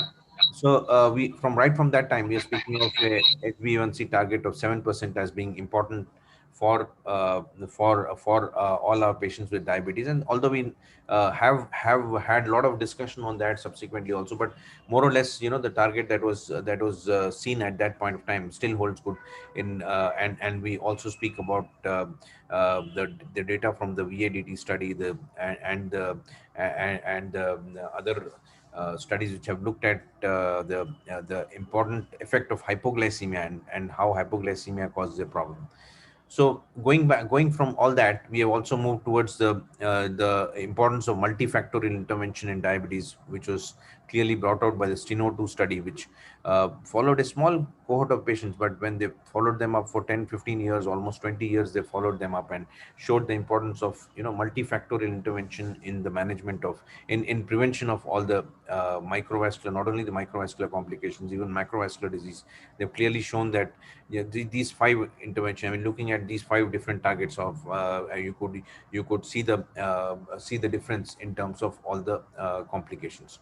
So this is what the STENO study has shown, and then we have the follow-up of the STENO study, which has clearly shown that intensive therapy with multifactorial intervention has a clear benefit in terms of all these outcomes.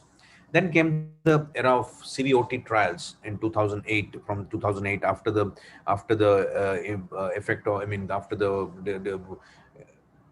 realization that rosiglitazone was causing a problem. Then came the era of CVOT trials, and my previous speaker, Dr. Sarita Bajaj, has very clearly given us the entire background about CVOT trials, and so I'm just summarizing the CVOT trials, showing here that if you look at the CVOT trials, typical before 2008, also we had some CV outcomes seen in different trials, and the UKPDS trial follow-up of that showed the beneficial effect on macrovascular complications.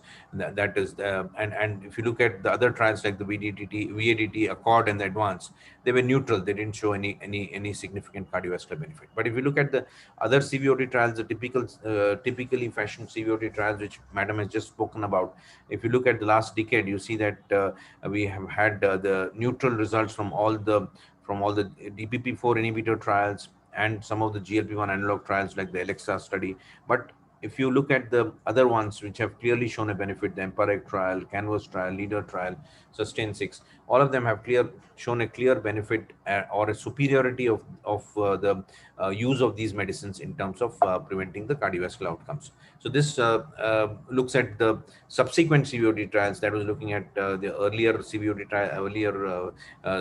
trials, but now we look at the more recent ones like Leader trial, the Canvas trial, and also more recent ones like the Declare-TIMI, the Carmelina and Carolina. All of them are shown in this picture. So we have a lot of information, wealth of information coming out of all these CVOT trials, and they have clearly shown that these two classes of molecules make a difference in terms of the CV outcomes in diabetes, and they have a protective effect when they are used over and above all the other standard of care. So what we have seen is that this evidence that we have got from all these important trials has made an impact on the guidelines also. If you look back at the guidelines before 2015 or even before, if you look at the guidelines which came out in 2006, if you look at the guidelines from EASD and ADA, that first time they came together and brought out the guideline, the major effect that they were major focus was on the glycemic efficacy of various drugs, and they were looking at these factors. But once we had the importance of hypoglycemia coming out in the Accord trial, the approach changed towards patient-centered care, and we are now looking at that being a major goal, not only to prevent complications, but also to optimize the quality of life of the individual, avoid hypoglycemia, avoid weight gain. So these are things which have become of prime importance in deciding what type of therapy has to be used in a particular patient, and patient-centered care became the major target from 2008 onwards, we could say. Now we have got other guidelines. I mean, and now we are speaking of individualization of glycemic targets. We are speaking that less than 7 cannot be the same target, cannot be applicable to every individual with type 2 diabetes. Every individual with type 2 diabetes is different. We have got lower targets in some and higher targets in some who have got greater comorbidities. So this is another impact of evidence-based medicine, which has clearly shown that the target cannot be the same for every individual with diabetes. And then we have moved on. If you look at the impact of the cardiovascular outcome trials on changing the guidelines for diabetes management, this happened in 2016 after the EMPA-REG trial, and then subsequently with the availability of all the other trials of SGLT2 inhibitors and the GLP-1 analogs. Clearly, what we have seen is that there's a clear change in the guidelines, where we are now speaking of triaging our patients based on whether they have cardiovascular disease. That too, again, we are looking at atherosclerotic cardiovascular disease versus the presence of heart failure, and then we're looking at the presence of CKD. So based on these, we are deciding whether these patients are suitable for some of the therapies which are going to provide them protection or provide them improvement or which are going to protect them from the progression of cardiovascular disease, heart failure, and CKD. And so therefore we have got these therapies which are clearly standing out as the therapies to be chosen initially over and above all the other therapies. And this was still, as of today also, while the ADA and the EASD guidelines still recommend these as the second line therapy, after first line initiation of metformin, while some other guidelines have gone ahead further towards using them even before the metformin, in terms of providing them the cardiovascular and the renal benefits. So I'm not going to details of these, but I would just like to just show you that the RSSDI ESI guideline also, which was brought out in 2020. This was the third edition of the RSSDI guidelines, and here the ESI also has come together with RSSDI and coming out with this recommendation. And again, individualization of therapies is what was the focus of in the RSSDI ESI guideline also, where we're looking at the different factors which could influence the glycemic control, which should be addressed when we're looking at choosing the therapy. And we have also come out with a impressive wheel which could help the primary care physician or a general practitioner in terms of deciding which therapy is best in a particular situation, by looking at this wheel, which could be very practical and handy in many situations. So as I was mentioning, over the years what has happened is there's a change in the guidelines, right from looking at being glucose-centric earlier to becoming more of cardiometabolic, having a focus on the cardiometabolic effects and the cardio-renal effects. And then now we are becoming more patient-centered guidelines. And so what we are seeing is that from 2019, the European Society of Cardiology brought about a change in terms of recommending the GLP-1 RA or SGLT2 even before metformin. And that's where we are seeing a major change. And today we are speaking of independent of HbA1c, we are speaking the HbA1c lowering effect. We are speaking of the use of these drugs for the cardio-renal benefits that they provide. So having looked at that, what we are seeing is that the guidelines have definitely been influenced by the evidence that is available. And let's see what are the differences in terms of RCTs versus real-world evidences. We have spoken about the CVOT trials, and now we are going to hear Dr. Sanjeev Shah speaking about the real-world evidence. But what I'll quickly do is I'll just take you through some of these things. If you see the real-world versus the clinical trials, there's a clear difference as we are seeing. And why is this difference? Because this is a well-controlled scenario where you have very selective inclusion exclusion criteria. So you've got motivated patients who are followed up very rigorously, and everything is well documented. So you find that the benefits seen are much more than what you see in a real world scenario, where you have different issues coming up. You have larger numbers of patients. It's a everyday setting, multiple comorbidities, and you don't have a selection of the patients. You have to treat every patient who comes to you, and that's why you find the difference that you see in the clinical trial scenario may not be translating into real world. And still we see that even in the US, we see that only 50% of their patients are at the target of HbA1c of less than 7%. So this difference in terms of the real world scenario and the as compared to the clinical trial scenario, we see that this gap is quite huge. And the gap is probably, if you look at trying to understand why this gap is there, it is probably 75% due to non-adherence to therapies, and another 25% because of additional characteristics like the cost of drug therapy, like the comorbidities that the patient may be having, other medications that they may be needing. So all these things make a difference in terms of having impact on the real world scenario. Now, if you look at the scenario in India, we see that still we have a significant burden of diabetes and its complications, and we see that 1 million people every year are dying because of diabetes-related causes of death, and that's the reason why we need to look at this. And if you look back at 2005, Dr. Mohan has proposed that there's a rule of halves, which says that only half of the people who know that they have know about their diabetes, and out of that only half of them take treatment, and out of that very few are actually under control. So when you're looking at all this, we see that we have a lot to do in terms of bringing the real world, bringing the clinical trial evidence towards our practice, incorporating that in our practice. And we see that even several years later, in 2011 also, we found that there was a very dismal state of affairs with the Diabcare India study, showing that only about less than 20% of patients were at the target, and the average HbA1c was close to 9% in our patients. And this is in spite of the fact that there are at least 40 new drugs that have been approved by FDA since 2005. We see that very small percentage of our patients are actually at the target HbA1c of less than 7%.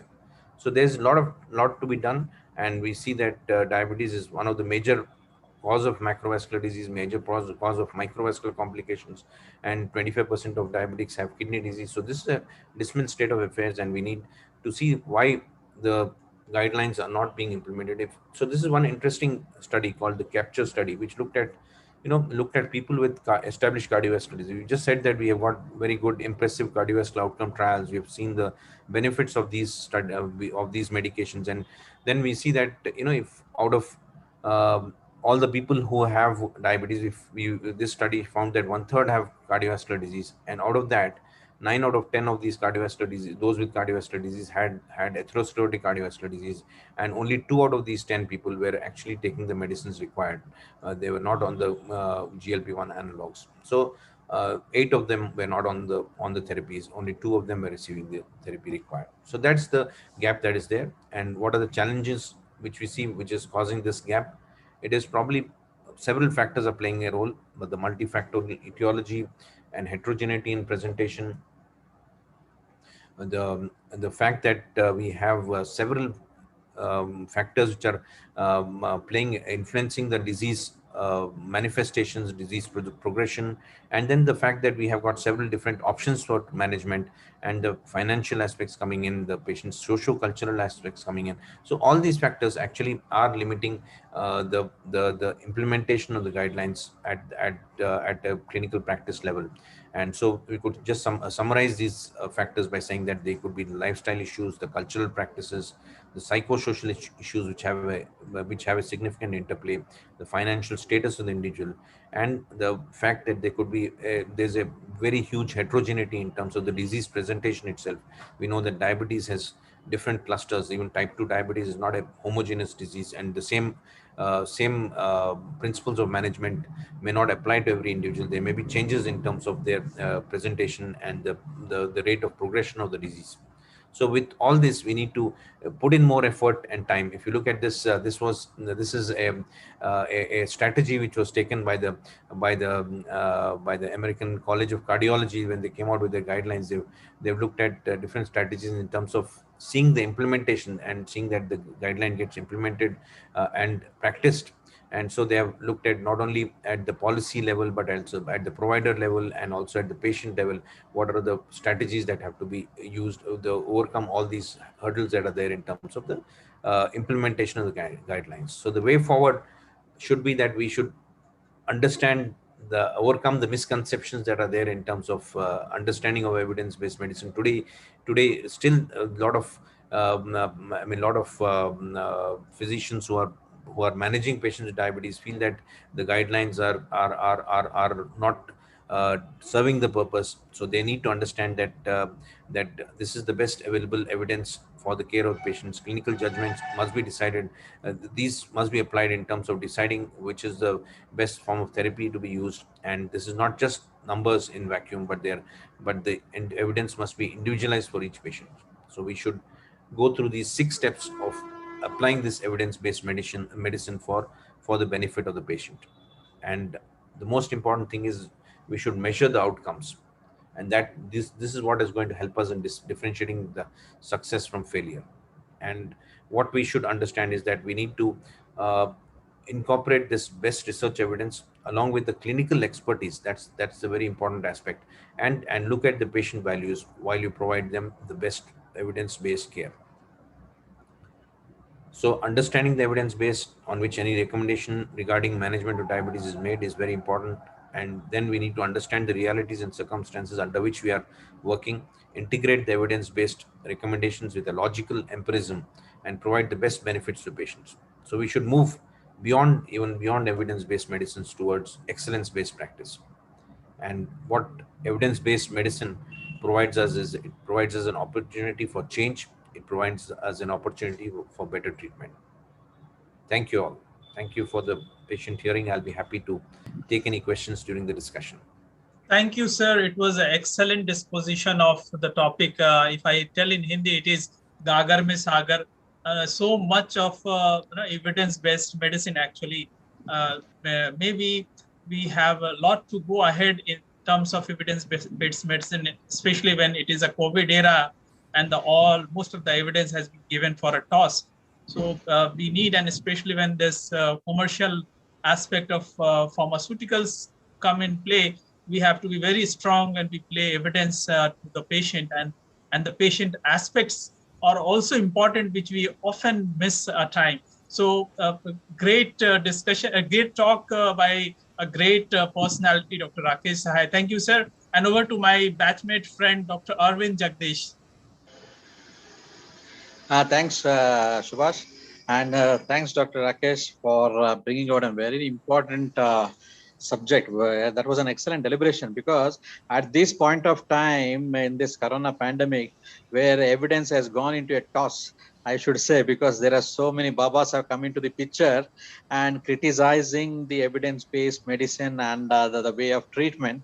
I think they should listen to your talk, I think, because that is what it is, helps them to realize that it is not a single thing or a single drug we put into the patient and just see how it works out, but it is because of the experiments or because of the clinical trials which has been systematically done across the patient, across the globe, which is giving us the strong power to use a particular medications in our patients. Thank you, Dr. Rakesh.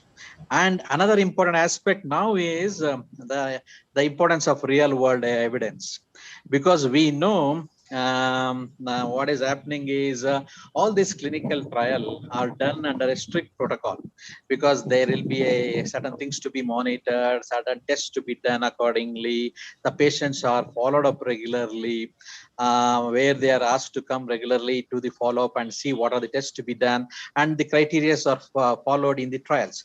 But is that really happens in the real world evidence, real world practice, where you and all of you, we all practice in the day-to-day situation? That is very important, because the evidence and guidelines are there in the back of our mind, but whether that is really applicable, whether really the patients are followed, because we know in our country, our patients are genetically known for not following up regularly. So these kind of patients we see, we have a practical problems in the clinical practice. To discuss about this important aspect of real world evidence and its impact on the management of diabetes, we have Dr. Sanjeev Shah for his presentation. Can I have a CV slide, please?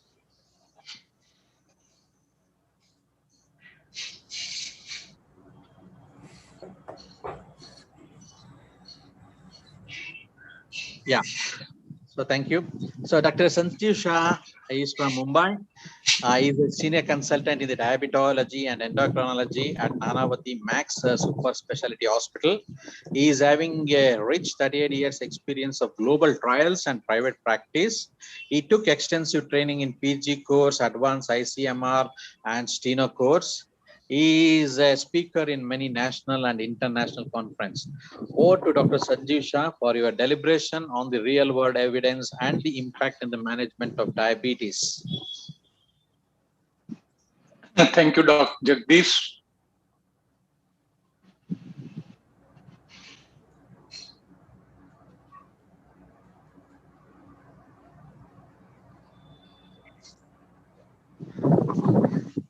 My screen is visible? Not yet. Got it? Not yet, not yet. Not yet. Yeah, so thank you, chairpersons. So as you listen to two talks, I would say that your screen has not yet appeared.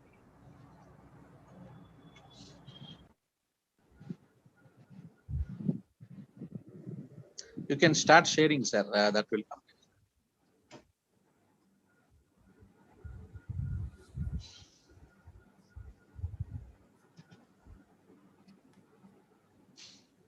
Now it is. Now it is. Yeah. Now it is visible.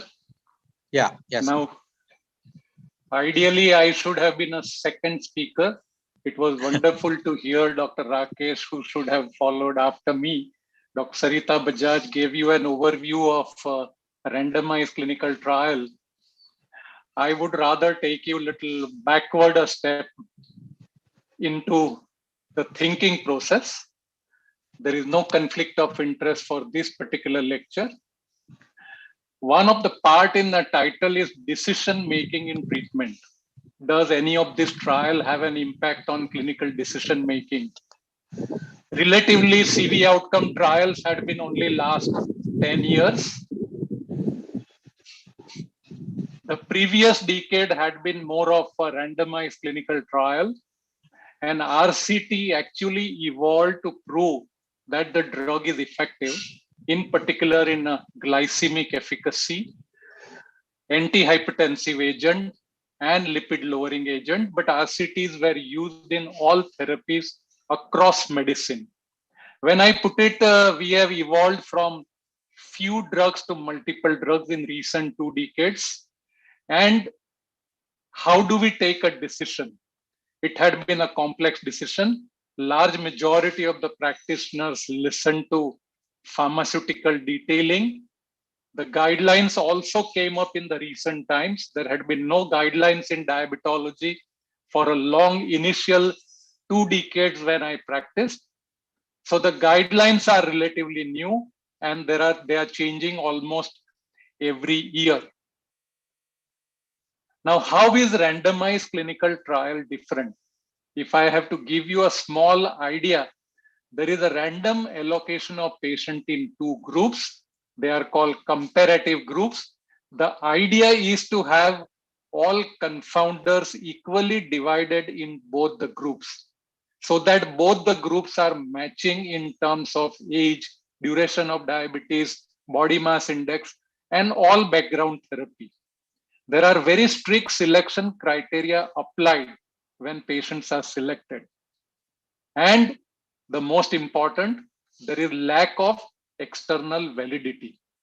These are high cost, long period, extensive exercise, which may give an answer, which may not give an answer, what you desire. So it is very important to have specific questions asked, trial design accordingly, and appropriate statistics applied.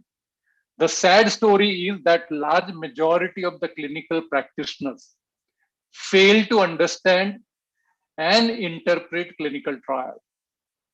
And so they have to rely on whatever has been said at such conferences and meetings.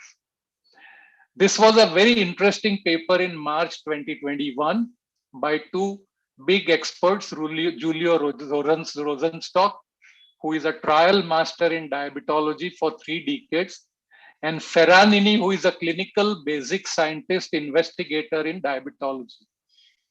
And the most important point, which is missing in many trials, is the difference between relative risk reduction, which gives you a magnified picture of a benefit. It may not be appropriate for many practitioners to make out what does that relative risk reduction mean when it comes to treating a single patient. So one has to know even an absolute risk, which is necessary to know. And that gives you a concept of number needed to treat. NNT means if you treat 25 people, 1 would benefit. If you treat 50 people, 1 would benefit. When you apply a leader trial for liraglutide, you have to treat more than 70 people to benefit 1. So apparently the relative risk will tell you something different.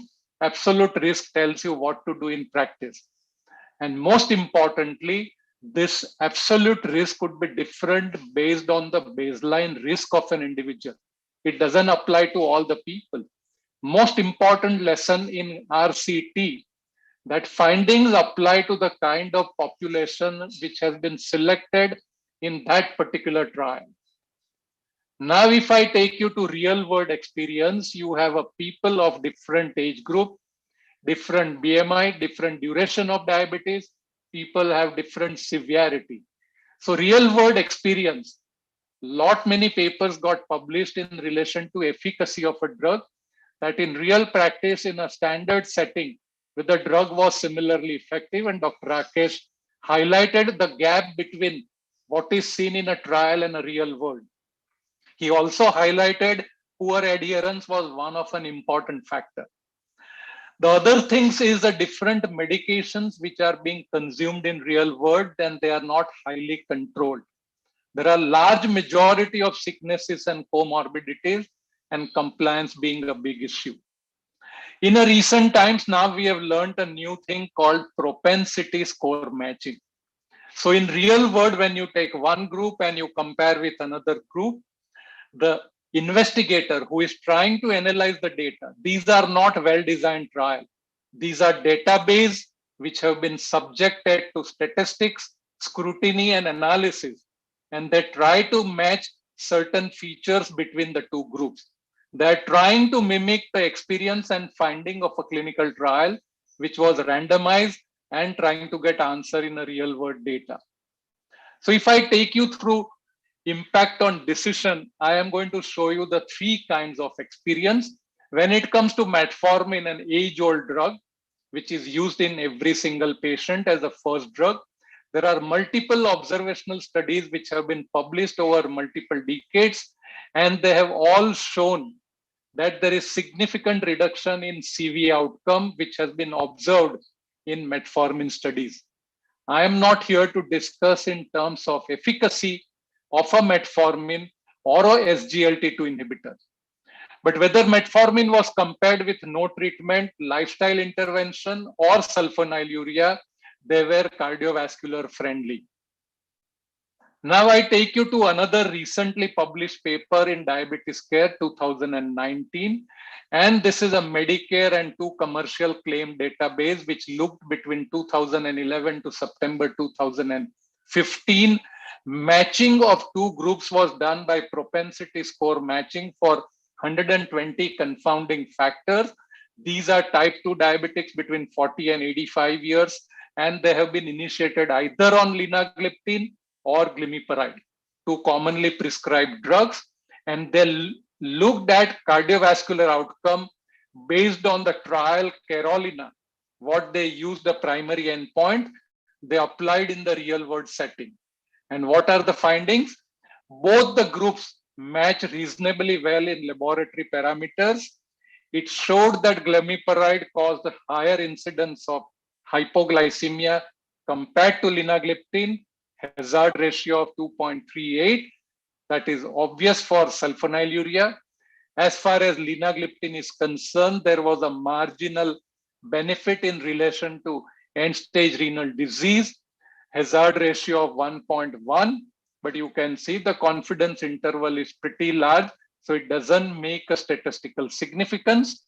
But linagliptin was associated with 9% decrease in the risk of CV outcome, marginally different from an RCT on linagliptin, which showed perfect CV neutrality. In real world, it showed marginal benefit on cardiovascular outcome. But again, here confidence interval is crossing 1.0. So one could interpret that linagliptin was non-inferior to glimepiride, which indirectly tells us that glimepiride and linagliptin match with each other, and both, as seen in RCT, are reasonably cardiac safe. So this is an add-on evidence on an RCT on both these molecules. Now I take you to a larger data. Probably real world became very popular after SGLT2 inhibitor. The kind of data seen in EMPA-REX CV outcome trial and subsequently in CANVAS, DICLET, TIMI, CREDENCE, people are thinking that whether real world offers you similar benefit with SGLT2 inhibitor or not. So this first study on CVD real looked at 3 lakhs of patients newly initiated on SGLT2 inhibitor, and they were compared against other glucose lowering agents. Both the groups had exactly identical number, 1,54,000. Here 53% received Cana, 42 received dapagliflozin, and only 5% received empagliflozin. There were 961 cases of hospitalization for heart failure recorded. But if you look at the matching, again, propensity matching was applied. Both the groups had exactly identical matching characteristics, and that's how this number was selected. out of 166,000 who received SGLT2 inhibitor. But in other glucose lowering, the number was very large, from which the numbers were carefully selected. Now, if we look at the results, death occurred in 1334 patients, the incidence rate of 0.87 per 100 person years. Heart failure, hospitalization, death happened in 1983. When you look at the risk or benefit hazard ratio, you can see here hazard for heart failure hospitalization was only 0.61, almost 40% lower risk of heart failure hospitalization. Surprisingly, you also find almost 50% risk reduction in the death, cardiovascular death, in irrespective of any SGLT2 inhibitor. This is something different from what we saw in Canvas trial and Declare-TIMI trial, which you have learned much before many times during last 5 years. So in this circulation paper, the authors concluded that with multiple population in different countries, treatment with SGLT2 inhibitor, whichever you select, compared to other glucose lowering agent, there was a lower risk of hospitalization for heart failure and death. The benefit which was seen with empagliflozin in EMPA-REG-CV outcome trial. So in real practice, you may find that any SGLT2 inhibitor would offer you similar benefit. Now, this is a CVD Real 2 study, which is another real world data of 235,000 patients. Again, an international study with a propensity matching. And in this analysis, in the lower two bar, you can see that there is a benefit in stroke and myocardial infarction in favor of SGLT2 inhibitor. We know beyond doubt that hospitalization for heart failure and cardiac mortality are benefited. Again, in death, you will find almost 50% benefit. On hospitalization for heart failure, 36% benefit. So all real world data points to all comprehensive cardiac benefit. Finally, I take you to the largest database well captured, which is called TriNet-X, electronic health record of 38 million people across 35 healthcare organizations. Here you have close to 47,000 patients who were treated with SGLT2 inhibitor, and they were compared with 189,000 patients treated with DPP-4 inhibitor. Why I am putting two drugs here?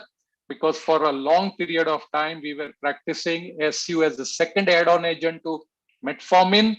Then came a DPP-4 inhibitor as a preferred agent compared to SU. Now SGLT2 inhibitor is trying to replace DPP-4 inhibitor. So when it comes to taking a decision in practice, SGLT2 versus DPP-4 inhibitor, I'm not going to put up here in terms of efficacy.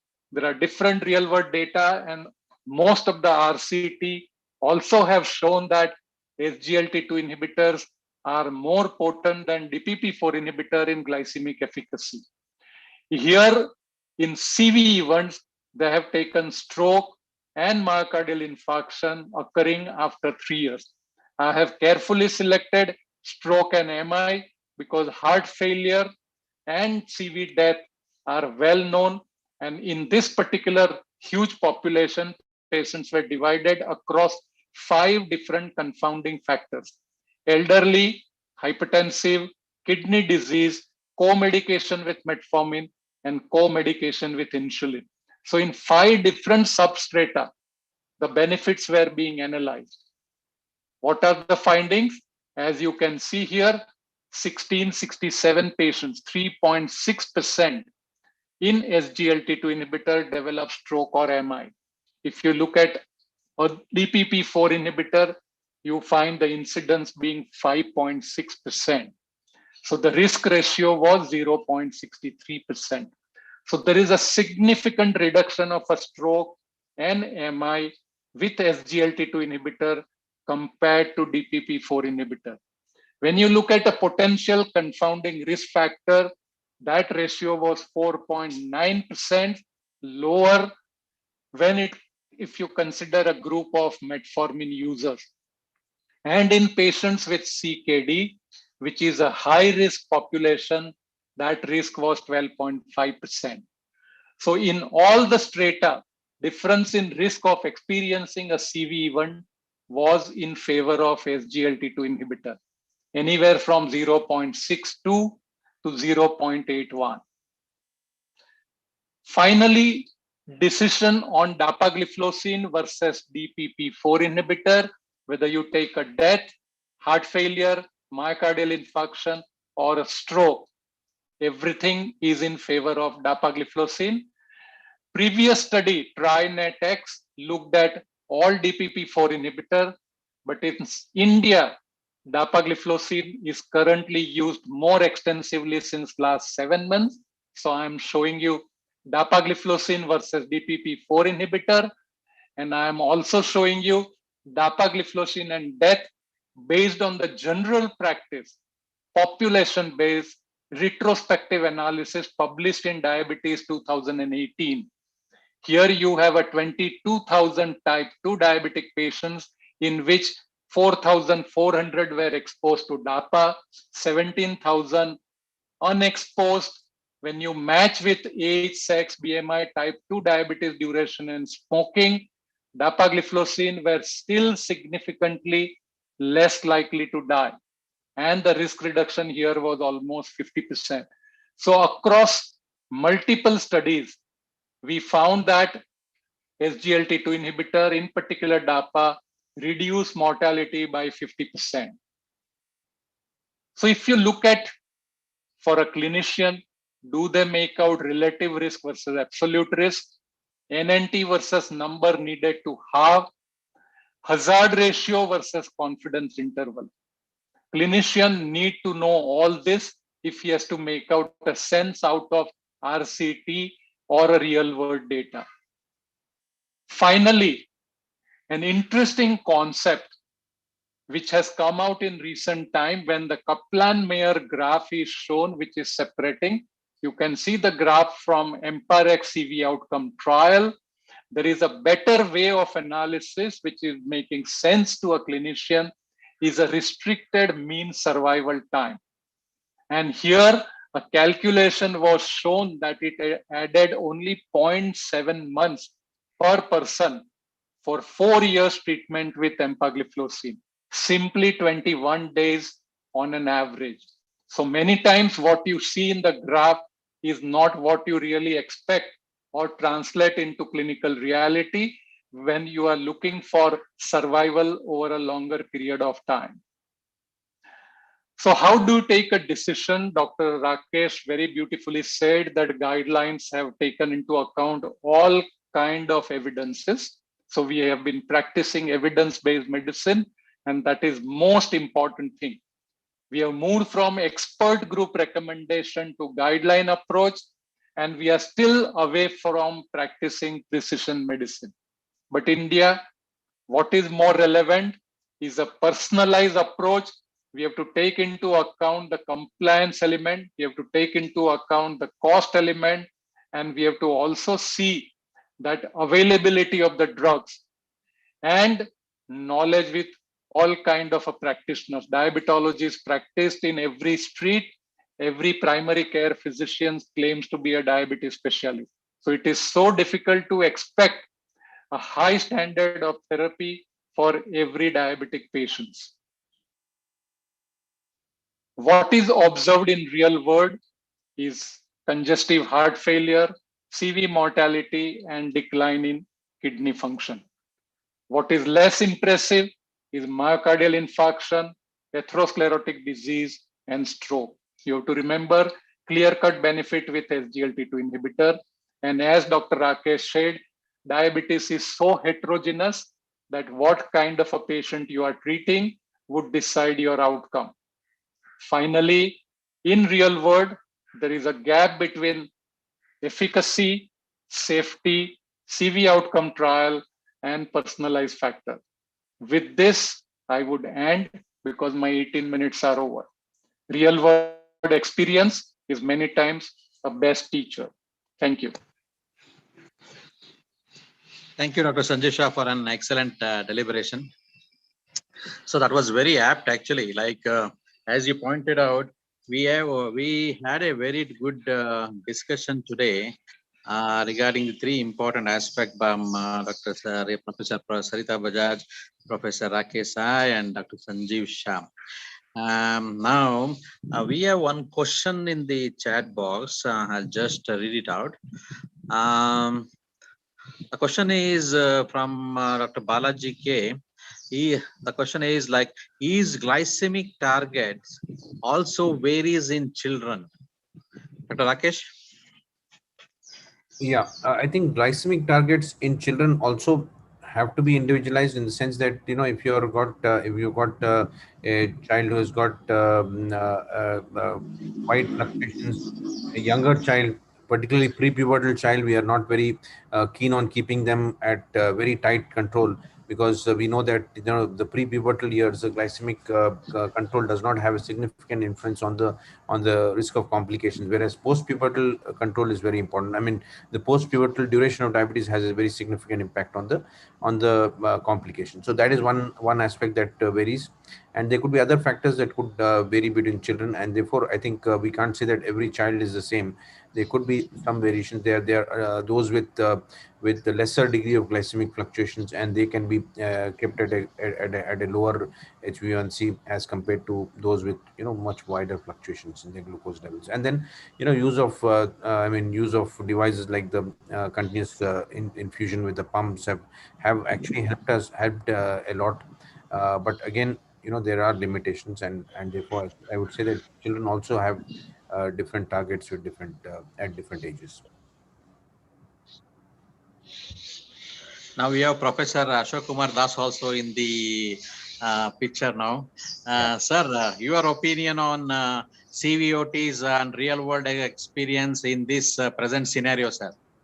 I think, Arvind, I must tell you that I was flabbergasted by Sanjeev Shah's presentation. You know, I remember only one word that he said, that, you know, we have to read in between lines and have to bring out the benefits of a study which is beyond RCTs. What I mean to say, Arvind, is that RCTs are good, but sometimes the real world evidence provides better close to practice guideline, which is lost in the RCTs. Therefore, today, Arvind, in all the journal clubs by the postgraduates, we insist on finding out the NNT, NNH, how to calculate that, and also look to the, I mean, it's called a critical analysis. Critical analysis will bring out the things which was told by Dr. Sanjeev Shah. So, but beyond that, CVOT trials have given us few things which are undisputed. The thing that it has given us findings beyond the CV safety. And you know, today, as Sarita said, and as also others have mentioned their opinion, that the CVOT trials will not be any more necessary. Now, what will be necessary is a the phase 4 post-marketing trial and filing about the cardiovascular every year for 2 years, then every 6 months. But there's a set pattern. Having said that, I personally excited that about the CVOT benefit trials. It may not be as rigorous as we had from the those drugs, the rosuvastatin trials. But you know, even from the time of metformin, we knew metformin has a cardiovascular benefit, is a vascular drug. We knew that such type of benefit, which was such type of bad effect ascribed to sulfonylurea trial, we got cleared. So I think to keep the CVOT in the focus is important. But I agree with the opinion expressed here. So rigorous trial pushes the drug price high and takes a longer time for a drug to come. What the FDA has decided today, DCGI also deciding, is much better. But CVOT has given us benefits beyond CVOT. We wouldn't have got this. When we call it, I call it vascular euphoria of the SGLT2. You see endothelial dysfunction benefit, the uric acid benefit, the benefit of the pressure lowering. the benefit of the nutritional offloading into the oxygen oxidative stress benefit. So there are so many other benefits which we would not have got. Kidney benefits, how would we have got it unless we have done the trial? So it has given us beyond cardiac benefits. That's my Professor Das. Yes. Many RCTs came because the drug required a registration, approval, and approved. It was their regulatory requirement, so they had to do an RCT. I agree. It is that. That's how. If you say what the best research today, Sanjeev, beyond what you said, the best research today is RCT. The second. But going forward, the data are being so well collected, and the statistics model, computerized artificial intelligence makes so fast an analysis of data that with the safety outcome, everything could be done in few days without much cost. So in future, we are going to see more data analysis, retrospective, and kind of a real world experience. Yeah, I think that's why I said I'm in favor. Only thing, not as such a rigorous. As Rakesh is saying something. Rakesh, I think we need to gel the evidence available from both these things. The RCTs are going to be there, RCTs are going to remain, and the real world evidences are going to get better and better, because with the better collection of data, better retrieval of data, I think we'll have more and more real world evidences from even from our country. We'll have more of this once we move towards more of electronic records, and I think we'll have a amalgamation of both the evidences, and that is what is ultimately going to give us the best possible sort of information about any molecule. So Rakesh, you will have absolutely, sir. Absolutely, Rakesh. Yeah. Now another important person we know, Dr. Jyoti Dev is also there, who is a man with so much of clinical trial and so much of real world experience. Dr. Jyoti Dev, sir, are you there in the line? Can you put some light into this topic? The question, Aravinda?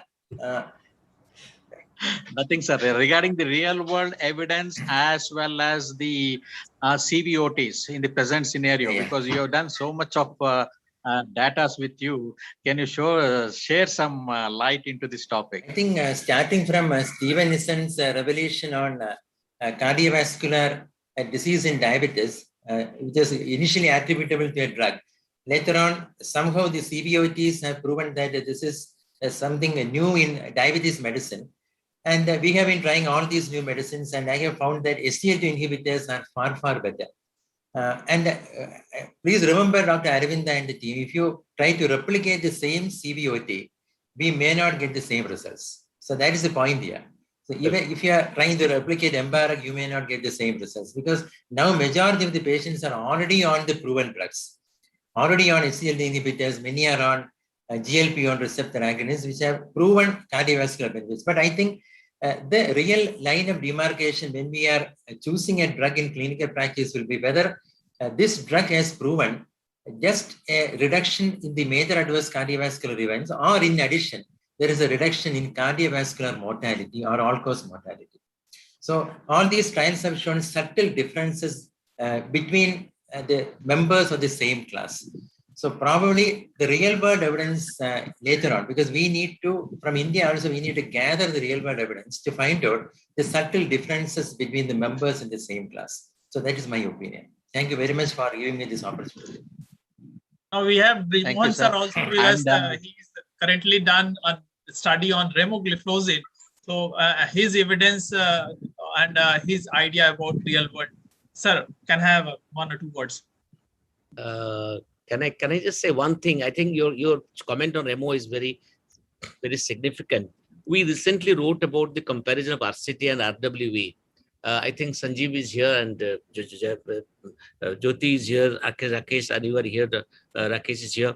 We said that the RWE and RCT both are complementary. However, compared to RCTs, RWE continues to be assigned lower credibility. Why it is assigned lower credibility? Because what all of you are hinting at, that the data collection, data analysis, Sanjeev said it has become easier. I do agree. But we have not written, that much of tenacity of purpose and exactitude is possibly not there. That's why RWE has not received higher credibility than the RCT or at par credibility also, Arvind. So therefore, I would say they're complementary. And as Rakesh pointed out, if you take to the records and absolutely clear recording of the data, it will become very, very, very, very significant. The question raised about Remogliflozin project, can you repeat it again? What other aspect you wanted to know, sir? Remo? Sir? Remo, you had a question on Remogliflozin. Subhash, you can ask. We just wanted the experience of Brijmohan sir because he has recently finished his trial on Remo. His idea on real world and evidence based. From whom? From Brijmohan sir. Brij is here. Brij is going to chair the next session. Brij. Yes. I am there, sir. I am there. I am there, sir. Please start. Thank you for giving me this opportunity out of the way because this is the previous session going on. Sudden question, sir. Sudden question on. Yeah. Now the question regarding Remogliflozin, as Subhash has asked me, I know that it is very, very difficult. Probably everybody knows to do RCTs.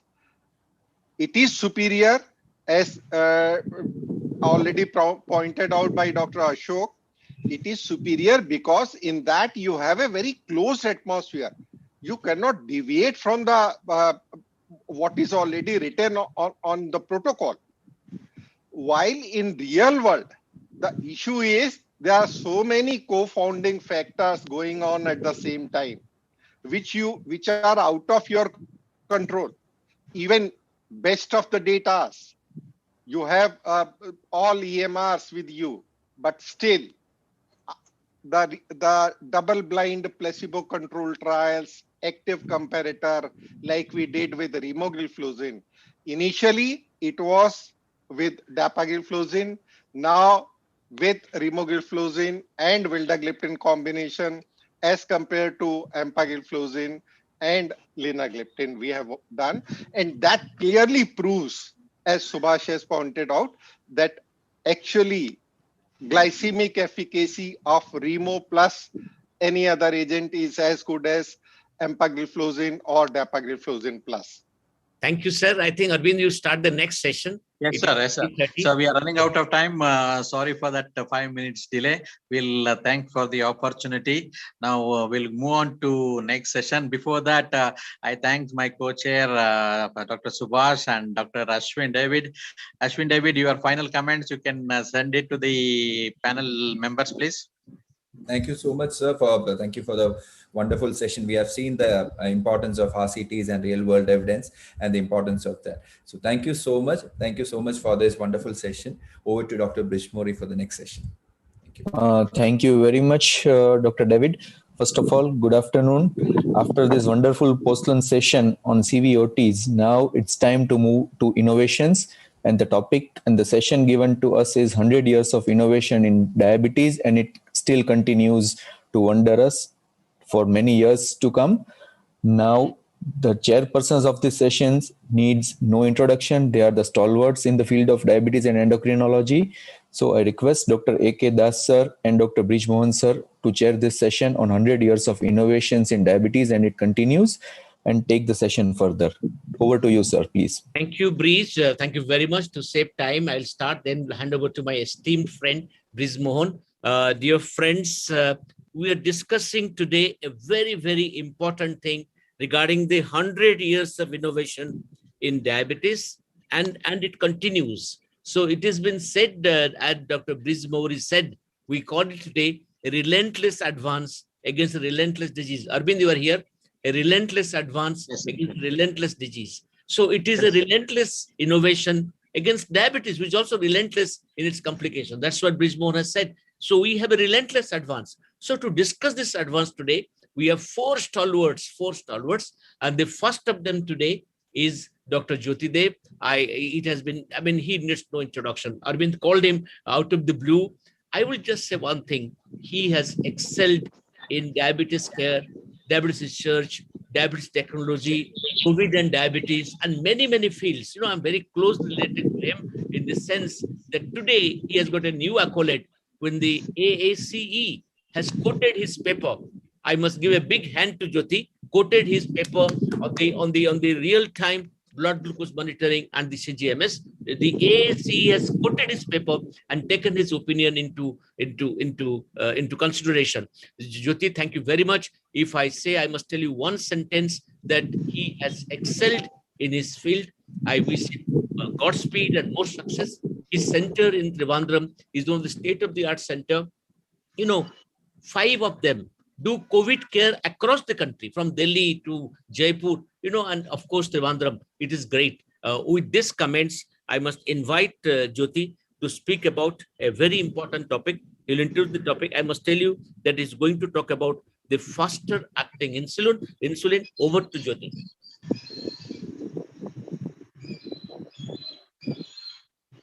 Respected Brit sir, most respected Ekida sir, thank you very much.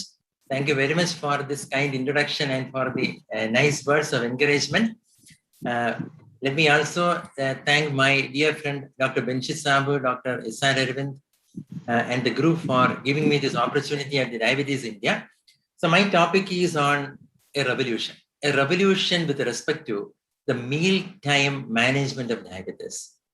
So these are my disclosures. Since we are commemorating 100 years of discovery of insulin, let me start with a little bit of history. And this is 2 a.m. early in the morning on the 31st of October, 1920. And this is the story of Frederick G. Banting, who is one of those innovators of insulin. He was originally a surgeon practicing in London at Ontario, Canada. And he conceived an idea. And that was, remember, 2 a.m. early in the morning. And that was under the influence of a lecture he did the last evening. And this idea was to isolate the internal secretion from the pancreas, which later on led to the isolation, the purification, and ultimately the successful clinical use of a new formulation in science. And over there, you see the House of Banting, and that is at Adelaide Street in Canada. And this house is now a National Historic Site and is owned by Diabetes Canada. And that is history. And that is history. And the innovation continues. The innovation continues. The search continues for better and better insulins. We don't stop there. We are trying to find, we are searching for the formulations for better matching with the physiology, for a better insulin before the meal, for a better insulin to be injected as a correction bolus. I will tell you the reason.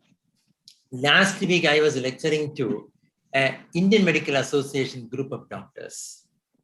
And there was a question. This used to be a often repeated question. Hey, doc, we are treating COVID-19. And in more than 95% of those patients, we are finding extremely difficult or rather impossible to manage glucose. The glucose is remaining above 300 or 350, and that is despite all these insulins and infusions. Do you have any insulin formulation or any new insulin which can bring down the glucose? And we are trying to discuss the answers to all these questions in the next 15 to 20 minutes. And this is the ambulatory glucose profile report, which has become a rule. And now it is part of the American Diabetes Association clinical practice guidelines. All of us are actually supposed to hand over an ambulatory glucose profile report to patients with diabetes. And this looks like this. This is a model report where you have the data from 14 days of glucose monitoring, which will appear as a 24 hours model graph. And then you have a bar diagram over there. And that is going to be the rule. The time in range for those monitoring from the CGM and probably the points in range for those gathered from a glucose meter, which will provide you in green, the time in target, and time below target in red, and time above target in yellow. So how can you reach your target without a hypoglycemia, avoiding the time above the range and reaching an acceptable time within the range? And that is what we are searching for. Times are changing. Times are changing. Everything is transforming in life. The way we travel, it has transformed over the last 50 years. Our lifestyles have changed over the last 50 years. Probably the only thing which has remained probably will be the sexual habits of the humankind. Look at the ancient Indian diet, which used to be very rich in fiber, with small amounts of digestible carb, and the protein was moderate, the fat was moderate, it was low in sodium. But if you explore into the modern Indian diet, the diet is very rich in carb, low in fiber, and it contributes to insulin resistance, and we are all living longer. The modern medicine has contributed to living longer. We have the statins, we have drugs for hypertension, we have drugs for treating infections such as antibiotics. And there is increase in the overall food consumption, which is low in fiber and rich in refined carbohydrates in particular. And we need to explore, and we need to more and more utilize the tools to help our patients. And this is the example of a tool, and this is the data from a Libre Pro. All of us are performing this, but here the difference is the arrows pointing are the 1 hour after the meal. Exactly 1 hour after the meal, there is a glucose excursion. And this glucose appears to be normal or rather acceptable at 2 hours after the meals. Is it common? My honest answer will be, this is extremely common. If you measure the glucose at 30 minutes after the food, 60 minutes after the food, and 2 hours after the food, for major food items such as chapati, dosha, idli, pongal, upama, and in red you have the 60 minutes, that is 1 hour after the meal, there is a significant glucose spike. And this actually comes down. The glucose is dropping at 2 hours. And this is a gap. I would say that this is a gap when we are treating our patients. And we need to close this gap.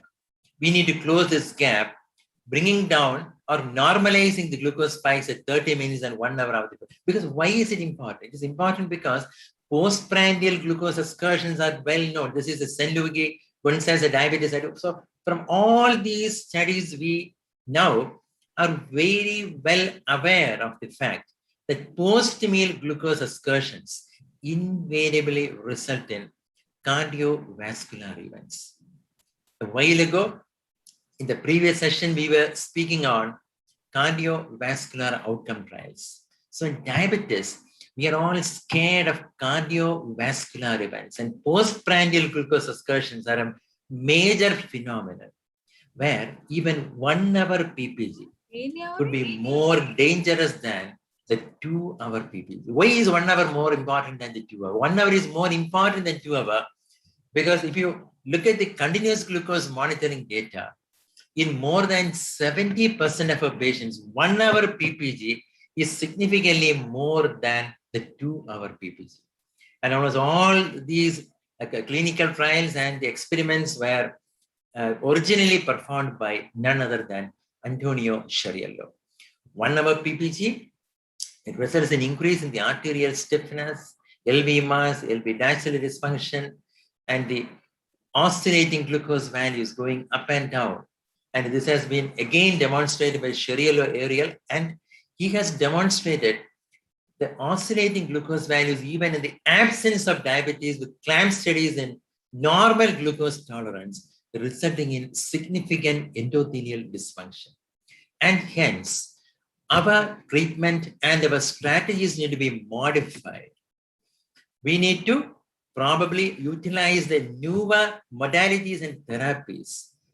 And this is the only solution to take care of the postprandial glucose excursions, both at 1 hour after the meal and 2 hours after the meal. And this is a real scenario. What is actually happening in the outpatient setting, in the emergency setting, in the inpatient setting? These are the challenges. 2/3 of the respondents in this survey, in the outpatient setting, our patients are forgetting the bolus. They need to bolus a particular time before the meal. They have to calculate, and they are calculating incorrectly the boluses. And they are eating more than the insulin is covering for the meals. And in the inpatient setting, which probably we are all bothered about currently, when millions are getting treated for COVID-19 and for diabetes. Inappropriate timing of the regular insulin. The regular insulin need to be injected 30 minutes before the meal. And the illness, the acute illness itself will induce a stress, and this increases the glucose values, especially after the meals.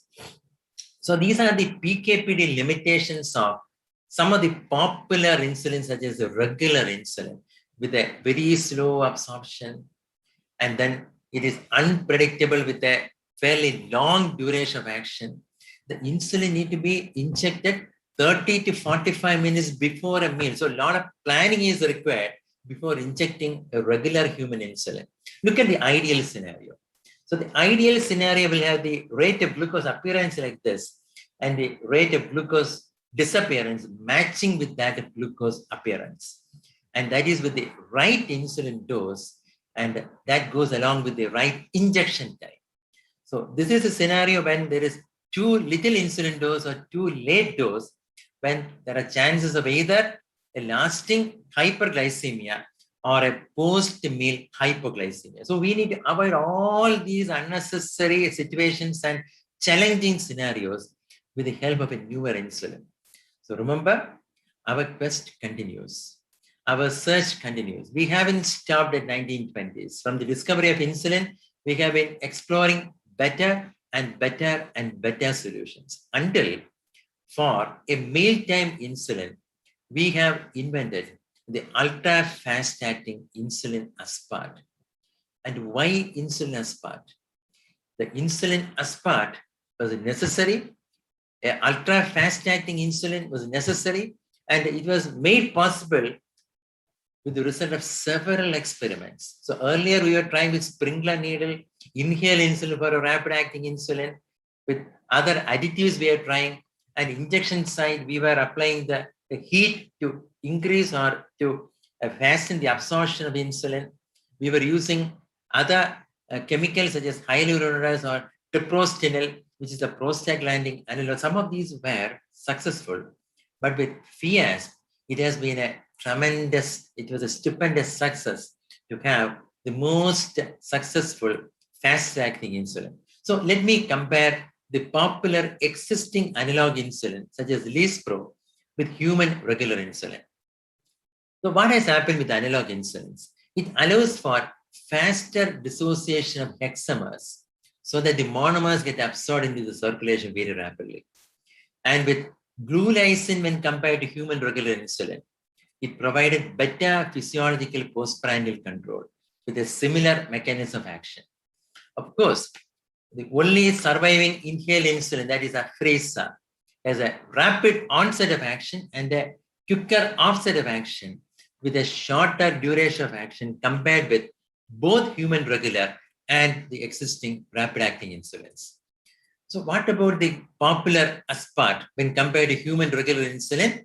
We know with the advent of rapid-acting analog insulins, the monomers are rapidly absorbed into the circulation. But let me compare aspart with Lispro. The popular aspart, the time-tested aspart with Lispro, the postprandial glucoses were more stable with aspart when given as a pre-meal bolus, leading to smaller glucose excursions. And this actually documents aspart far better than probably Lispro as a rapid-acting insulin. So the clinical benefits of aspart are well established. They are well documented. And this is the insulin which is used for the treatment of diabetes in all age groups, starting from 1 year onwards. And this is the insulin of choice in insulin pumps and for intravenous use in the hospitals.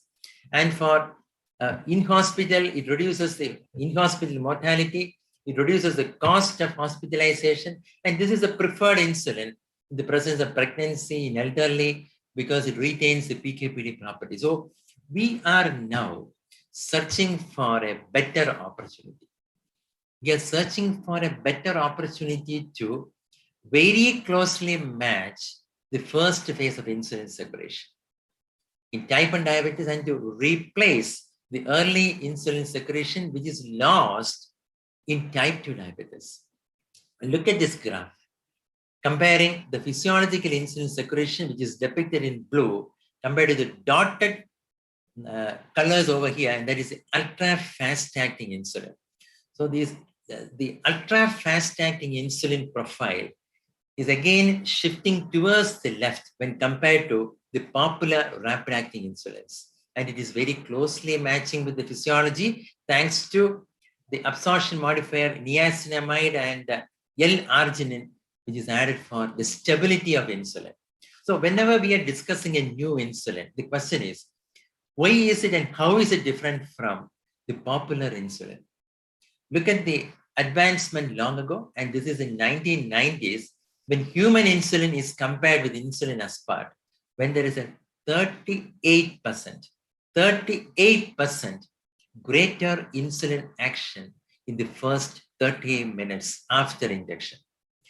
And when we move from insulin aspart to the new faster acting insulin aspart, there is a further improvement. There is a further advancement in the science. And when you compare faster aspart with the conventional insulin aspart, there is again a phenomenal 74% greater insulin action in the first 30 minutes. And this explains everything. Why and how the new faster acting insulin aspart is different from the popular aspart, and how is it different from the conventional human regular insulin. So this is a formulation which is far, far superior to the existing regular and rapid-acting insulins. And this has been tested in the onset clinical trial programs, both in type 1 and in type 2 diabetes. In type 1 diabetes, significantly better hemoglobin A1C reduction with faster aspart when compared with conventional aspart. And this is at baseline and this is at week 26. And in type 2 diabetes, equivalent reduction in hemoglobin A1C, and the new insulin has been proven non-inferior with respect to hemoglobin A1C reduction. Remember, whenever we are innovating and exploring solutions, the new insulins are not meant for a potency. The new insulins are meant for more safety and a better duration of action and an improvement in the time in range. And this is again faster acting insulin aspart when compared to insulin aspart, documenting a better PPG reduction both at 1 hour and at 2 hours. Both at 1 hour and at 2 hours. And this is a dream come true. This is a dream come true in both type 1 and in a vast majority of patients with type 2 diabetes, when we have a formulation to bring down the glucose even at 1 hour after the food, and that too with no added challenge of hypoglycemia. This insulin has shown significantly lower risk of hypoglycemia. So when I say significantly lower risk of hypoglycemia, this is with respect to overall hypoglycemia and nocturnal hypoglycemia with fast-acting insulin aspart. And now the question, what about the postprandial or meal-related hypoglycemia? That is again significantly lower. Look at 2 to 4 hours after the meal, and this is time when you are scared. Whether look at regular insulin, it will have a long duration of action of 6 or 8 hours. So in contrast to the earlier insulins, there is no reason and fear for hypoglycemia 2 or 4 hours after the meal. So this is a recent publication from Diabetes India, and I know this is the Diabetes India conference. It is not published online. This is a journal proof. And this is a need of the hour, initiated by Dr. S.R. Aravind. And here we are formulating a guideline on how to treat diabetes in the presence of COVID-19 and the corticosteroid use. Let me very briefly go through a real-world evidence with the use of faster aspart. And this is a Go-Bonus study. And these are subjects already experienced with the use of Libre. And this is how the primary objective and the explorative secondary objective has been designed in this study.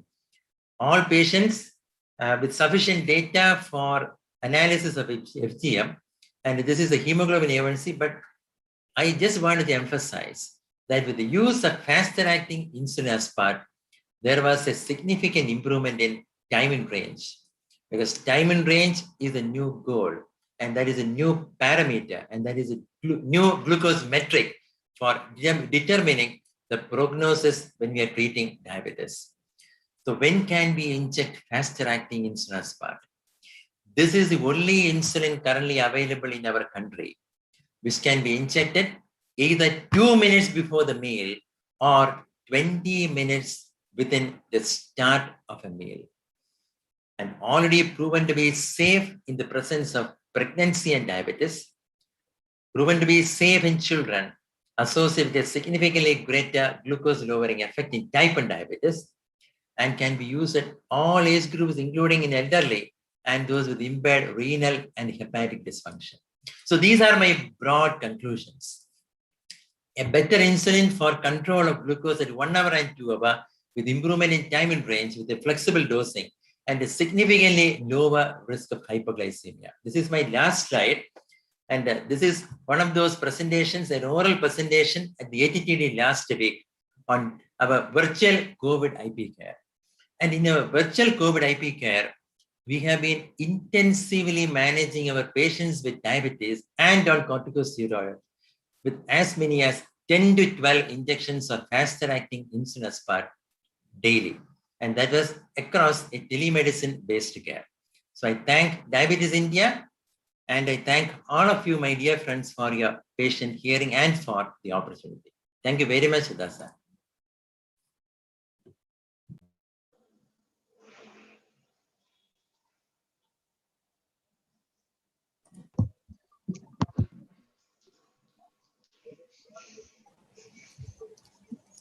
So thank you, Dr. Jyoti, for that excellent presentation on FIASP, which has changed the way we treat bolus insulin delivery.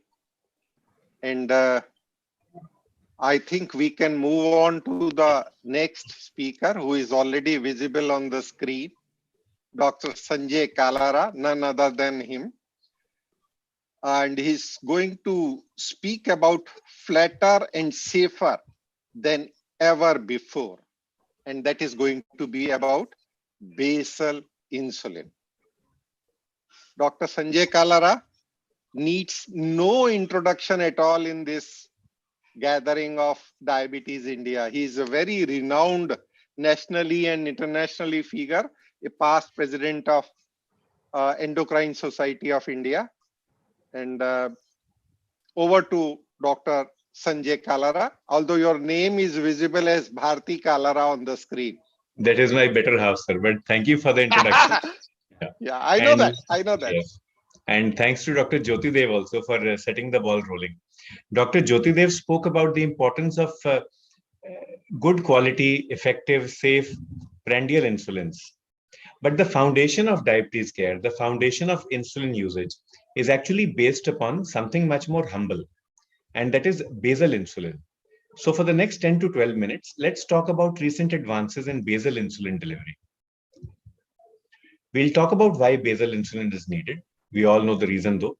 And then we'll discuss our quest for basal insulin analogs, how we have improved the quality of analogs from first to second generation. Now, in the OPD, many times people come and say, doctor, my fasting glucose is 170, but my postprandial is only 150. What is the reason?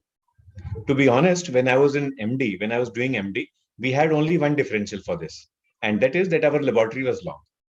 So we would very, very conveniently and very happily bracket it that the biochemistry people don't know how to do their stuff. That is why they're giving a fasting which is more than a postprandial. But now we realize that fasting glucose is mediated through the liver, through hepatic gluconeogenesis, through the receptors that are present in the liver. While the daytime glucose is mediated through other receptors, predominantly those in the skeletal muscle and adipose tissue. Daytime glucose is more closely related with lifestyle, with meals, with exercise, with stress management. The nighttime or fasting glucose is relatively less linked with lifestyle. Of course, there are exceptions. Supposing someone is a shift worker, somebody takes a lot of alcohol at night, Someone is not able to sleep at night.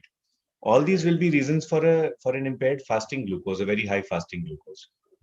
But still, lifestyle modification, if prescribed properly and if followed properly, will do a much better job of bringing down postprandial glucose as compared to fasting glucose. Because of all these factors, we actually need insulins which are able to reduce fasting glucose. We also need to ensure that we focus not only on postprandial hyperglycemia, that of course is important, but also focus on fasting glucose, because that itself is an independent determinant of HbA1c and an independent determinant of cardiovascular outcomes. So if we can't get the HbA1c down, if we can't get the fasting glucose down, we will not be able to improve CV outcomes. As diabetes worsens, fasting glucose levels tend to rise because overall insulin deficiency comes into play, and it worsens and worsens. And you will find that when we speak of insulin deficiency or insulin sufficiency, we have to focus on both basal and prandial, because basal insulin secretion itself contributes to around 40 or 50% of the total daily secretion of insulin. Multiple injections will be required in most people with type 1 with diabetes, especially all with type 1, because you will have to have different injections for prandial insulin and different for basal insulin. So, of course, our next speaker will speak about how to circumvent this and how to overcome this. But for the first 15 years or so, for the first 25 years or so after insulin was discovered, it was very difficult to find a long-acting insulin. At that time, the insulin that was present had to be given every 4 or 5 hours for it to act. So the child would have had to wake up at night. In 1936, Hans Hagedorn, a Danish scientist, found that basic proteins like protamine could prolong the effects of injected insulin. And this protamine comes from sperm. It comes from sperm of the salmon fish. So that is where they found this protein from. And then they used it. At the same time, insulin formulations were created with zinc, and also different crystals were created: lente, semi-lente, ultra-lente. All these were able to increase the duration of action. Zinc insulin, lente, semi-lente, ultra-lente, all these are of historical interest now, though both the other speakers and our chairperson both have used them lots and lots. I have also used them now, but the variability was very high with them, so they are not available anymore.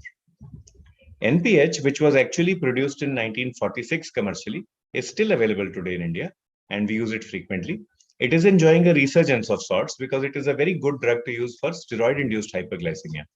If your patient is on methylprednisolone once a day or prednisolone once a day, then giving NPH once a day with breakfast is a very good way of counteracting this hyperglycemia due to prednisolone or methylprednisolone. NPH action is prolonged by the addition of a basic protein, which changes the pH. It increases the pH of the insulin and reduces its absorption. But later on, other analogs were developed, which also played with pH. Glargine, for example, has a low pH, and because of that, microcrystals are created, which reduce its rate of absorption. Then newer drugs came: Detamir, Degludec, and now Icodec in a few years. This is a once-weekly basal insulin, where acylation or fatty acid chains were acylated to the insulin molecule. And because of these large-sized fatty acid chains, the insulin molecules, they sort of associate with each other, they stick to each other, and then they are absorbed very slowly, they break down very slowly. So all these are different ways of prolonging insulin action. NPH, like we said, is still available in the country. It is now nearly 80 years old. Originally, it came from bovine or porcine insulin, but now is made with synthetic human regular insulin. The insulin molecule is complexed with zinc and protamine, and that's why it is cloudy. It is not clear solution. You have to shake it before use. And because the zinc and protamine are present, the pH changes. And so you see on the left side, you see that it gives a long, prolonged action. It is not really peakless, however. And it may not act for a full 24 hours. So therefore, with NPH, In some children with type 1 diabetes, you may need 2 injections per day, apart from the rapid acting ones.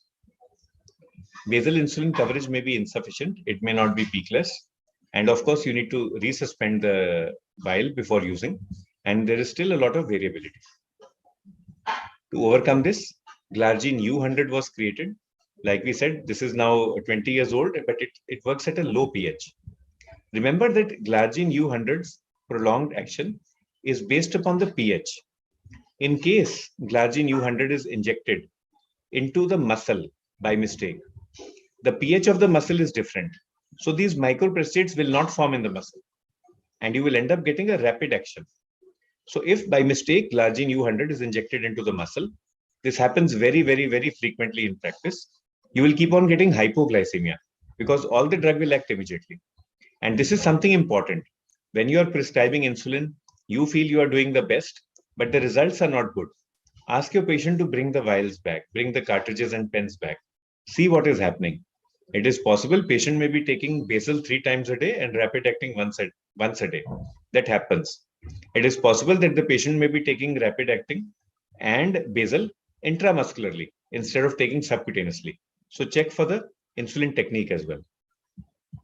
Further developments came in and Detemir was created. With Detemir, what was done was 1 amino acid was taken out and a C14, 14 carbon basal fatty acid chain was added. And this new molecule, Detemir, associated with itself in the subcutaneous depot. So the release was slowed. Even after reaching the circulation, it would attach to albumin, and that would further reduce its release. And so therefore, it would reach interstitial fluid slowly and steadily. Another good thing of Detemir was that the day-to-day glucose variability was very low as compared to NPH. So this was one advantage that it had. Another advantage that all these analogs have is that they reduce hypoglycemia as compared to NPH. So actually in many countries now, NPH is not used at all, though we continue to use it here. But from a convenience point of view, safety point of view, analogs certainly are the way forward. And just like Dr. Jyoti Dev mentioned for rapid acting insulins, similarly in basal insulins, you will find that the advantage of analogs is much, much more. They reduce the risk of hypoglycemia in both type 1 and type 2 diabetes as compared to NPH. They also have lesser variability, especially with the Detemir. However, they are still not truly peakless. And even with Glargine U100 and with Detemir, some people may need twice a day injection. You also have to give the injection at the same time every day. Like Glargine has to be given at bedtime every day. So that freedom is not there.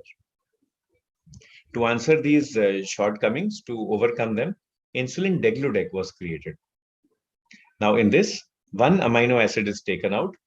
So you have a 50 amino acid chain, and to that a C16, 16 carbon fatty acid side chain is added. So this is larger than the fatty acid chain that you see with degludec. Because the chain itself is so large, it cannot associate to the molecule directly, to the insulin molecule directly. There is a glutamic acid spacer in between them to give space. Because of this, a unique mode of protection is created. In the cartridge or in the pen, when you inject degludec, it will be present as a dihexamer. So each insulin molecule is a hexamer. So imagine it as a dihexamer. This dihexamer is present in a solution which contains phenol and zinc. How I remembered as a student, pehle phenol, aakhir mein zinc, aakhir mein Z. Z comes at the end. So primum phenol, phenol depletes. Phenol goes out of these dihexamers, and the dihexamers begin to stick to each other. So a multi-hexamer is created. Primum phenol, but Z for zinc. When zinc goes out, later on, all these multi-hexamers break and monohexamers are formed. These hexamers break, then they become dimers and then monomers, and the insulin is absorbed slowly. It takes 2 to 2.5 days for the action to begin in steady state. But once that has happened, then you have very smooth sailing after that. Another second generation analog is present, that is glargine U300. Here also the mechanism of action is similar to that of glargine U100. It is based on microphosphates and on an acidic pH. But because it is much smaller surface area of whatever injection is given, the release of the insulin is much smoother. So glargine U300 enjoys different PK/PD profiles as compared to glargine U100. That is why whenever you are comparing insulins, different like glargine U100, glargine U300, detameric NPH, fasting glucose is much better controlled with degludec as compared to glargine U300 and 100. The reason is that degludec is a longer acting molecule. It has a longer half-life, a longer duration of action. Again, I found it difficult to understand the numbers, to remember them. Then I just remembered the marathon. The marathon is 26 miles long. So that is the half-life of degludec, 25.3 hours. The marathon is 42 kilometers long. And that is the duration of action of degludec, 42 hours to be precise. Another good thing is that with the degludec, you actually have lesser dose requirement in most studies.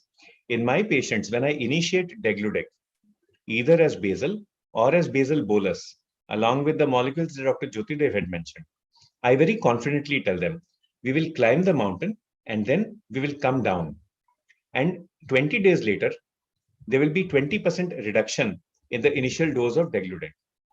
I've seen that this works very well. Number one, actually it works. Number two, it motivates the patient to continue with insulin. Because when you're giving degludec, the steady state will come after 2.5 days. You may not be able to get good fasting control in the next 7 days or so. And if you're calling your patient for a follow-up after 1 week, patient may be a bit, unhappy with you or a bit argumentative. So we sort that out. In the very beginning, we put what is called expectation setting. So my normal talk with the patient would be, we are starting insulin for such a reason. We can try oral drugs, there's no harm, but this is the reason why we are giving you injection, maybe for your kidney, maybe to correct a particular infection that you have. When you come back to me, I promise that you will be feeling happy. Insulin is an anabolic drug, the most potent anabolic hormone in the body. You will feel anabolic. You will feel good. You might have gained weight, if that is what we want for the patient, and if you are giving high dose of rapid acting insulin. Your symptoms will have gone, and rest assured, madam, you will be happy. Use the word happy, whether it is in Hindi or in Malayalam or Telugu. Use it twice or thrice. Build that up as the preferred target of therapy. You want to make your patient happy. There's nothing wrong in that. Then you say, you will begin to feel happy in 2 or 3 days. Your postprandial glucose will come down in 4 or 5 days. Assuming that you gave the drugs that Dr. Jyotidev told you, that you took the drugs that Dr. Jyotidev told you to do. And then in 10 days, your fasting will come down. I am calling the patient back after 7 days. I have already given myself an umbrella of 10 days. So even if after 7 days, glucose is not normal, there is no fight, there is no argument in the OPD. And then 20 days formula. In 20 days, 20% dose reduction will be there, that we promise you. It actually happens. Because once that initial glucotoxicity is taken care of, lipotoxicity is taken care of, glucose, the insulin requirements usually fall quite fast. Now, this may not be true for colleagues in USA and Europe. That is separate matter. What happens is, in the West or in a developed healthcare system, diabetes is treated like a chronic disease. So gradually, slowly, doses go up. But here in India, most of the time we are treating diabetes as an acute illness. Patient comes with an acute illness, acute comorbid condition, acute sickness, high dose requirement. You correct that and glucose levels fall. You actually de-escalate after some time. So whatever I was speaking of right now, that is correct when you are starting insulin in an acute situation, from an acute care point of view. And our chairperson sir will agree with us, for the Indian physician, it is so difficult. Half of the times you are wearing a chronic care hat, the other half you are wearing an acute hat. And when your patient comes in, sometimes you have to do both together. So it is actually quite difficult. Another thing that is difficult for us is to remain in time. So I've already overshot time, I think. But one beauty of degludec is it keeps insulin within, it keeps glucose within range. So we have better time in range. and lower hypoglycemia, lower time below range with degludec as compared to glargine U100. So when you are using this drug, you are assured that you will be able to get good glucose control without causing hypo, without causing hyperglycemia. This time in range concept is also known as the glycemic compass. So degludec is a compass which helps us, travel smoothly on the road of diabetes. Today, we have discussed the road of diabetes care. We have discussed how our journey has evolved in terms of basal insulin. We have seen how earlier we had no basal insulin at all. It was tough. Then we got NPH, and the protamine came from the sperm of the salmon fish. But we then improved. We got first generation analogs like glargine U100 and detamir. There were still issues. Then we got second generation insulins like glargine U300. And now we have degludec, which is actually much more effective, much safer, more predictable, less variable, and it finally keeps us in range. So I hope I've been able to finish my talk in time, in range. Thank you. Absolutely. You have finished 1 minute before, because now 4:14, Ajay will start.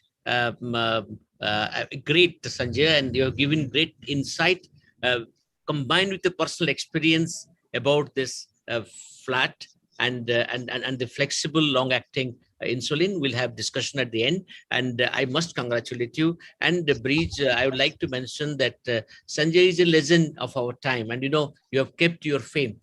Maybe I'll request again now, Breach, to call the phenomenal speaker, Ajay Kumar. Breach, you can call him. Thank you, sir. Thank you, sir, for that opportunity for calling again a legend in the field of diabetes. We started from southern part of India with Dr. Jyoti Dev speaking on bolus therapy, how it has evolved over the years. Then Sanjay Kalra from Punjab, who spoke about basal insulin, how it has evolved.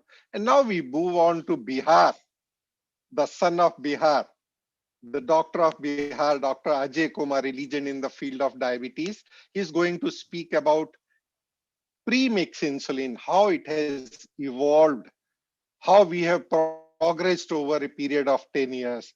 Over to Dr. Ajay Kumar. He's well-known figure, and we don't need to go into the details of his credentials. Dr. Ajay Kumar, please. Very respected Dr. A.K. Das, Dr. Brij Mohan, my colleagues Dr. Jyoti Dev and Sanjay Kalra, talking about innovations in insulin in the centenary year of insulin discovery, it gives you a sense of entitlement and a sense of achievement, so to say. And therefore, it's really very, very interesting that in this centenary year, we are talking in a symposium which is dedicated to insulin, and we have covered very important areas of prandial insulin and basal insulin. But the point is that you have to blend the efficacy and safety with convenience when you are prescribing insulin to your patients. These are my financial disclosures, and this is a very brief agenda that I'm going to pursue over the next 15 minutes or so. Ever since the discovery of insulin way back in 1921, we had a humongous amount of improvement in the quality of insulin and the way it has helped millions of diabetic patients to live their journey with diabetes. Now, very important, when we had the discovery of the human insulin in the mid-80s, in early 80s, it was really a breakthrough because we had lots of problems with the animal insulin, and the availability of human insulin gave us unlimited supply of insulin and a lot of safety associated with it. And then over the next few decades, we had the analog insulins, and most important, we had the genius of combining the basal and prandial insulin together into so-called premix insulin, and that completely changed the dynamics of management of diabetes. Let's just start with the human premix insulin. For the first time, we had two insulins in one, addressing both the fasting and the postprandial hyperglycemia.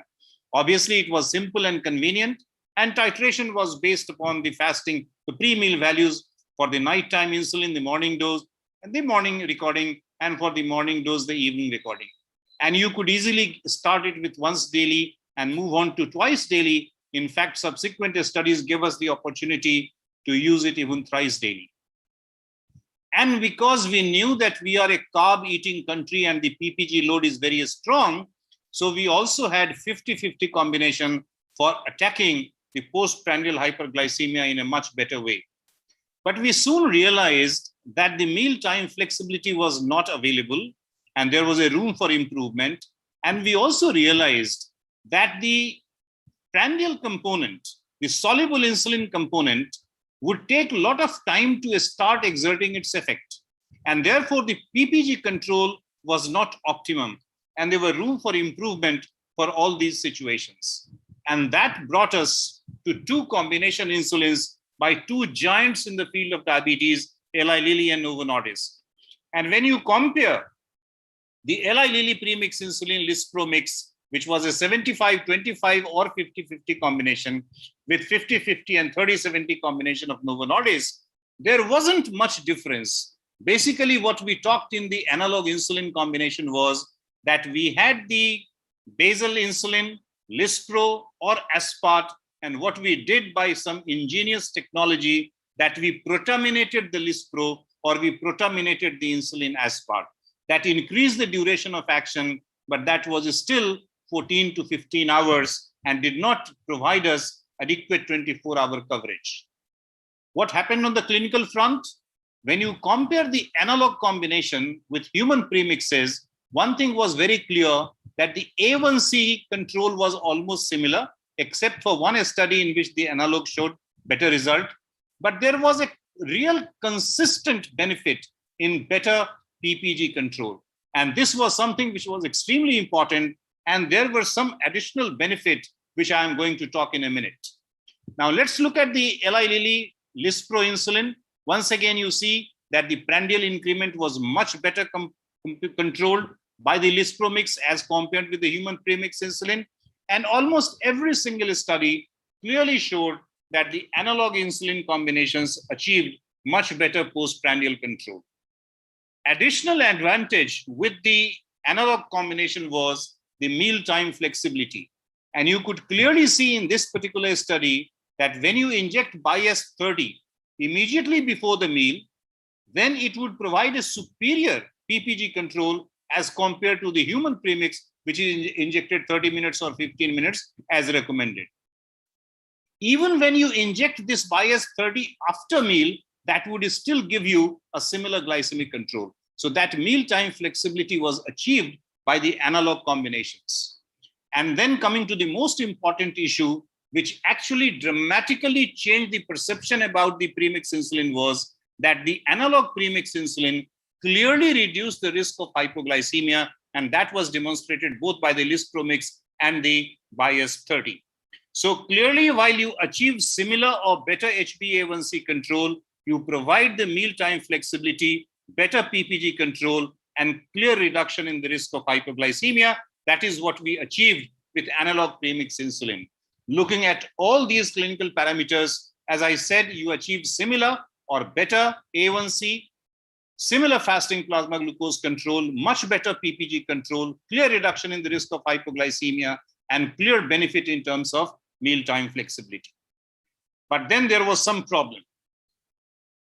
We had to decide that between the two, whether Lispro mix was better or BIAS 30 was better. In fact, majority of the study put them at the same bracket. Both of them were almost similar. There was one particular study which showed a better PPG control with BIAS 30 as compared to Lispro mix. But that was the only study which demonstrated this particular benefit. Now, the more important issue is that we have to address the limitations of the premix insulin which were available to us. And the biggest limitation was that the patient had to take injections or completely reorient his or her lifestyle with the timing of the insulin injection. This lack of flexibility in terms of timing of the meal with injection was a big problem. And the second thing is that with premix insulin, there was certainly a slight increase in the risk of hypoglycemia as compared with the basal insulin. And third most important thing was that the basal component having an action of only 14 to 15 hours, did not provide a very good fasting plasma glucose control. And therefore, what we needed was not protamination of the basal insulin, but a true combination of a basal insulin and a prandial insulin. Why could we not do it earlier? Because glargine was a very good basal insulin, aspart was a very good prandial insulin.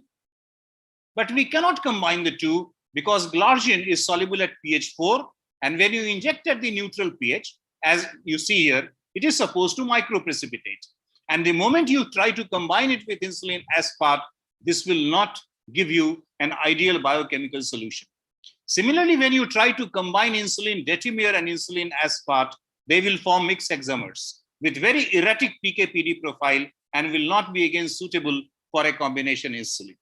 So for the first time, because of the unique molecular structure of insulin degludec, about which Dr. Sanjay Kalra already talked about the science behind it, this was a unique insulin where the molecule is open from both sides, and there is a possibility that you can attach a prandial insulin, or for that matter, even a GLP-1 receptor agonist with it. And we know that those combinations are now available, and that was the genesis of IDEG aspart.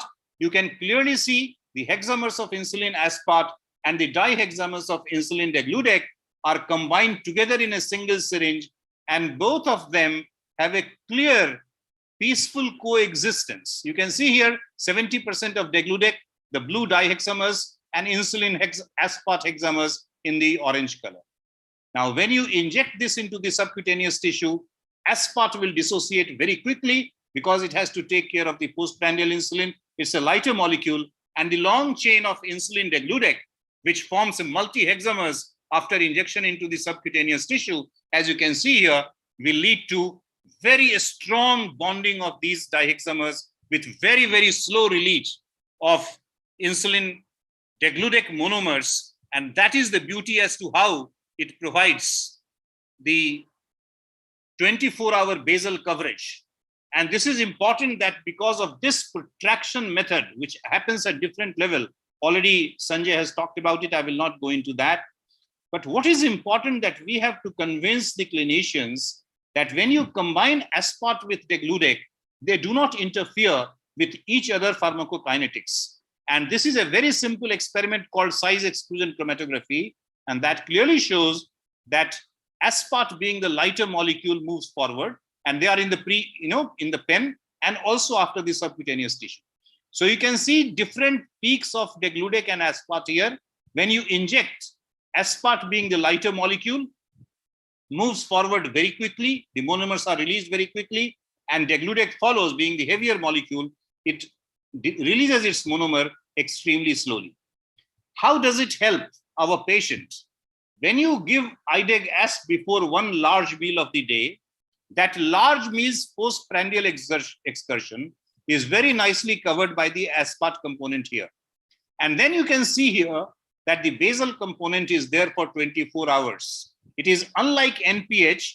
You can clearly see this difference. This is bias 30. This is only protaminated aspart. And you can see here protaminated aspart will lose its efficacy in 12 to 15 hours time, not 24 hours. Whereas in IDEG asp, degludec gives you 24-hour basal insulin. And the next advantage is that you do not see this shoulder effect, which you see in the bias 30. You can see here, this shoulder effect is not there. This shoulder effect leads to unwarranted hypoglycemia 4 to 6 hours after injection with bias 30. And particularly if you are injecting during the evening, before the evening meal, then you have the risk of nocturnal hypoglycemia. So all these benefits based upon the pharmacokinetics and dynamics of this true combination of basal and prandial, rather than protaminated aspart, you can clearly achieve the clinical benefits. Do we have the proof of it? For that, you need clinical trials. Time will not permit me to go through the entire cycle of IDEG asp studies, which have been done on several, more than 10,000 patients by now. But I will only talk about the insulin initiation. Because hitherto, basically, it has been fed to us through ADA ESD guidelines that basal insulin should be the right choice for insulin initiation. Although the IDF guideline, the Indian guideline, the Canadian guideline, our RSSDI guideline Most of the guidelines across the world give the physicians the option that you should individualize. You can start with a basal insulin, you can start with a combination insulin, except ADA guideline, which category says that preferably basal. On one hand, they say preferably basal. At the same time, they say individualization of therapy is extremely important. Let's not go into that controversy. If once daily is the reason for insulin initiation, then once daily glargine has to be compared with once daily IDEGAS. And when we do that, what we see here is a superior HbA1c control with IDEGAS, with a similar fasting plasma glucose control. And it is important to understand that in IDEGAS, you are using only 70% of the basal component. So you achieve a good basal control, fasting plasma glucose control, only with 70% of the insulin and a superior HbA1c control. Where does that superiority come from? It comes from clearly a much better PPG control. You can see here, 57 milligrams superior PPG reduction. In the evening, you have given the injection, and look at the evening reduction in the PPG. And more important, the initial perception that any combination insulin will increase the risk of hypoglycemia. Here, in fact, you see a 27% statistically non-significant reduction. But there is a very clear trend that at least it does not increase the risk of hypoglycemia. So you achieve a superior HbA1c control, similar fasting plasma glucose control, better BPG control, and you do not increase the risk of hypoglycemia. And you are giving it only once daily. And more important, you can change the timing of the injection. Whatever is your largest meal, you can give it before. So that flexibility is also available with IDEGAS. So clearly, by utilizing this strategy for insulin initiation, 72% more patients will achieve the target without having a risk of hypoglycemia. And you can see the comparison, 43% with IDEGAS and only 25% with insulin glargine.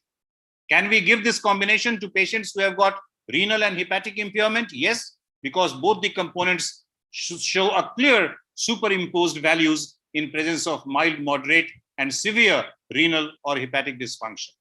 And therefore, ladies and gentlemen, I would like to conclude that based upon this scientific data, based upon the clinical trial data, RSSDI has accepted IDEGAS as one insulin for initiation in patients of type 2 diabetes who require insulin initiation. And it is a 2-in-1 control. You take a lot of carbohydrate, that is clearly addressed. You have very high PPG levels, that is very nicely controlled. And at the same time, patients failing on a combination of oral anti-diabetic drugs, and you can easily target both the fasting and the PPG, and there is an accurate reduction without increasing the risk of hypoglycemia. More important, all the complexities associated with basal bolus treatment or this lack of efficacy with basal insulin targeting the PPG, everything is controlled by one injection. And this one injection can simply needs to be increased to twice daily, and that will take care of almost all the patients of type 2 diabetes who require insulin intensification. So this is a 2-in-1 solution to a very complex problem of insulin treatment in type 2 diabetes. You can start and stay with the same insulin simply by increasing from once daily to twice daily. Thank you very much for your kind attention. Ajay, thank you very, very much for giving this message of a great innovation of combining convenience, the efficacy and safety, and giving a molecule which is absolutely fabulous. And before you, Sanjay had described about the flatter and the safer, the long-acting insulin, and Jyoti described about the faster and flexible. Wonderful. All F we have seen this innovation. Now me and Breeze have great pleasure in inviting somebody who's talking about the innovation which is beyond insulin. Dear friends, we have to really look at an innovation which I call 3 adjectives. It is extraordinary, it is mind-blowing, and it is fabulous. And this innovation is in the field of a new molecule, finding protein in a pill. Really, it's called trumping the targets. What are the targets? Can we have a target of an oral molecule which can take care of diabetes in this various aspect? Can we have a protein in a pill we can have innovations bridge, as you rightly know, to trump over the oral digestion in the intestinal tract, but have an intact protein in a pill to deliver the goods. And to speak about this protein in a pill, which has got numerous benefits. It's a really, I call it a game changer. And I call it a drug to be embraced by everyone. And we'll not discuss in detail because we have amongst us a phenomenal speaker, a speaker which is absolutely great, Dr. Professor Rosângela Ria. She is from the Brazil. She has done her endocrinology post-graduation. She has got a PhD, and with various other interests in the bone and other interest in endocrinology. Her prime interest has been diabetes. And my dear friends, I present to you Professor Dr. Rosângela Ria from Brazil. We all welcome you, ma'am, to speak to us regarding this beautiful topic, trumping the targets and providing a molecule which are really pioneering the science in diabetology for the benefit of the mankind. Over to Rosângela Ria, please. Thank you very much. It will be very hard, to fulfill all the expectations after this wonderful introduction. So I just would like to share my slides here. Yes. Yep. Yes, I guess you can all see the slide. Okay. All right. So my name is Rosângela Ria, and I'm from Curitiba, Brazil. And it's really indeed a pleasure to be here today and talk to you about triumphing targets, pioneering a new era of diabetes management. Here are my conflicts of interest. And I thank so much for the invitation to be here today. And I'm going to start by reminding you about the role of GLP-1 receptor agonists in the management of type 2 diabetes. And here we can see a century of drugs for the treatment of diabetes. And there has been an explosion of new drugs in the last 20 years or so, as we can see here. And then we have GLP-1 receptor agonists among these drugs. And together with this explosion of drugs, we have also seen a lot of new data sending and driving to many new guidelines that have been launched in the past years. So this all has been sent, all these new medications are now part of this armamentarium that we have to treat patients with type 2 diabetes. And all of this have to do with our expectation from newer anti-diabetic drugs. Because here we can see all that we want is for our patients to have a good glycemic control. That would be an A1C around 7% for most of the patients. And possibly, if this could be achieved without weight gain and maybe, if possible, also with some weight loss in cases where it is needed, and this is so frequent, right? Also, we would expect this medication, this ideal medication, to be associated with a low risk of hypoglycemia and with a minimal off-target effects. And then to have CV safety. I guess I never dreamed of have also CV protection, but also CV safety has always been an important issue. And then we come up with this new class of drugs, the GLP-1 receptor agonists. And what is so interesting about the GLP-1 receptor agonists is that somehow these molecules have been designed in order to escape the inactivation by DPP-4 and then therefore to remain more time in circulation. And then in this case, we have these molecules more time in circulation. We're going to see the pharmacological effects of GLP-1 receptor agonist in action and a myriad of effects of GLP-1 in human body. And here we can see that we can address 6 out of 8 octet mechanisms with this class of medications.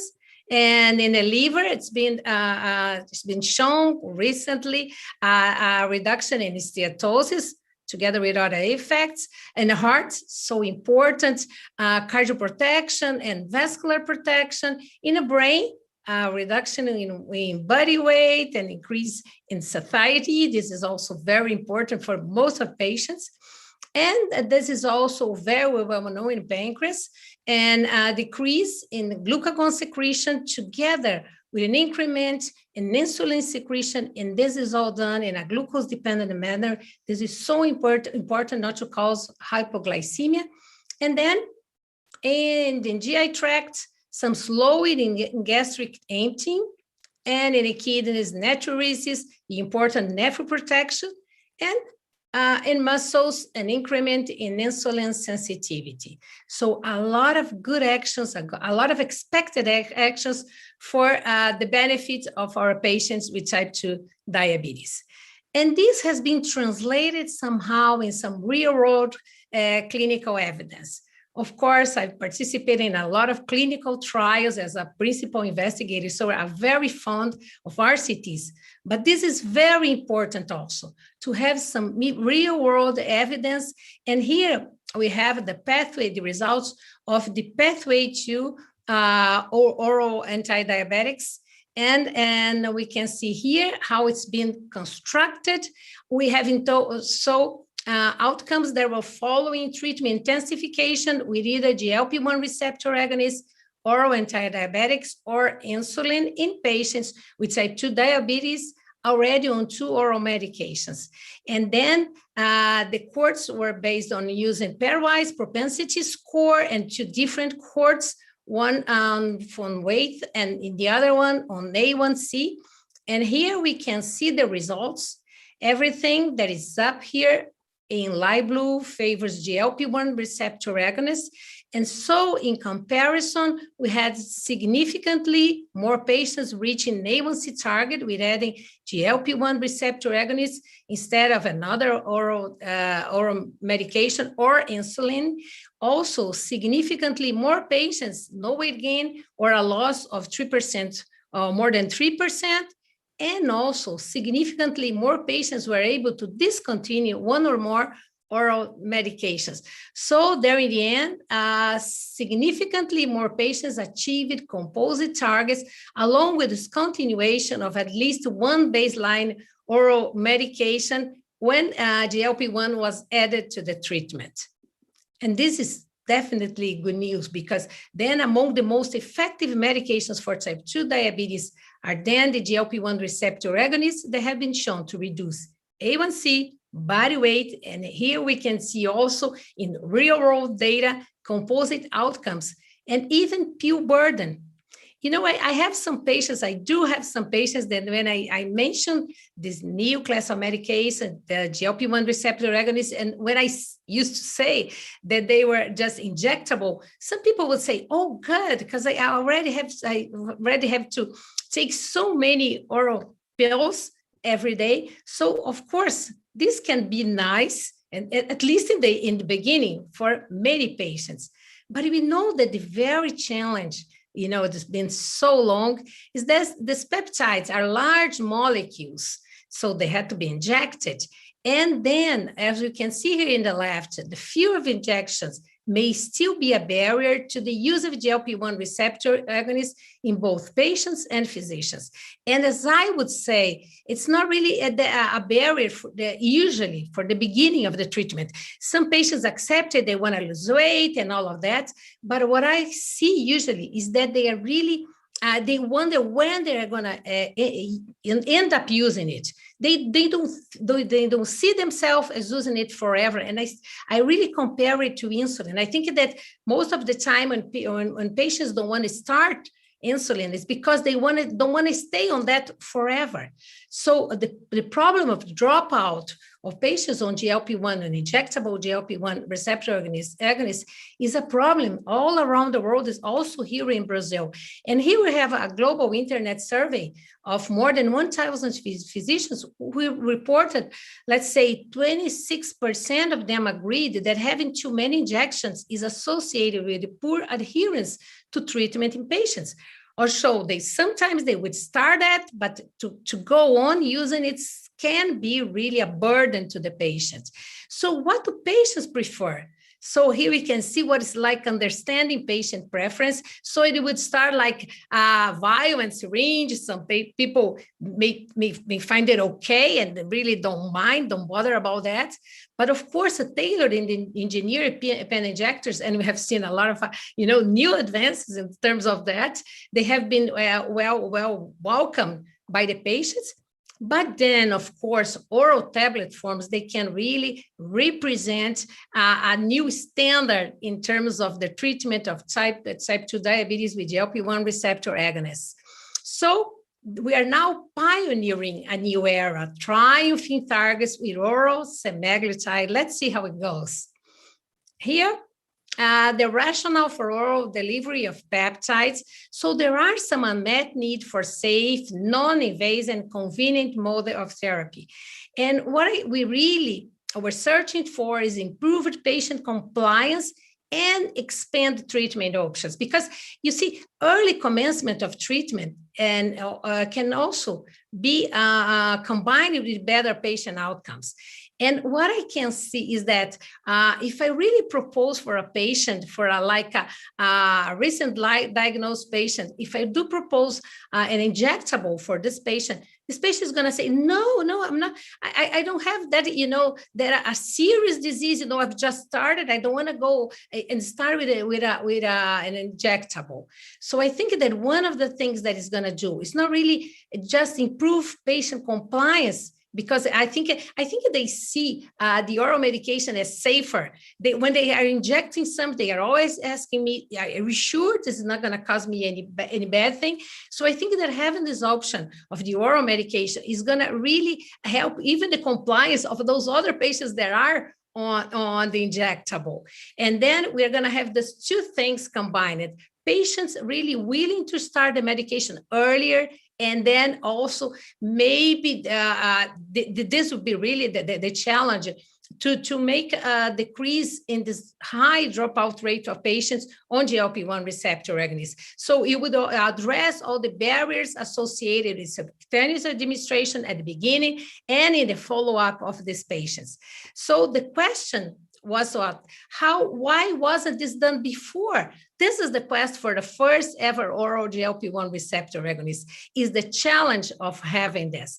So we have here an oral-based drug, but then there is the case of the enzymatic degradation due to the low pH in the stomach and the proteolytic enzymes, and also a limited permeability. So even for those the medications or wherever that could be escape the enzymatic degradation, they would suffer from this limited permeability across the gastrointestinal epithelium. And then there in the end, the low oral bioavailability. You see, GLP-1 receptor agonists administered alone have a very low oral bioavailability of less than 0.01%. So how to overcome all this challenge? And this, there in the end, would result in this limited absorption. But then here we have the clue, the solution that was found for semaglutide in this new pill, the co-formulation with absorption enhancer called SNAC. So here to the left, we see semaglutide, the human GLP-1 receptor agonist analog, the most effective GLP-1 receptor agonist, also an analog due to homology to the native GLP-1 molecule. And here we see it was the most effective GLP-1 receptor agonist tested to this date, with a long half-life of around 1 week. You see that this is going to be helpful in this formulation. And here we see the SNAC, an absorption enhancer that promotes semaglutide absorption across the gastric epithelium and enhances semaglutide oral bioavailability. As we've seen, it's really, really small. And then with a combination of the two, we had the possibility of having the semaglutide in this oral formulation for the treatment of our patients. So it's really a scientific breakthrough innovation, the first in class oral GLP-1 receptor agonist, oral semaglutide, a new oral route of administration that was made possible with this absorption enhancer, mitigated by this 1 week half-life and once daily dosing. So we converted this 1 week half-life of the subcutaneous medication to this once daily dosing, and with the several treatment doses, and it's going to help with the patient compliance with all the doses conditions. And this are going to be talking about, and all the results come from the oral semaglutide pioneering clinical trials, the program of the investigational program of semaglutide. There were 24 clinical pharmacology trials, 1 phase 2 trial, and 10 phase 3 trials with 9,000, more than 5,500 patients enrolled, and 5,707 subjects exposed to oral semaglutides in trials. And here in the Pioneer phase 3A clinical program, we see that from diet and exercise until insulin users, we can see here 51 Indian subjects took part in this Pioneer 8, where there was add-on to insulin, and also in Pioneer 6, the CVOT trial with oral semaglutide.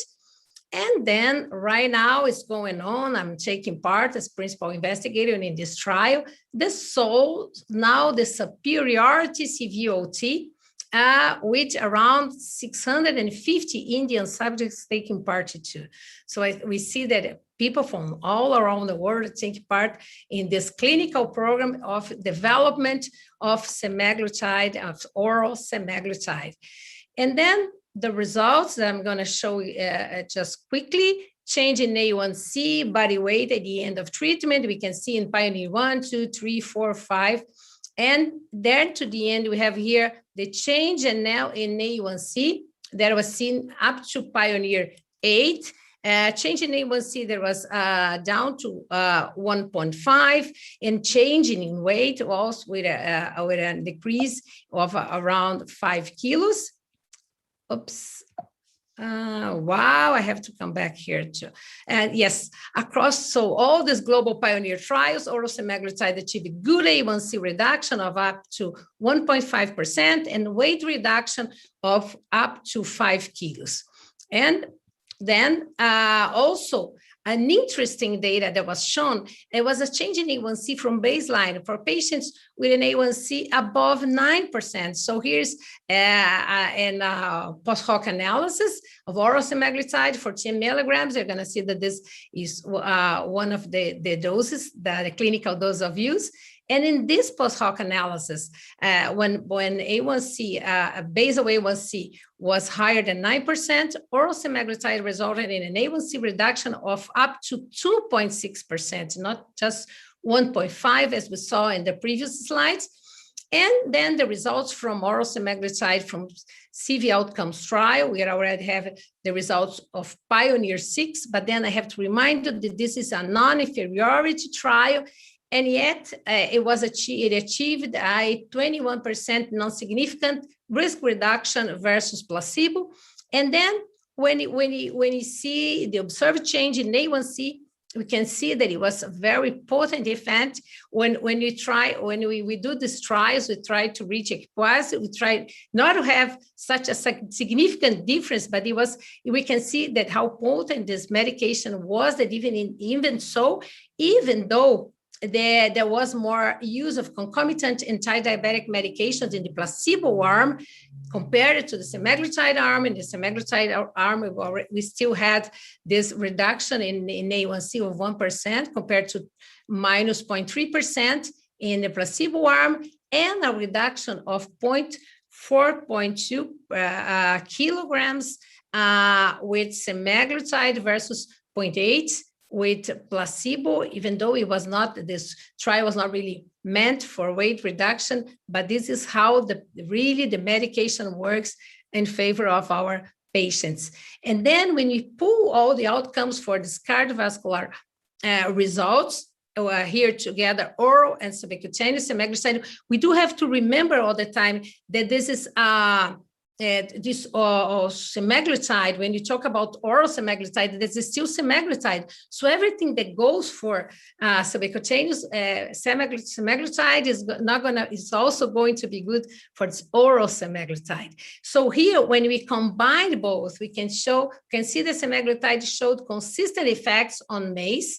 There is cardiovascular, it's the most important cardiovascular outcome, combined composite, and there was a 24% risk reduction versus comparators across varying CV risk. And then we can see that some difference that was observed in these trials were just due to difference in the study design.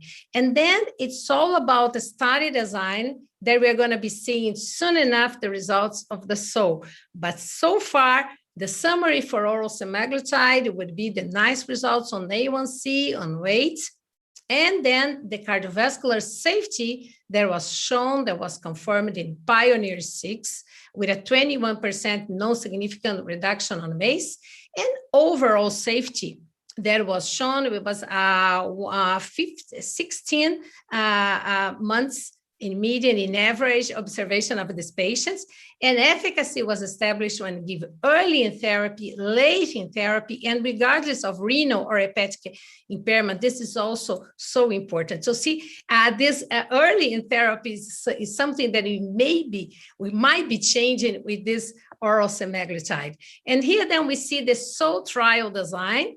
So in order now to have a study that is going to show, we expect to show superiority there in the end, we're going to have these results of the SOUL trial I'm taking part in. So finally, I'm going to show you the management in routine clinical practice with oral semaglutide. Starting here with this very important information. So the patient is gonna use how it's going to be administered. So in wake up fasting and take your semaglutide tablet with up to half a glass of water. This is gonna be the very important information we're gonna have to give to our patients. It's gonna be approximately 120 mLs of water, only water. And then the patient should wait for at least 30 minutes before eating, drinking, or taking any other oral medication. And have your first meal and drinks of the day and take any other medication when needed. And then here we can see how this is going to go. They are going to be having this first 3 milligrams for the initiation dose, then 7 milligrams maintained dose, and then finally 14 optimization dose. So we're going to be doing all these steps in treatment, but the patient is going to have to observe all these details about taking the medication. This is the very important information that you should give to the patient. And then advise patients that if they miss a dose, they should skip the missed dose and take the next dose as scheduled the next day. And then here, how are we going to decide whom to give this medication to? And this is an international treatment recommendation. And we can see here on the left, for patients at low CV risk, you see oral semaglutide, 40 milligrams, is going to have all those nice results in terms of A1C, body weight, and it has proved in versus sitagliptin and empagliflozin, liraglutide has proven that it can reduce A1C and body weight in a better fashion. And then here at patients at high CV risk, where the main concern is really CV safety, oral semaglutide did not increase CV risk when added to standard care. And then here, no restrictions for oral in terms of renal function, although it's not recommended for end-stage renal disease, as we're going to see just later. And here, consider adding it to insulin, as insulin dose was decreased when oral semaglutide was added to insulin. So when to consider use of semaglutide, of oral semaglutide, is going to be across the spectrum of clinical scenarios in type 2 diabetes. You're going to be seeing, you're going to have the opportunity to see all of that here. We can choose patients in whom risk of a glycemia, hypoglycemia is of concern, but also for whom weight loss should be beneficial, patients, like I said, with renal impairment, with no special characteristics. And here, a practical algorithm. I think this is very important for people who are going to decide to start using this medication. And we are going to be seeing that sometimes these patients are going to be switched from other GLP-1 receptor agonists. And here we can see when we are choosing, when they're switching from a patient that is taken GLP-1 receptor agonist once daily or twice daily. And this is going to be very simple because the first dose can be administered the following day after discontinuation. Of course, if the switch was prompted by GI side effects, then you can wait for symptoms to resolve and start with the lowest dose and slow up titration. So we're going to do it in a very clinical way. But then we're going to have to remember that we are switching from one GLP-1 receptor agonist of a weekly GLP-1 receptor agonist. We're going to have to, when we switch it to oral semaglutide, we're going to have to wait for 7 days after discontinuation. So this effect of the drug administration a week ago, we're going to have be vanished away. And then if switch was prompted by other reasons, then we can start with equivalent or lower dose of oral semaglutide and titrate according to product instructions. So this is very interesting. We're going to reevaluate, of course, every 3 months. But I'd like to just to point out here that there is a sort of equivalence. It's not a trial. This is more of an expert's opinion. But then we can see that liraglutide 1.8 or dulaglutide 1.5, they are roughly equivalent to the dose of 14 milligrams of the up-titrated dose of oral semaglutide. So the first dose of 7 or 14 milligrams to be administered 1 or 7 days after last injection, based on the advice that was done, can be used. So you don't really have to start from the very beginning, especially if the patient is already taking a high dose of another GLP-1 receptor agonist. So they are not going to feel like the medication is not just as potent. And as for the renal impairment, I already said something, but I would like here to emphasize that maybe even though, like in the US, Rybelsus is gonna be launched with no adjustment recommended for any CKD stage impairment, I don't really see that this is the patient that would benefit most from this medication. We can discuss this later, and when we're going to be talking together. So here are some key communications points for counseling patients. This is going to be available to all of you too. So like how we deal with the expectation of the patients, the occurrence and management of GI effects on the problems with pregnancy, breastfeeding, and also missed doses that we already spoke about.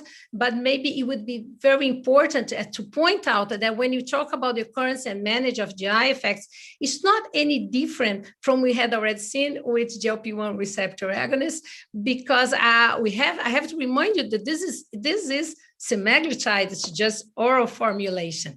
And here is my personal view on how these medications, GLP-1 receptor agonists, all the members of these classes are fighting this very, very important fight against CV, cardiovascular disease in our patients with type 2 diabetes by weight reduction, blood pressure reduction, natriuresis, A1C reductions, and also other effects. So we are now beginning maybe to win this fight. So in summary, I'd like to say the GLP-1 receptor agonists are among the most effective medications for type 2 diabetes. And in this case right now, they can even result, they could even result the pill burden, but like I said, some patients really don't mind this pill burden.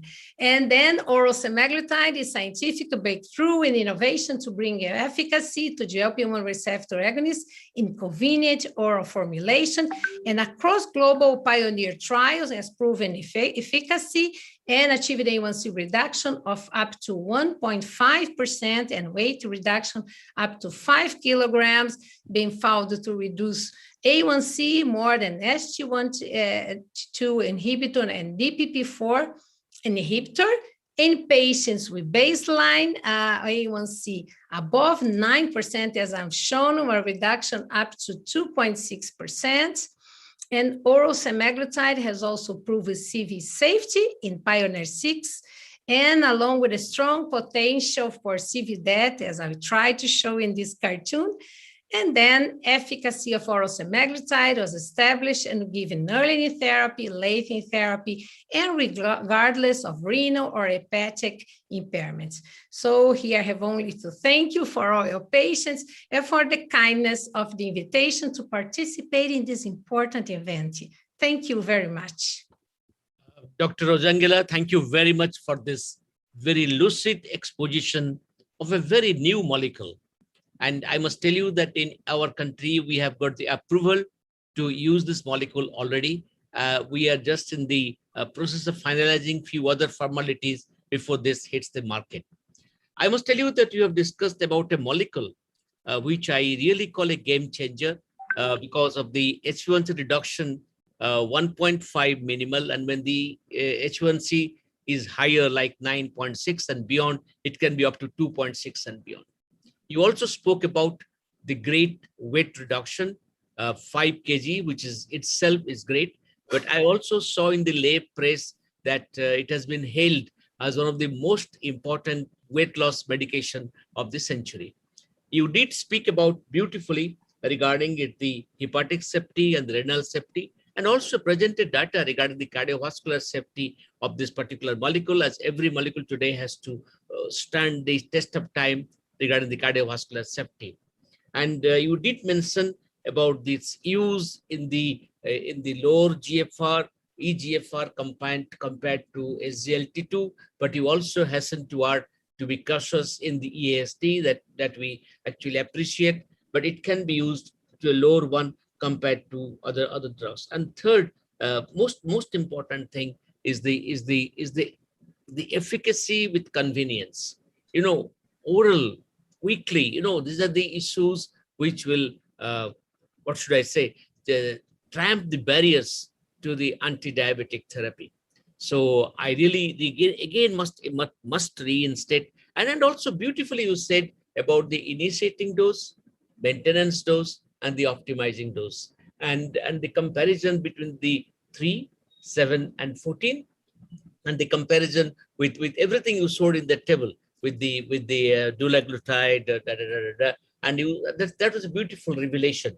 And you know, and also your practical algorithm. Of course, there'll be some questions people will ask. We have good time for discussion. So with this much of comment, I again congratulate you. And really, it's a game-changing molecule which has come to the arena and will be widely embraced by the people who practice diabetology and the people with diabetes. With this much of comment, I will hand over to Breach to start asking questions. In the meantime, I have got few questions from the RX event, and maybe Breach will give some comments. Then we'll start the question answer, both of us. Breach.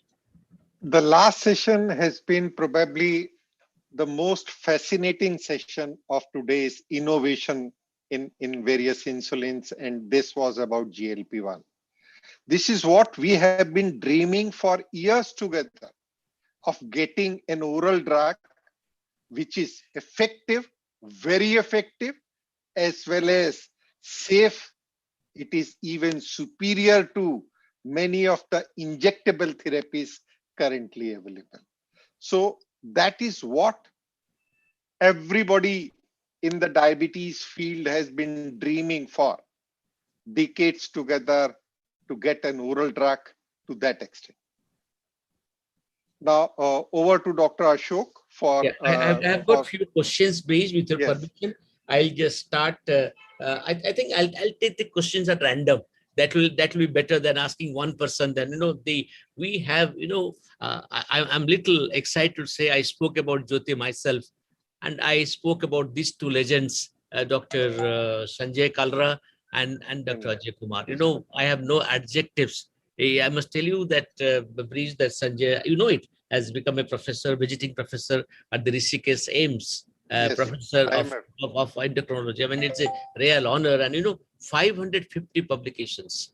And Ajay Kumar, the less spoken, I know him from years, and such a powerful speaker, such a great communicator, researcher. He was the head of the ICMR in-depth study in Bihar, and he has contributed so beautifully to the various aspects of diabetes care.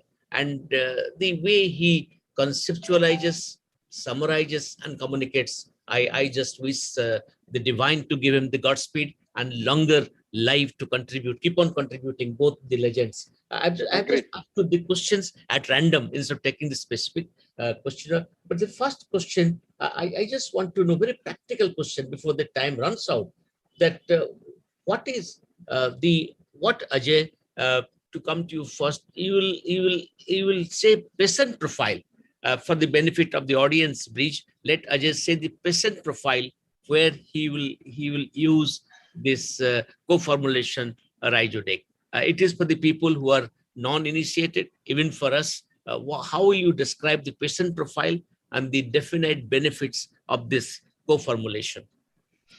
Dr. Das, thank you very much for this question.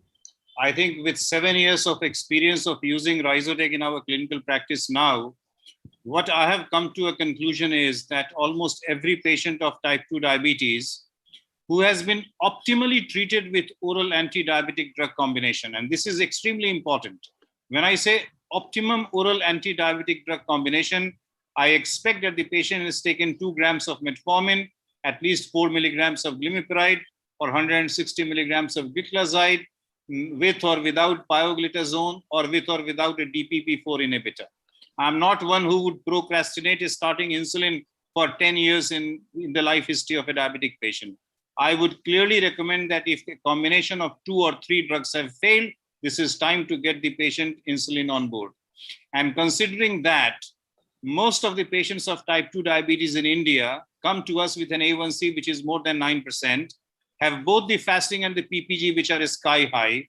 So I don't see any reason as to why an Indian patient should be started on a basal insulin.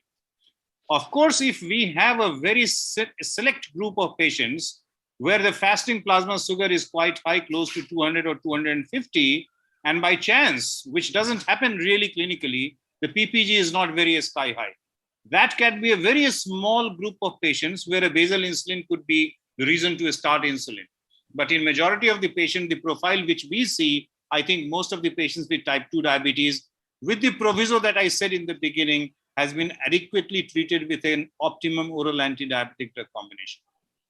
Thank you, Ajay. It also, to summarize for the interest of the people, what Ajay has said is the recent finding from the landmark study, from the various other study, that when you call somebody resistant to oral drugs, he or she must have been at least on 3 oral drugs. As you rightly said, 2 or 3 oral drugs, 3 oral drugs, and one of them is sulfonylurea. About this, Sanjay wrote recently that Sanjay and was Sanjay, Sushil was with you, no? Sushil Jindal. Dr. Sushil Jindal. And that is an epoch-making paper, that 3 orals, and out of them, 1 must be a sulfonylurea. And beautifully, Ajay said, it must be either 4 milligram of glimepiride or 160 milligram gliclazide, it must be there. And as you say, resistant hypertension, diuretic must be there. It emphasizes SU as a resistant oral drugs, and the 3 drugs are good enough. So I think that point is very well taken. And you also said about the sky high HbA1c in the people, and so the benefit of this co-formulation, which has got a great potential to treat them.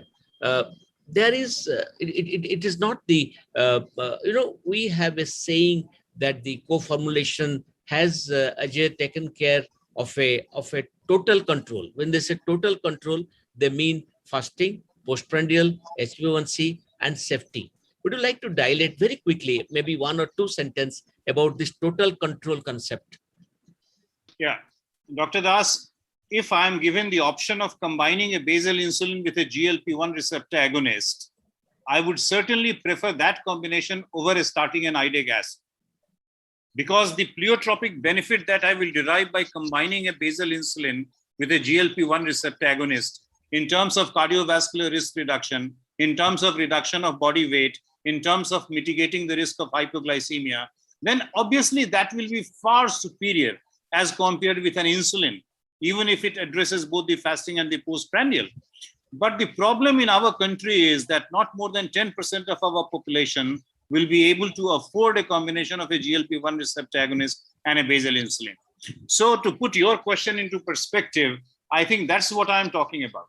If my patient can afford a basal insulin and a GLP-1 receptor agonist combination, that will be my first injectable choice. But if the patient is not able to afford, very clearly, I shall go with Idegas, because that is one, in spite of being a combination, it gives you total control in terms of HbA1c, fasting, PPG, and cardiovascular safety. But as I said, it will not give you the benefit of weight reduction. It will not give you the benefit of cardiovascular and renal risk reduction. And it will not give you, to that extent, the mitigation of the risk of hypoglycemia as a GLP-1 receptor agonist combination will do. I think brilliant answer. Brilliant. Dr. Ajay, yes, please. We have the guidelines which say that the choice of first injectable in type 2 diabetic should be GLP-1, not the basal insulin. So given the choice between the two, either a injectable GLP-1 or a basal insulin, what will be your choice? In that case, it will be a GLP-1 receptor agonist. Yes. But unfortunately, cost is the limiting factor, and that's where the problem lies with our patients. But I know my colleagues in the metropolitan cities in India, they use GLP-1 receptor agonists right, left, and center, which we are not able to do at our places because the economy, the difference is the economy is the guiding factor in choice of treatment. In spite of knowing the science, in spite of knowing the algorithm, in spite of knowing the recommendations, we know the limitations in terms of the economy. Thank you. I'll just come back, Breach, to Sanjay and then to Ria, Dr. Rojangila subsequently. My first question to Sanjay at this stage. Sanjay, you beautifully showed that cartoon where you said that, Sanjay, are you there? You showed the cartoon where you said on both sides, you can either add one addition Ajay has shown, and addition of the asked.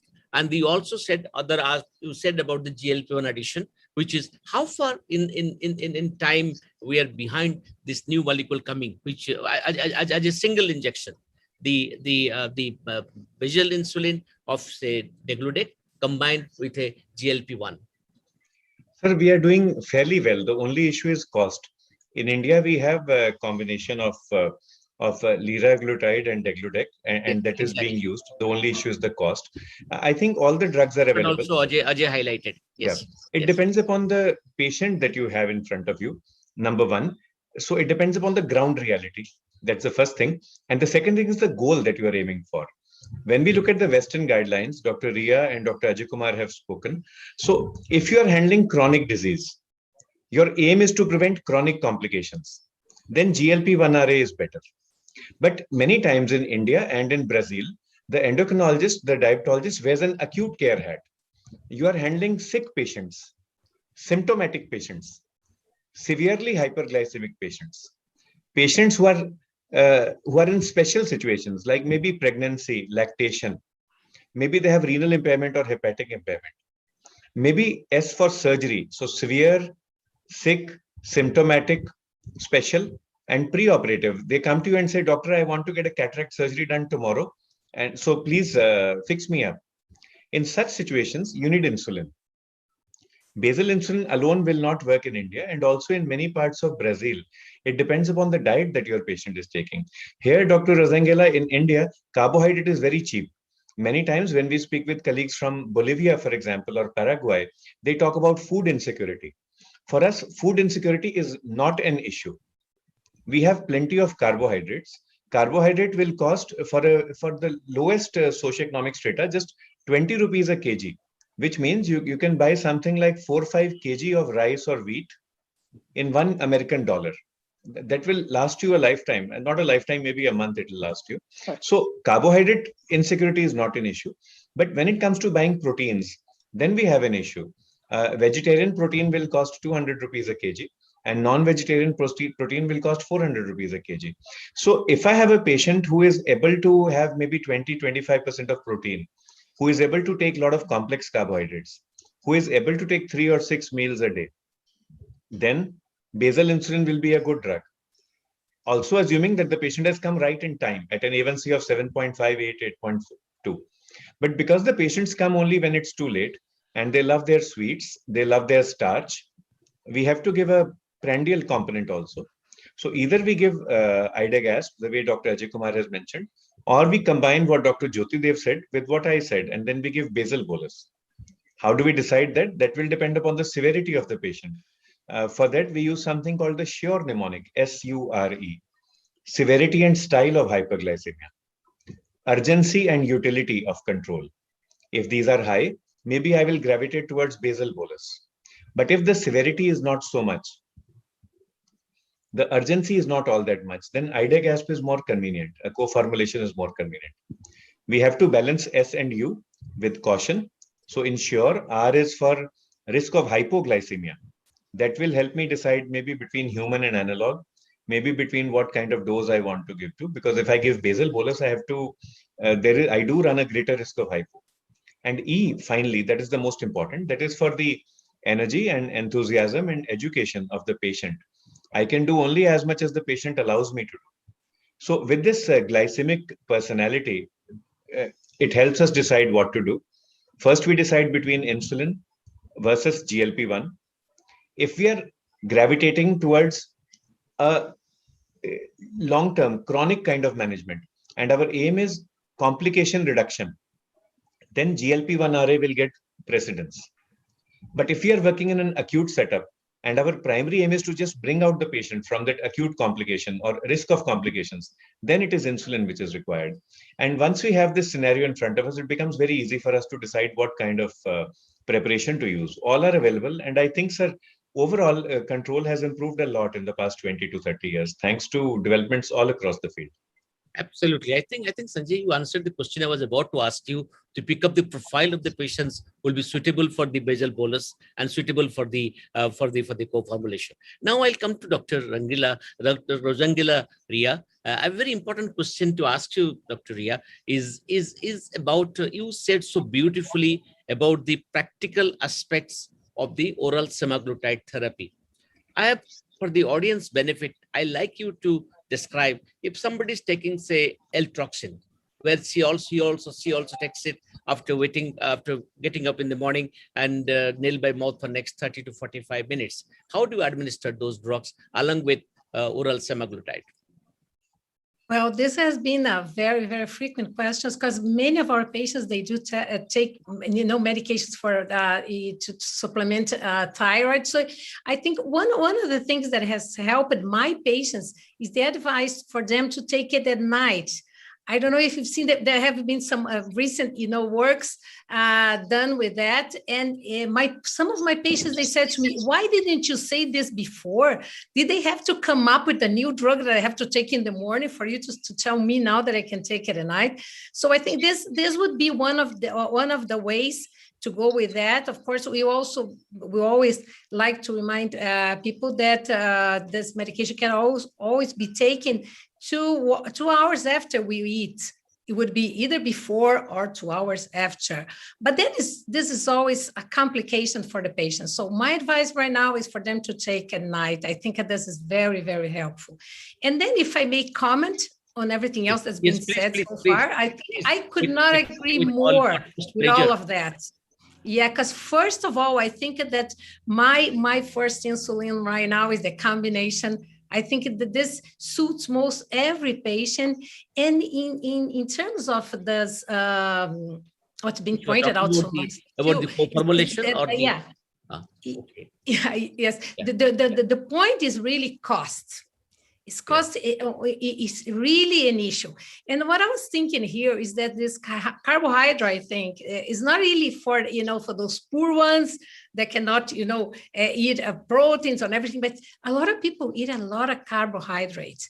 And so some of my patients that they were taking like 50 units of insulin, and they were so afraid to reduce that to 16 units of this new insulin, whatever.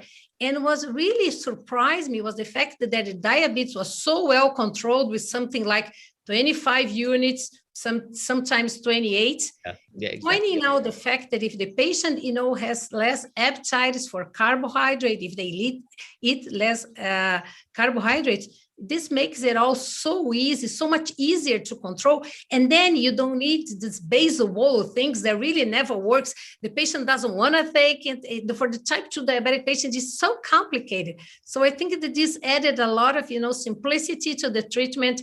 And then the problem is cost. And this is quite a problem around here in Brazil, really. Great. I have another question for you, which has come in the question box, is regarding the compliance with this dose schedule in Brazil. I mean, I understand in United States or UK, it may be different, but in Brazil and India, how to find the compliance with this 3-7-14 regimen?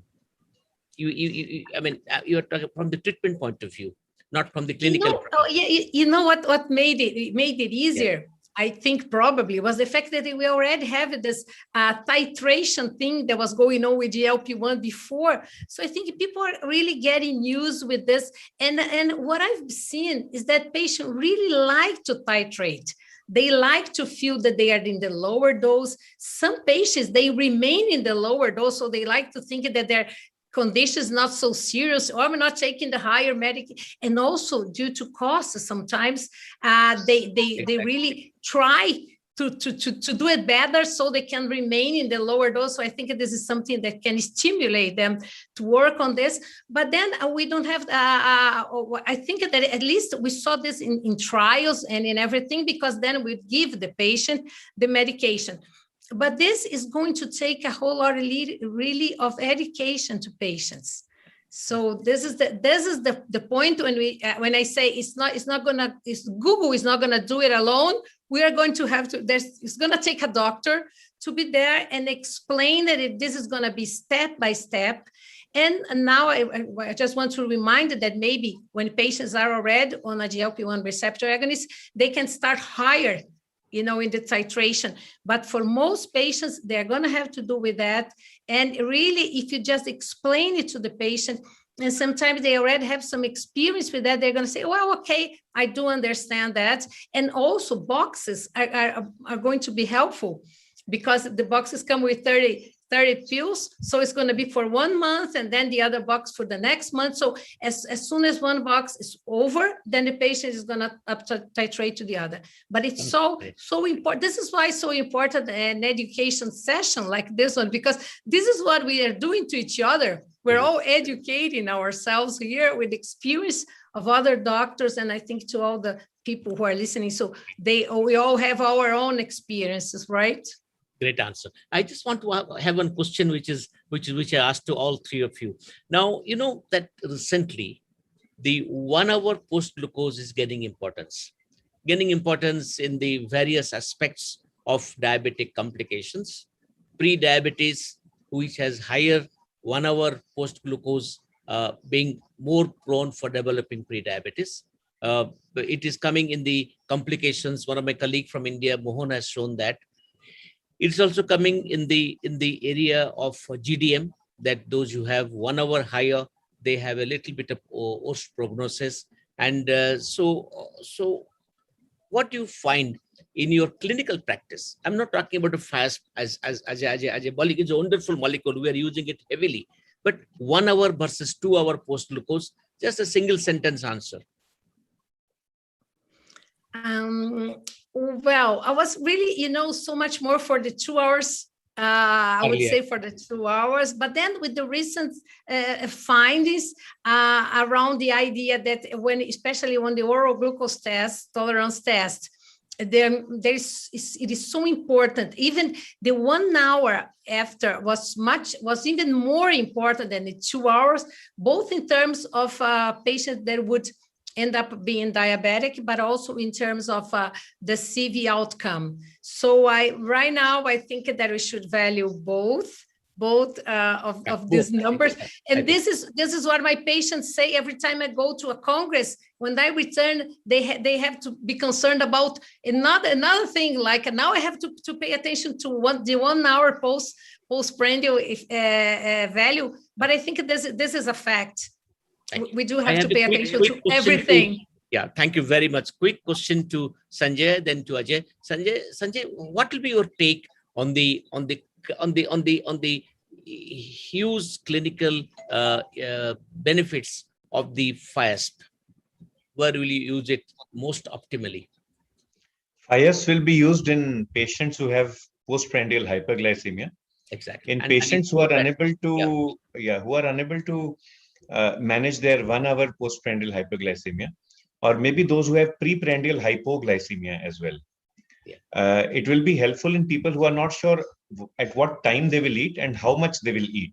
I think that's very important. That flexibility is a great issue, and it can be taken just immediately before, and as you showed, up to 20 minutes after the food has been taken. In geriatric, pediatric, people with impaired appetite, maybe renal disease, any other kind of acute comorbidity, this drug is helpful. Yeah, I think Ajay, I like to have your inputs on two things. Number one is do you think that for the Indian physicians, if you have to say anything extra about FIASP, most welcome. Otherwise, I would like to tell you the story that we have developed. I think Rosangela, I would like you to listen to this. We both Ajay, me, and Sanjay together gave this concept to the country, that many of the Indian physicians feel they do not have enough time to spend with the patient. That's not an excuse, Rosangela. We do not really have time because of the doctor-patient ratio. Number two, they feel they are not trained well because diabetes is taught only for 1.5 hours in undergraduate, and postgraduate doesn't come in the exam, so students do not care for it. They don't have a team of like you have in Brazil, of an educator, the people, lab, and all that. They don't have tools to monitor. So 4 T's: time, training, tools, and team. So they feel very comfortable with the mixture. And so I would like both Ajay first, then Sanjay to respond. That I find from that point of view, the co-formulation, the mixtures, and most in favor of the co-formulation becomes a wonderful drug. I think Ajay, a 2-line answer, then to Sanjay. Dr. Das, very simple. What we are talking are 2 things. One is the science behind the molecule, and the second is the convenience for the patients. Absolutely. The end user is the patient. Yes. And when we talk about all the parameters of clinical excellence or simplicity or convenience for the patient, IDEG-ASP actually stands very tall. You look at the total control, you look at the most important, what we have seen is the flexibility in the timing of administration. Even when the patient is on twice daily IDEG-ASP, think of this, that today you have decided that you are going to have a huge lunch and then you are going for a big party in the evening. You know for sure that today your IDEG-ASP twice daily is going to be before lunch and before dinner, not before breakfast and before dinner. So this kind of convenience was never available with the conventional human premix insulin or even with the premix insulin analogs. So on every parameter of convenience, we stand very tall with IDEG-ASP. Now, more important is the science behind it. All the benefits of IDEG-ASP come because of the fantastic pharmacokinetic and dynamic property of insulin degludec. Aspart has nothing to do with the beauty of IDEG-ASP. It is the degludec which is fundamentally contributing to all the wonderful benefits of IDEG-ASP. And the science behind insulin degludec is so robust. Whether you talk of its duration of action, we are talking about a half-life of 25.4 hours. We are talking about remarkable reduction in the glycemic variability. We are talking about cardiovascular safety. We are talking about minimizing the dose because of reduced risk of hypoglycemia, reduced snacking, and everything around insulin administration is so very well addressed by insulin degludec. So I think the science behind this combination, largely contributed by insulin degludec, is also so robust that I think for practically, as I said in my remark to your first question, that this is the best insulin for most of the type 2 diabetic patients. But Sanjay has very nicely elucidated those areas where you look at the clinical profile of the patient, the glycemic profile of the patient, whether you are talking about long-term reduction of complications or acute control of blood sugar. These are some of the very finer nuances of insulin administration in clinical practice, which will decide that which particular insulin regimen is better. But by and large, 90% or more of our patients will do very well with once or twice daily Idegas. I think very well said. And Sanjay, after this comment of Ajay, you stand tall. You're already tall. Now you stand very tall because Ajay has given your molecule. If you own the molecule today, at least as the molecule of the decade, on which everything is built. And Sanjay, I like to have your remark on this, and also this flexibility. Beautifully you said marathon analogy of 26 to 22 to 42. That is very convenient in India, for even people who are on basal alone. I'll conclude in 2 minutes. I'll ask Dr. Breeze to take over now. Now, some insulin injection in India given by somebody's daughter-in-law who has to come back from work. So this flexibility, Sanjay, don't you feel a great advantage? And I don't know, taking insulin at the same time is overwhelming. Somebody calls it diabetes overwhelming us, taking insulin at the same time. So this flexibility, no, Ajay, I'm meaning what I'm saying, that it is overwhelming. So this flexibility also you describe, Sanjay, gives a great benefit. Your comments on that, then I'll hand it over to Breeze. Dr. Ajay Kumar sir and you and Dr. Brij Makkad, all are our teachers, and Dr. Hazra sir is with us also. He is the teacher of my teachers. Oh my God, he is Padam Shri Dr. Hazra is here. So sir, welcome you, sir. Dr. K. Hazra, Rosangelas, Dr. Sir is one of our very senior diabetologists, have got the 4th highest civilian decoration, and a professor of professors, Professor Hazra. Yes, thank you, Sanjay. So you have taught us, and we just keep on building on the same lines. Time taken to teach. 3T was a study, but time taken to teach is something that is important in Indian clinics. And with the newer molecules, especially the co-formulation, it is very easy to teach patients. You save a lot of time there. Troubleshooting is minimal with these. You have not patented the TT. Even if you have patented, I'll break the patent. I'm going to adopt it, Ajay. Time taken to teach. I had 4T. You've added 3T. Troubleshooting. Time taken to teach and to handle troubleshooting. And so that is minimized with these molecules. It was awful initially when we had animal insulins. It used to take such a long time, and always we would keep on getting into trouble. Flexibility is important because it gives you freedom. You are able to tell the patient that you are in charge of your life, and this injection is meant to help you live life the way you want to live. Otherwise, earlier, 20 years ago, our approach was totally different in diabetes clinics. We would say that this is what you have, you take it or you leave it.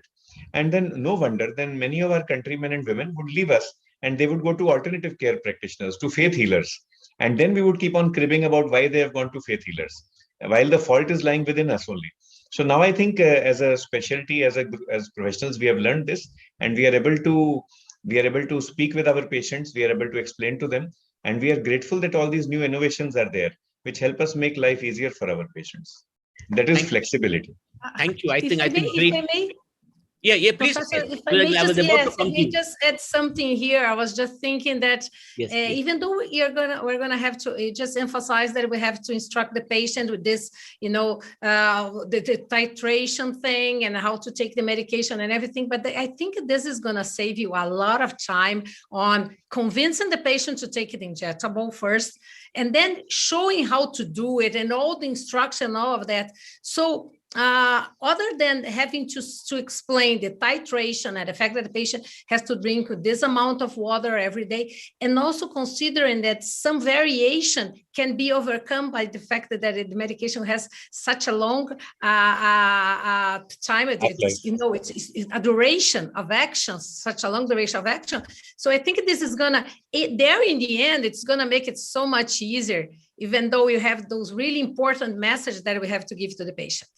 Thank you. And your molecule you spoke about, I'm calling your molecule, that is really protein in a pill, which has broken. We have not succeeded in insulin so far. So, it's a really game changer. I'm repeating the word again and again. And you have combined convenience, the reduction 1.5 to 2.6, benefits in the CV, renal, hepatic and hepatic safety can be given, and that the titration which helps in accepting the drug, or GI tract accepting the drug, I think wonderful game changer. Before I hand over to Breeze for the masterly comment and masterly closure, I must tell you that we have really discussed today the wonderful innovations. I call it Rongela. Rosangelo. I call it I mean, relentless advance, relentless innovation against a disease which is relentless. Thank you. Over to Professor Breach for the masterly comment and masterly closure.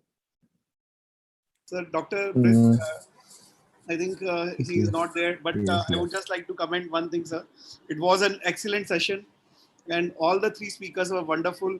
And when you have Dr. Professor Ashok Kumar Das as moderator, as a chairperson, and likes of Dr. Sanjay Kalra, Dr. Ajay Kumar, Dr. Jyoti Dev, and Dr. Ria, you just want to listen, you don't want to speak.